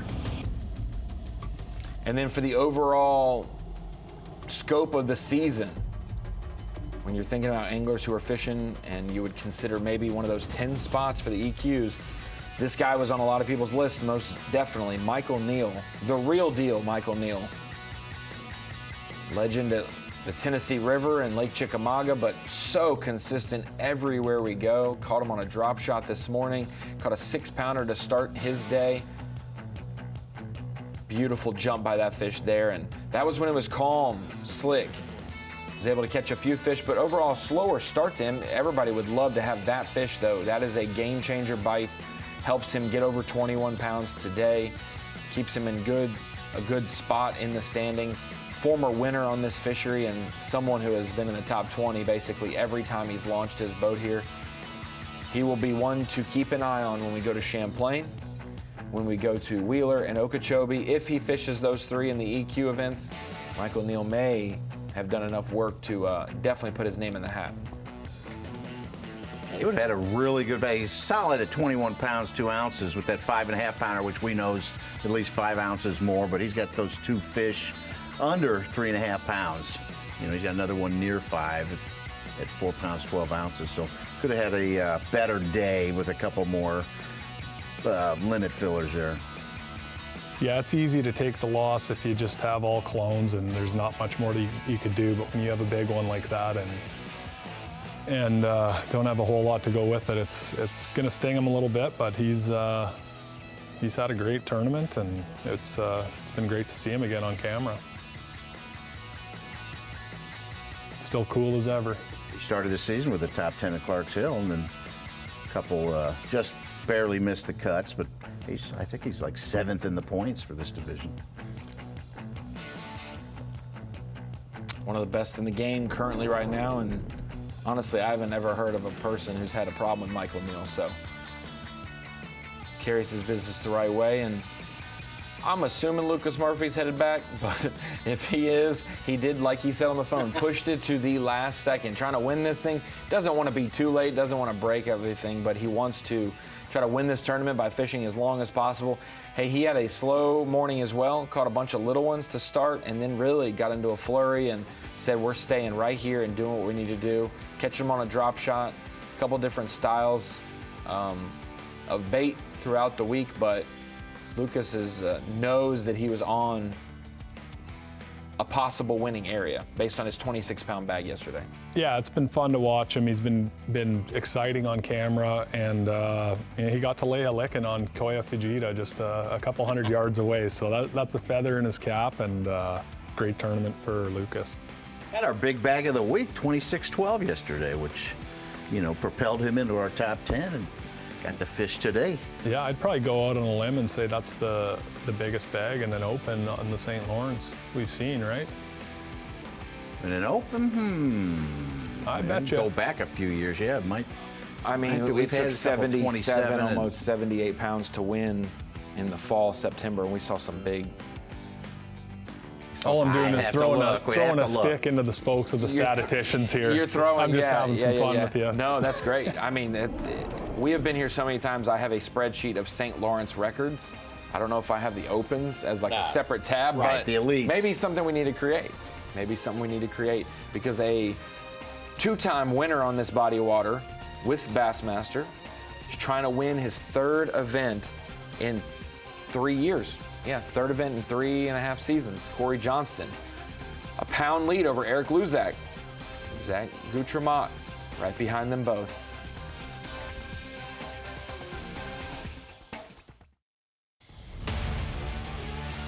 St. Croix Bassmaster opened at the St. Lawrence River, presented by 7, sponsored by Ranger Boats, by Rapala, and by Yamaha. 40 minutes till the doing is done. Anglers are headed back, and honestly, you just don't know who's going to make it back on time. It is a long, long gamble, and with 3 or 4 anglers within a pound and a half, 2 pounds of each other, it could be on who makes it back successfully on time. It's Caleb Hudson. We go through his day. He started the day in 10th, had no expectations. Hey, I can go for it because I got nothing to lose and everything to gain. He started strong, had the first limit of the day, 15 pounds and change, took the lead, and then as everyone else built their bags and built their limits, bumped him down slightly, but he stayed in our top 5 for most of the day. Former South Carolina Union angler, made the College Classic bracket in 2024. Now making the final day of a Bassmaster Open here in 2025. Couple 5-pounders today, Ronnie Moore. Put him up to 22 pounds. It'd increase his paycheck from 10th to 5th. Yeah, that's a nice Happy big with job that for him. Caleb Hudson also did some good work to make it into the EQs. Him and his partner, Tanner Haddon, 41st and 48th in the points. Also our representative from Emmanuel, who won the college classic bracket. Dylan Akins, 47th. So we had a couple guys sneak in based off their top 10s this week. Hudson was 64th to start this event, and he's in the 40s right now, right about 40th. Same with Zach Goutremout, up to 39th. So we had 3 anglers in our top 10 that wouldn't be there if not for their great finish. Don't bring up to Jamie Bruce about Harris Chain when he fell out of the EQ. Don't bring it up. Salt in the wound, Such. I wasn't going to because we're going to Okeechobee for the EQs, not Harris Chain, but a guy who is going there and maybe going there as the points winner for Division I. He led it coming into today. Needs to be 4th place or better, I believe, after today to win the Division I points. Lindsay has him on weight. So if they tie with points, if he falls to 4th, I think they tie in points, and Lindsay would get it. Yeah. Well, then it needs to be first, second. He needs to come out of here with hardware. He needs to get 1st, 2nd, or 3rd to be able to make that a thing. Yeah, it was an impressive performance by Ryan this week. Yeah. Especially for how young he is, where he's from.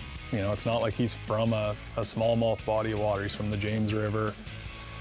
And he's, like I said, I've said it a few times, he's going to be dangerous for the rest of the year and probably for years to come. You can see he's dialed in on that jerk bait. He showed us a few sneaks. Maybe he meant to, maybe he didn't, but his catch to landing ratios is as good as I've ever seen on a jerk bait, and he had a great finish this week wherever he ends up.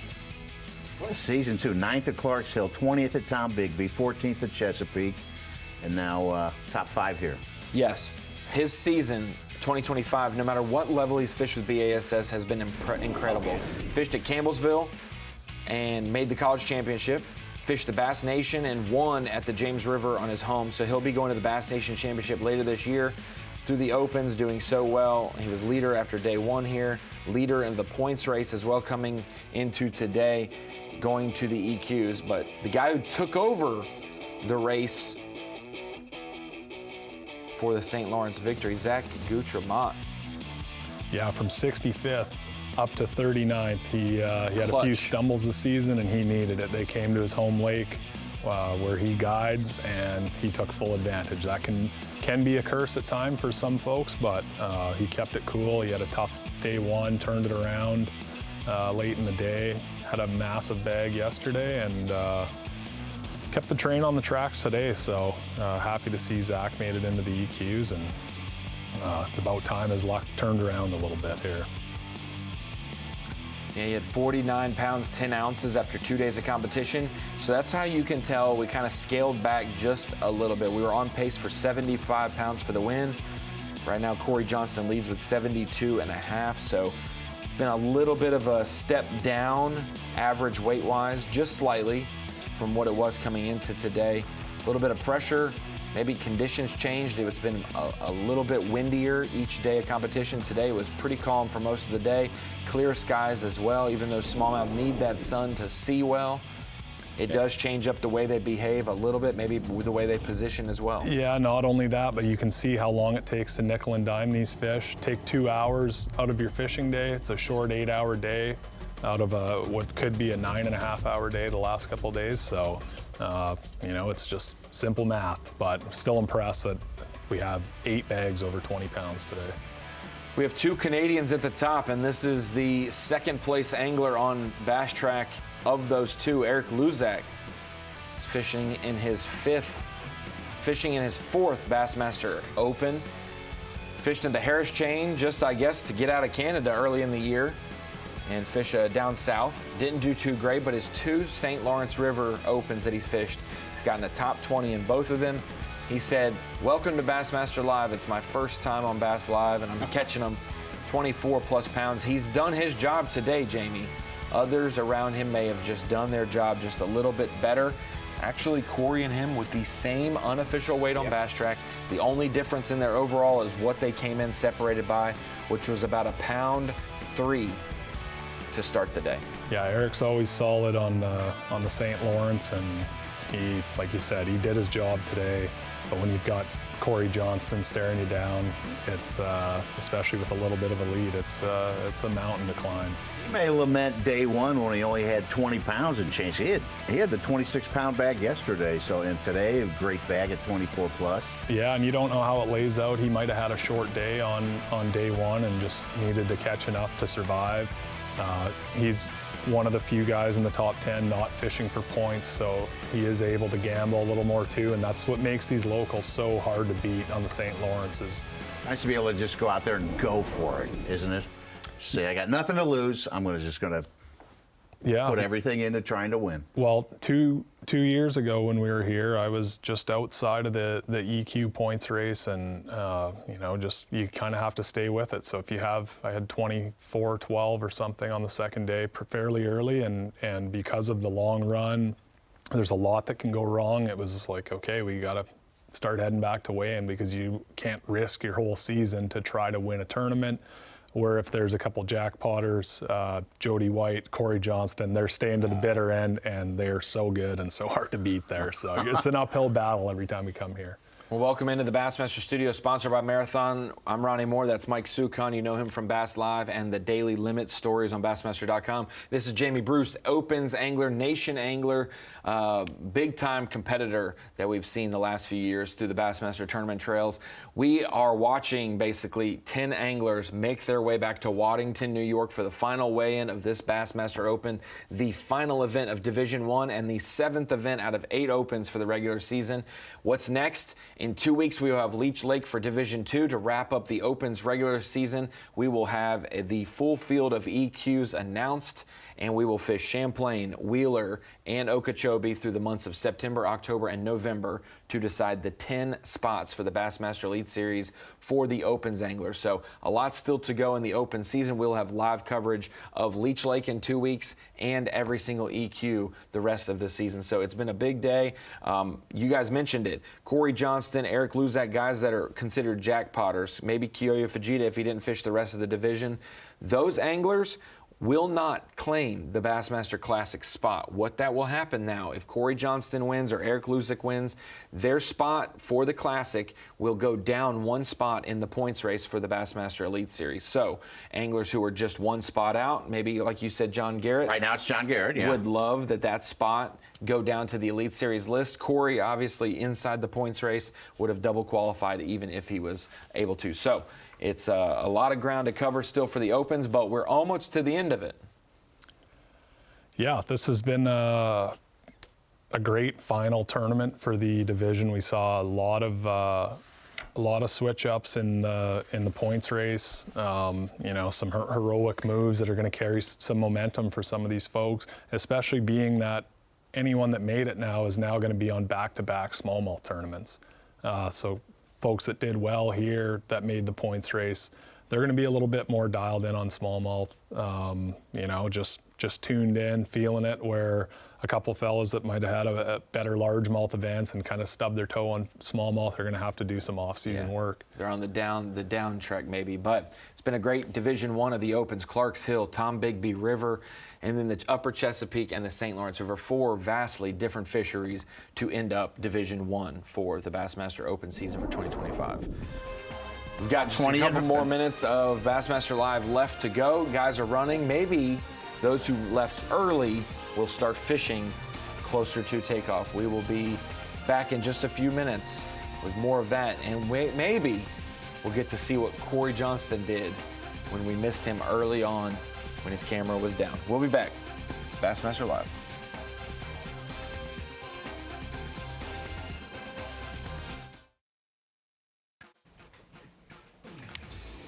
Home stretch here at the St. Croix Bassmaster Open on the St. Lawrence River, Waddington, New York. Top 10 day. Currently, our top 10 is all headed back to Waddington, New York to settle it at the scales with Tournament Director Hank Weldon and the Bassmaster staff there. Corey Johnston, unofficially your leader. Eric Luzak, second. Zach Goutremout, Ryan Lachniet, Caleb Hudson, Lucas Murphy, Michael Neal, Kyle Austin, Kiyoya Fujita, and John Hunter.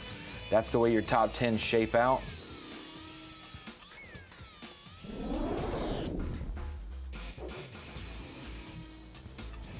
We talked about the anglers headed back and what they needed to do and the navigation time that it takes, and we got to hear from John Hunter as he filled up. Prepared to make our 60-mile journey home. Go see everyone at the weigh-in and tell about how the day didn't go.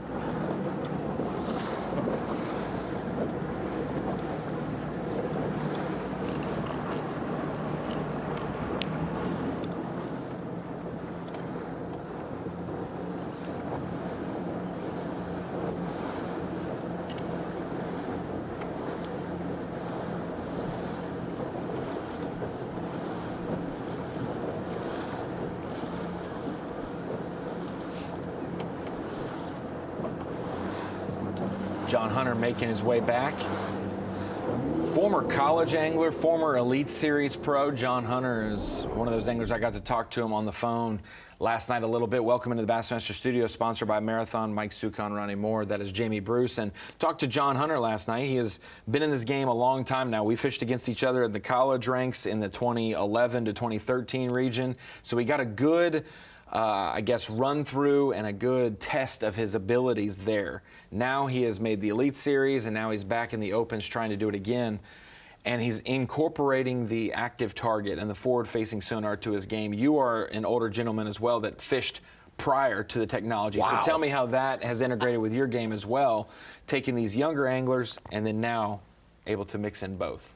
Yeah, it's one of those things. If you try to ignore it and you still want to stay competitive, you're going to fall behind a little bit. And some of us guys that are a little bit longer in the tooth, a little grayer in the beard, if you pick it up right away, you can learn as fast as anyone else. We've got, you know, prior experience growing up without it.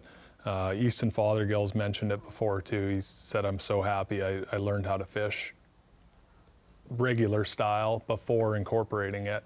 And now he's one of the most lethal folks with it. And yeah, it's a 1-2 punch. It's one of those things where it's slowly coming back around in a lot of destinations where it's kind of back on that shallow game or incorporating it into both. And we've seen it this season. You know, it may be utilizing technology on the Elite Series, but it may be shallow water, or you can maybe compete that week shallow fishing. When did Jamie Bruce pick up a fishing rod for the first time, and who introduced you to the sport of fishing in Canada back in the day? My mom actually got me into it when I was young. You know, I was in a 14-foot boat while she was pregnant with me, and just as long as I can remember. So the bass fishing thing came a little bit later in life. I started as a walleye connoisseur. As you can tell, I like to get down on some shore lunches once in a while.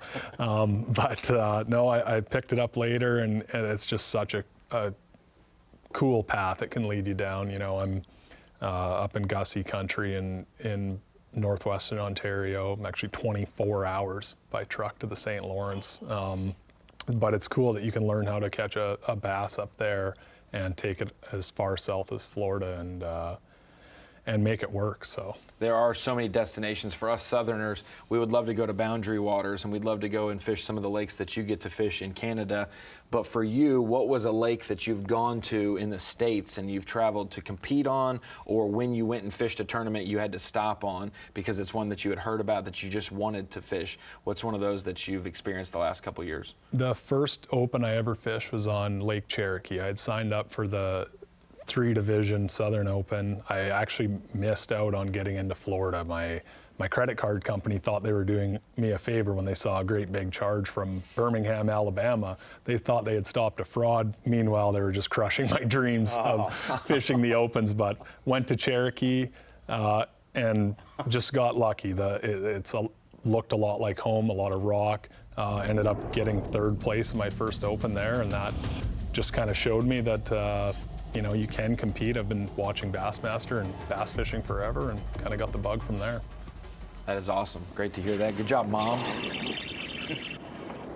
John Hunter, hey, we're thinking about anglers who can come back and cull here, and he's looking to still fill his limit in Waddington. That's how you maximize efficiency, is just don't cull all day.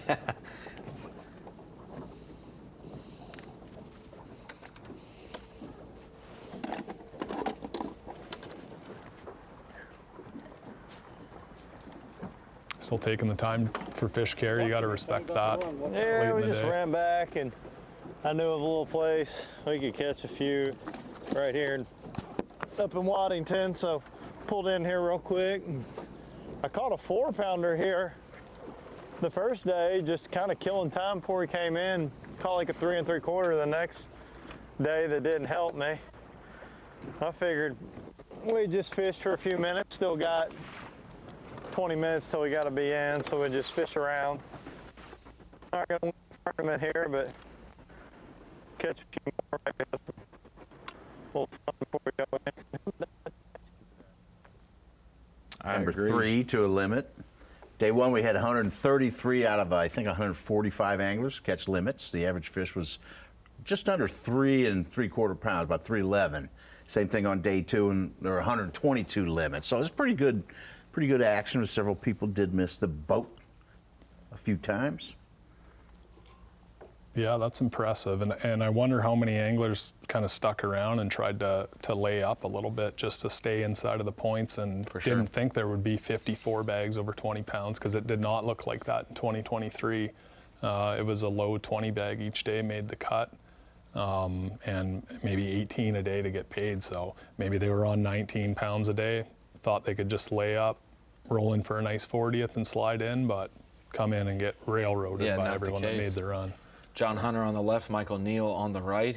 Such a consistent season overall for Michael Neal, sitting great in the points in the top 10, punching his ticket for the opportunity to fish in the EQs at Champlain, Wheeler, and Okeechobee. Same goes for John Hunter. That opportunity there for them as well.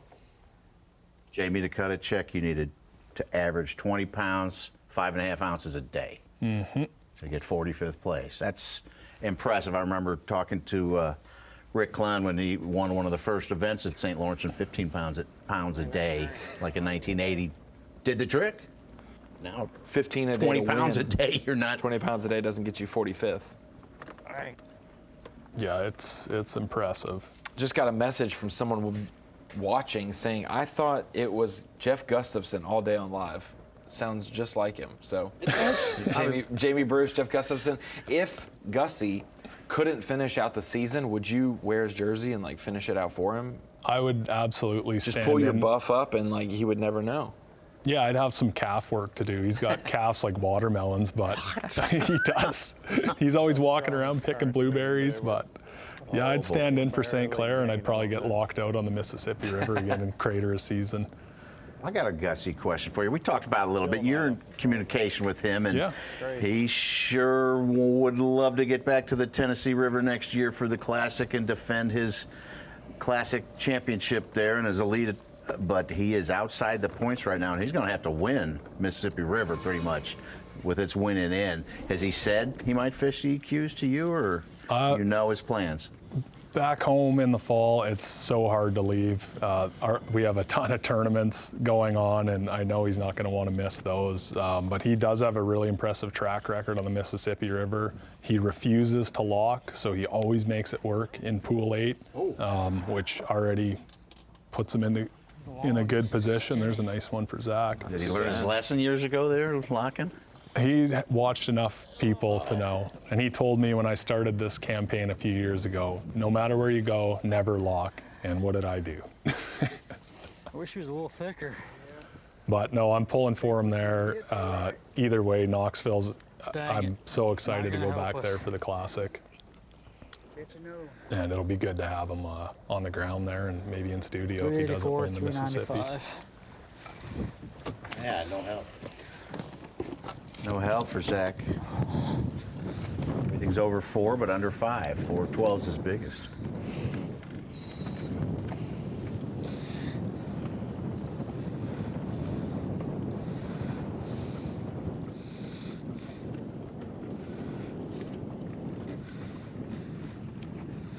I'm gonna just get on the motor real quick. I'm gonna idle us up there. Sounds good.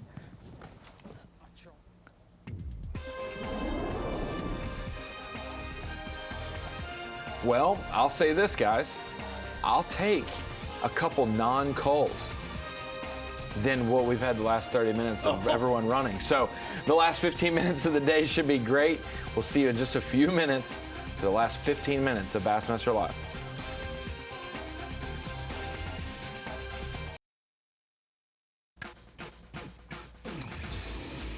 Final few minutes here. St. Lawrence River for the St. Croix Bassmaster Open presented by 7. Our live coverage was brought to you by Minn Kota today.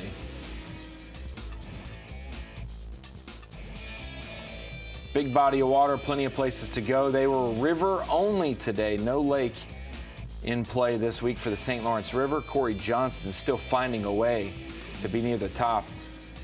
I think the Laura AGR Bassmaster social media guru posted, if you Google St. Lawrence River, Corey Johnston's face pops up in the Google search. And not Chris's too? Well, both of them merged? You just don't know. You can't trust ChatGPT this week. I just don't know. Corey has 3 B.A.S.S wins. 2 of them are there, Open and then Elite. And it's St. John's last year too.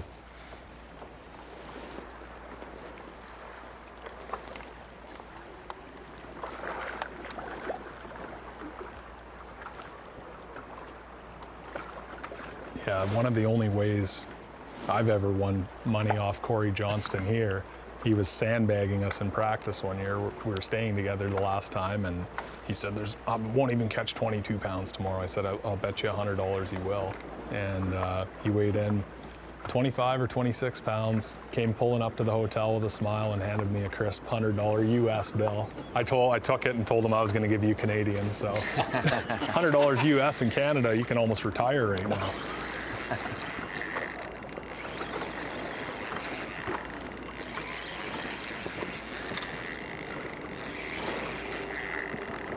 Yeah, you can tell they're close to Waddington with how much that current is rocking. There's a notable difference in flow up there.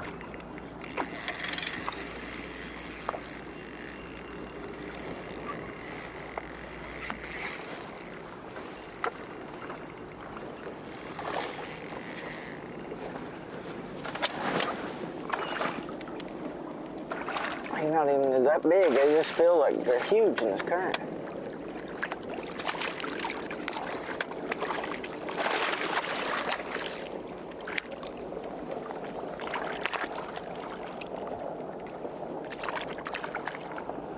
Michael Neal warming up his hand landing game for Champlain, the first stop of the EQ season. Thought he was bigger than that.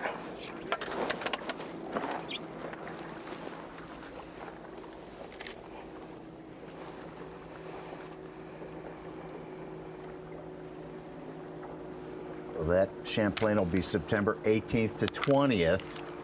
Give us a little preview of what to expect from their weights and style. Well, I've heard from the Johnston brothers long before I started fishing down south, that Lake Champlain was the closest lake to Lake of the Woods. Oh. And, you know, with mixed bag the size of them, and Lake of the Woods is right around peak, mid to late September. And I know Champlain does the same, where they're really starting to group up. The smallmouth, the largemouth will start to pull out of vegetation a little bit onto more rock, grouped up. I think you're going to see some big weights there, and it's going to be a great tournament. Not only that, but there's going to be a lot of elite anglers that are going to want to jump into that one and just experience it. They opened up the EQ registration recently, Ronnie. Did you sign up? I did. Okay. I'm signed up. I'm there. You ever been to Champlain? I won't be here to cover. I'm fishing it. Okay. We'll have to get Kyle Jesse in here or something.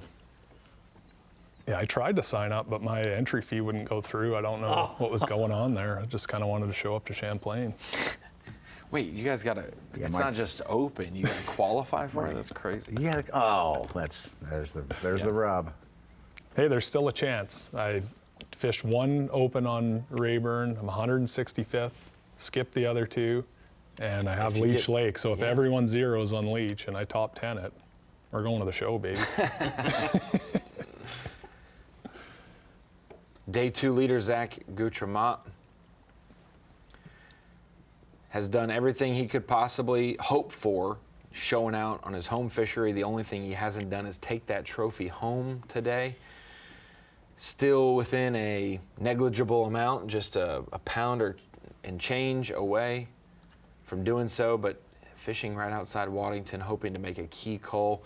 You talked to him last night, Brucey. He said that he had a two-pronged approach, a deep and a shallow thing, I think, and you said that he started out in that 40 to 45 foot range in his starting spot. Yeah, we saw him start way out and then switch it up, and I think he put his best fish of the day in the boat on a football jig, a little bit shallower. And yeah, I mean, he held his own today. He doesn't have any small ones. He just didn't get those big bites, and it's probably going to hurt him knowing that he was, 5.5 or 2 5-pounders away from a potential victory. But he really held his ground well. He top 10 last time we came here as well, and very respectable finish and a great way to end his division here. So tell me, did he explain the football jig deal? We obviously know in the South how big a football jig is for fishing deeper, offshore structure, rock, things like that. But when he's fishing deep with maybe a drop shot or a jig head minnow and then going shallower to another spot and fishing a football jig, you would think it was opposite. Maybe he would just lighten up his jig head minnow or his drop shot, but going to a football jig is more aggressive. Yeah, it sounded like his shallower water area was a lot like what Ryan Lachniet was fishing, and he was throwing it at singles, and they chase it down, and it's just a drop the bottom, crank it in, and go to the next one approach. You're not dredging it like you would on a ledge on the TVA or anything like that.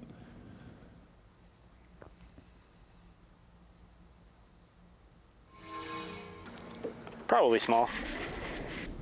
He hit it really hard. This could be important. Yeah, there's those little head shake. It's got a bait caster on the go. It could be Carolina rigging or a football and jerk bait. Maybe a chatterbait. Could be chatterbait. Maybe I should try to Carolina rig on some of those spots out there. There you go. They're chewing Carolina rig. I didn't get anything on it in practice, so I just kind of gave up on it a little bit. And then the jig would get me a big one, but whatever.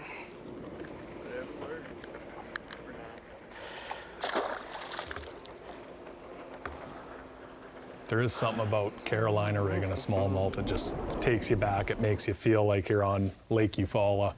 We need a BFA alert here because we have a couple of Corey Johnston's catches. Not sure if they're his biggest of the day or whatever, but it's Corey Johnston catches nonetheless. And so we got to see Corey start this morning right beside Eric Luzak. Made a move though and started to really upgrade to some 4s and eventually 5-pounders to get to his mark of 24 plus pounds. Something we come to expect from Corey, but after a few hours, Jamie, we were unsure of if it was going to happen today for him. It looks like it has happened this afternoon. Yeah, he had to watch Luzak catch a couple 5-pounders, and knowing Corey, I'm surprised the flare gun didn't come out and fire one across the bow of Luzak, but obviously he came back and... It might have happened. We didn't have a camera on him to see that. You don't know. From 11 o'clock till 12:30, he caught his weight of 24 pounds. Those 5 fish, 4.9, 5.2, 4.11, 5.1. Yeah, someone like Corey here, he's not going to be wasting time, messing with zones to try to catch 18 pounds or anything like that. He's going to be swinging, and he did. Today I caught a bunch of fish. It was a blast. I mean, I got to catch them how I like, so it was a good time, but it was a great week overall, can't complain about it at all. I mean, it was awesome. I caught a 7.5 on day one. I had 26.5, like biggest bag of smallmouth I've ever caught, biggest smallmouth I've ever caught. I mean, it was just a great week. You catch them?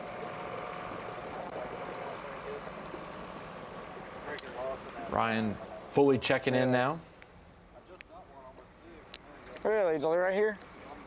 Yep, gave Kyle Austin the classic "you catch 'em" line. Kyle Austin just said, I caught one close to 6 over by the bridge. Just now, he just said that to Ryan, so it might not even reflect on Bass Track. Yeah, the plot thickens. Don't put that in Bass Track. Whose trick if is that's that? the case, Hey, you gotta watch Weigh and then watch Hank Weldon give out a trophy in a classic berth. Be a 3-pound Culling. It might move him from 8th to 4th for Kyle Austin. We'll see. It's been a good day of Bassmaster Live here at the St. Lawrence River. We've got to see river showcased today. For those who love that fishery and don't maybe go out to the lake, they got to see multiple corners of this river showcase, and a 6-pounder from Michael Neal, and some big-time catches from guys like Ryan Lachniet. If you didn't know who he was, now you do. Lucas Murphy in that bunch as well. Got Zach Goutremout, Eric Luzak. If you're in the region, you know those two names. Regional guys, top 3 right now. Kyle Austin going to be in pursuit of his Elite Series berth through the EQs. John Hunter, a lot of other guys moving on as well. And we will say, I'll say it, if Ryan Lachniet gets 3rd or better, congrats on winning Division I points. If he gets 4th or worse, congratulations, Lucas Lindsay, former high school angler in the state of Alabama, former Auburn Tiger as well. I believe an All-American back in the day, and now maybe a points Thank you, winner. Jamie Bruce, for being here. Great. Thanks for having me, guys. Thank you, Brucey. Now your 96-hour trek home begins. We will see you at the weigh-in.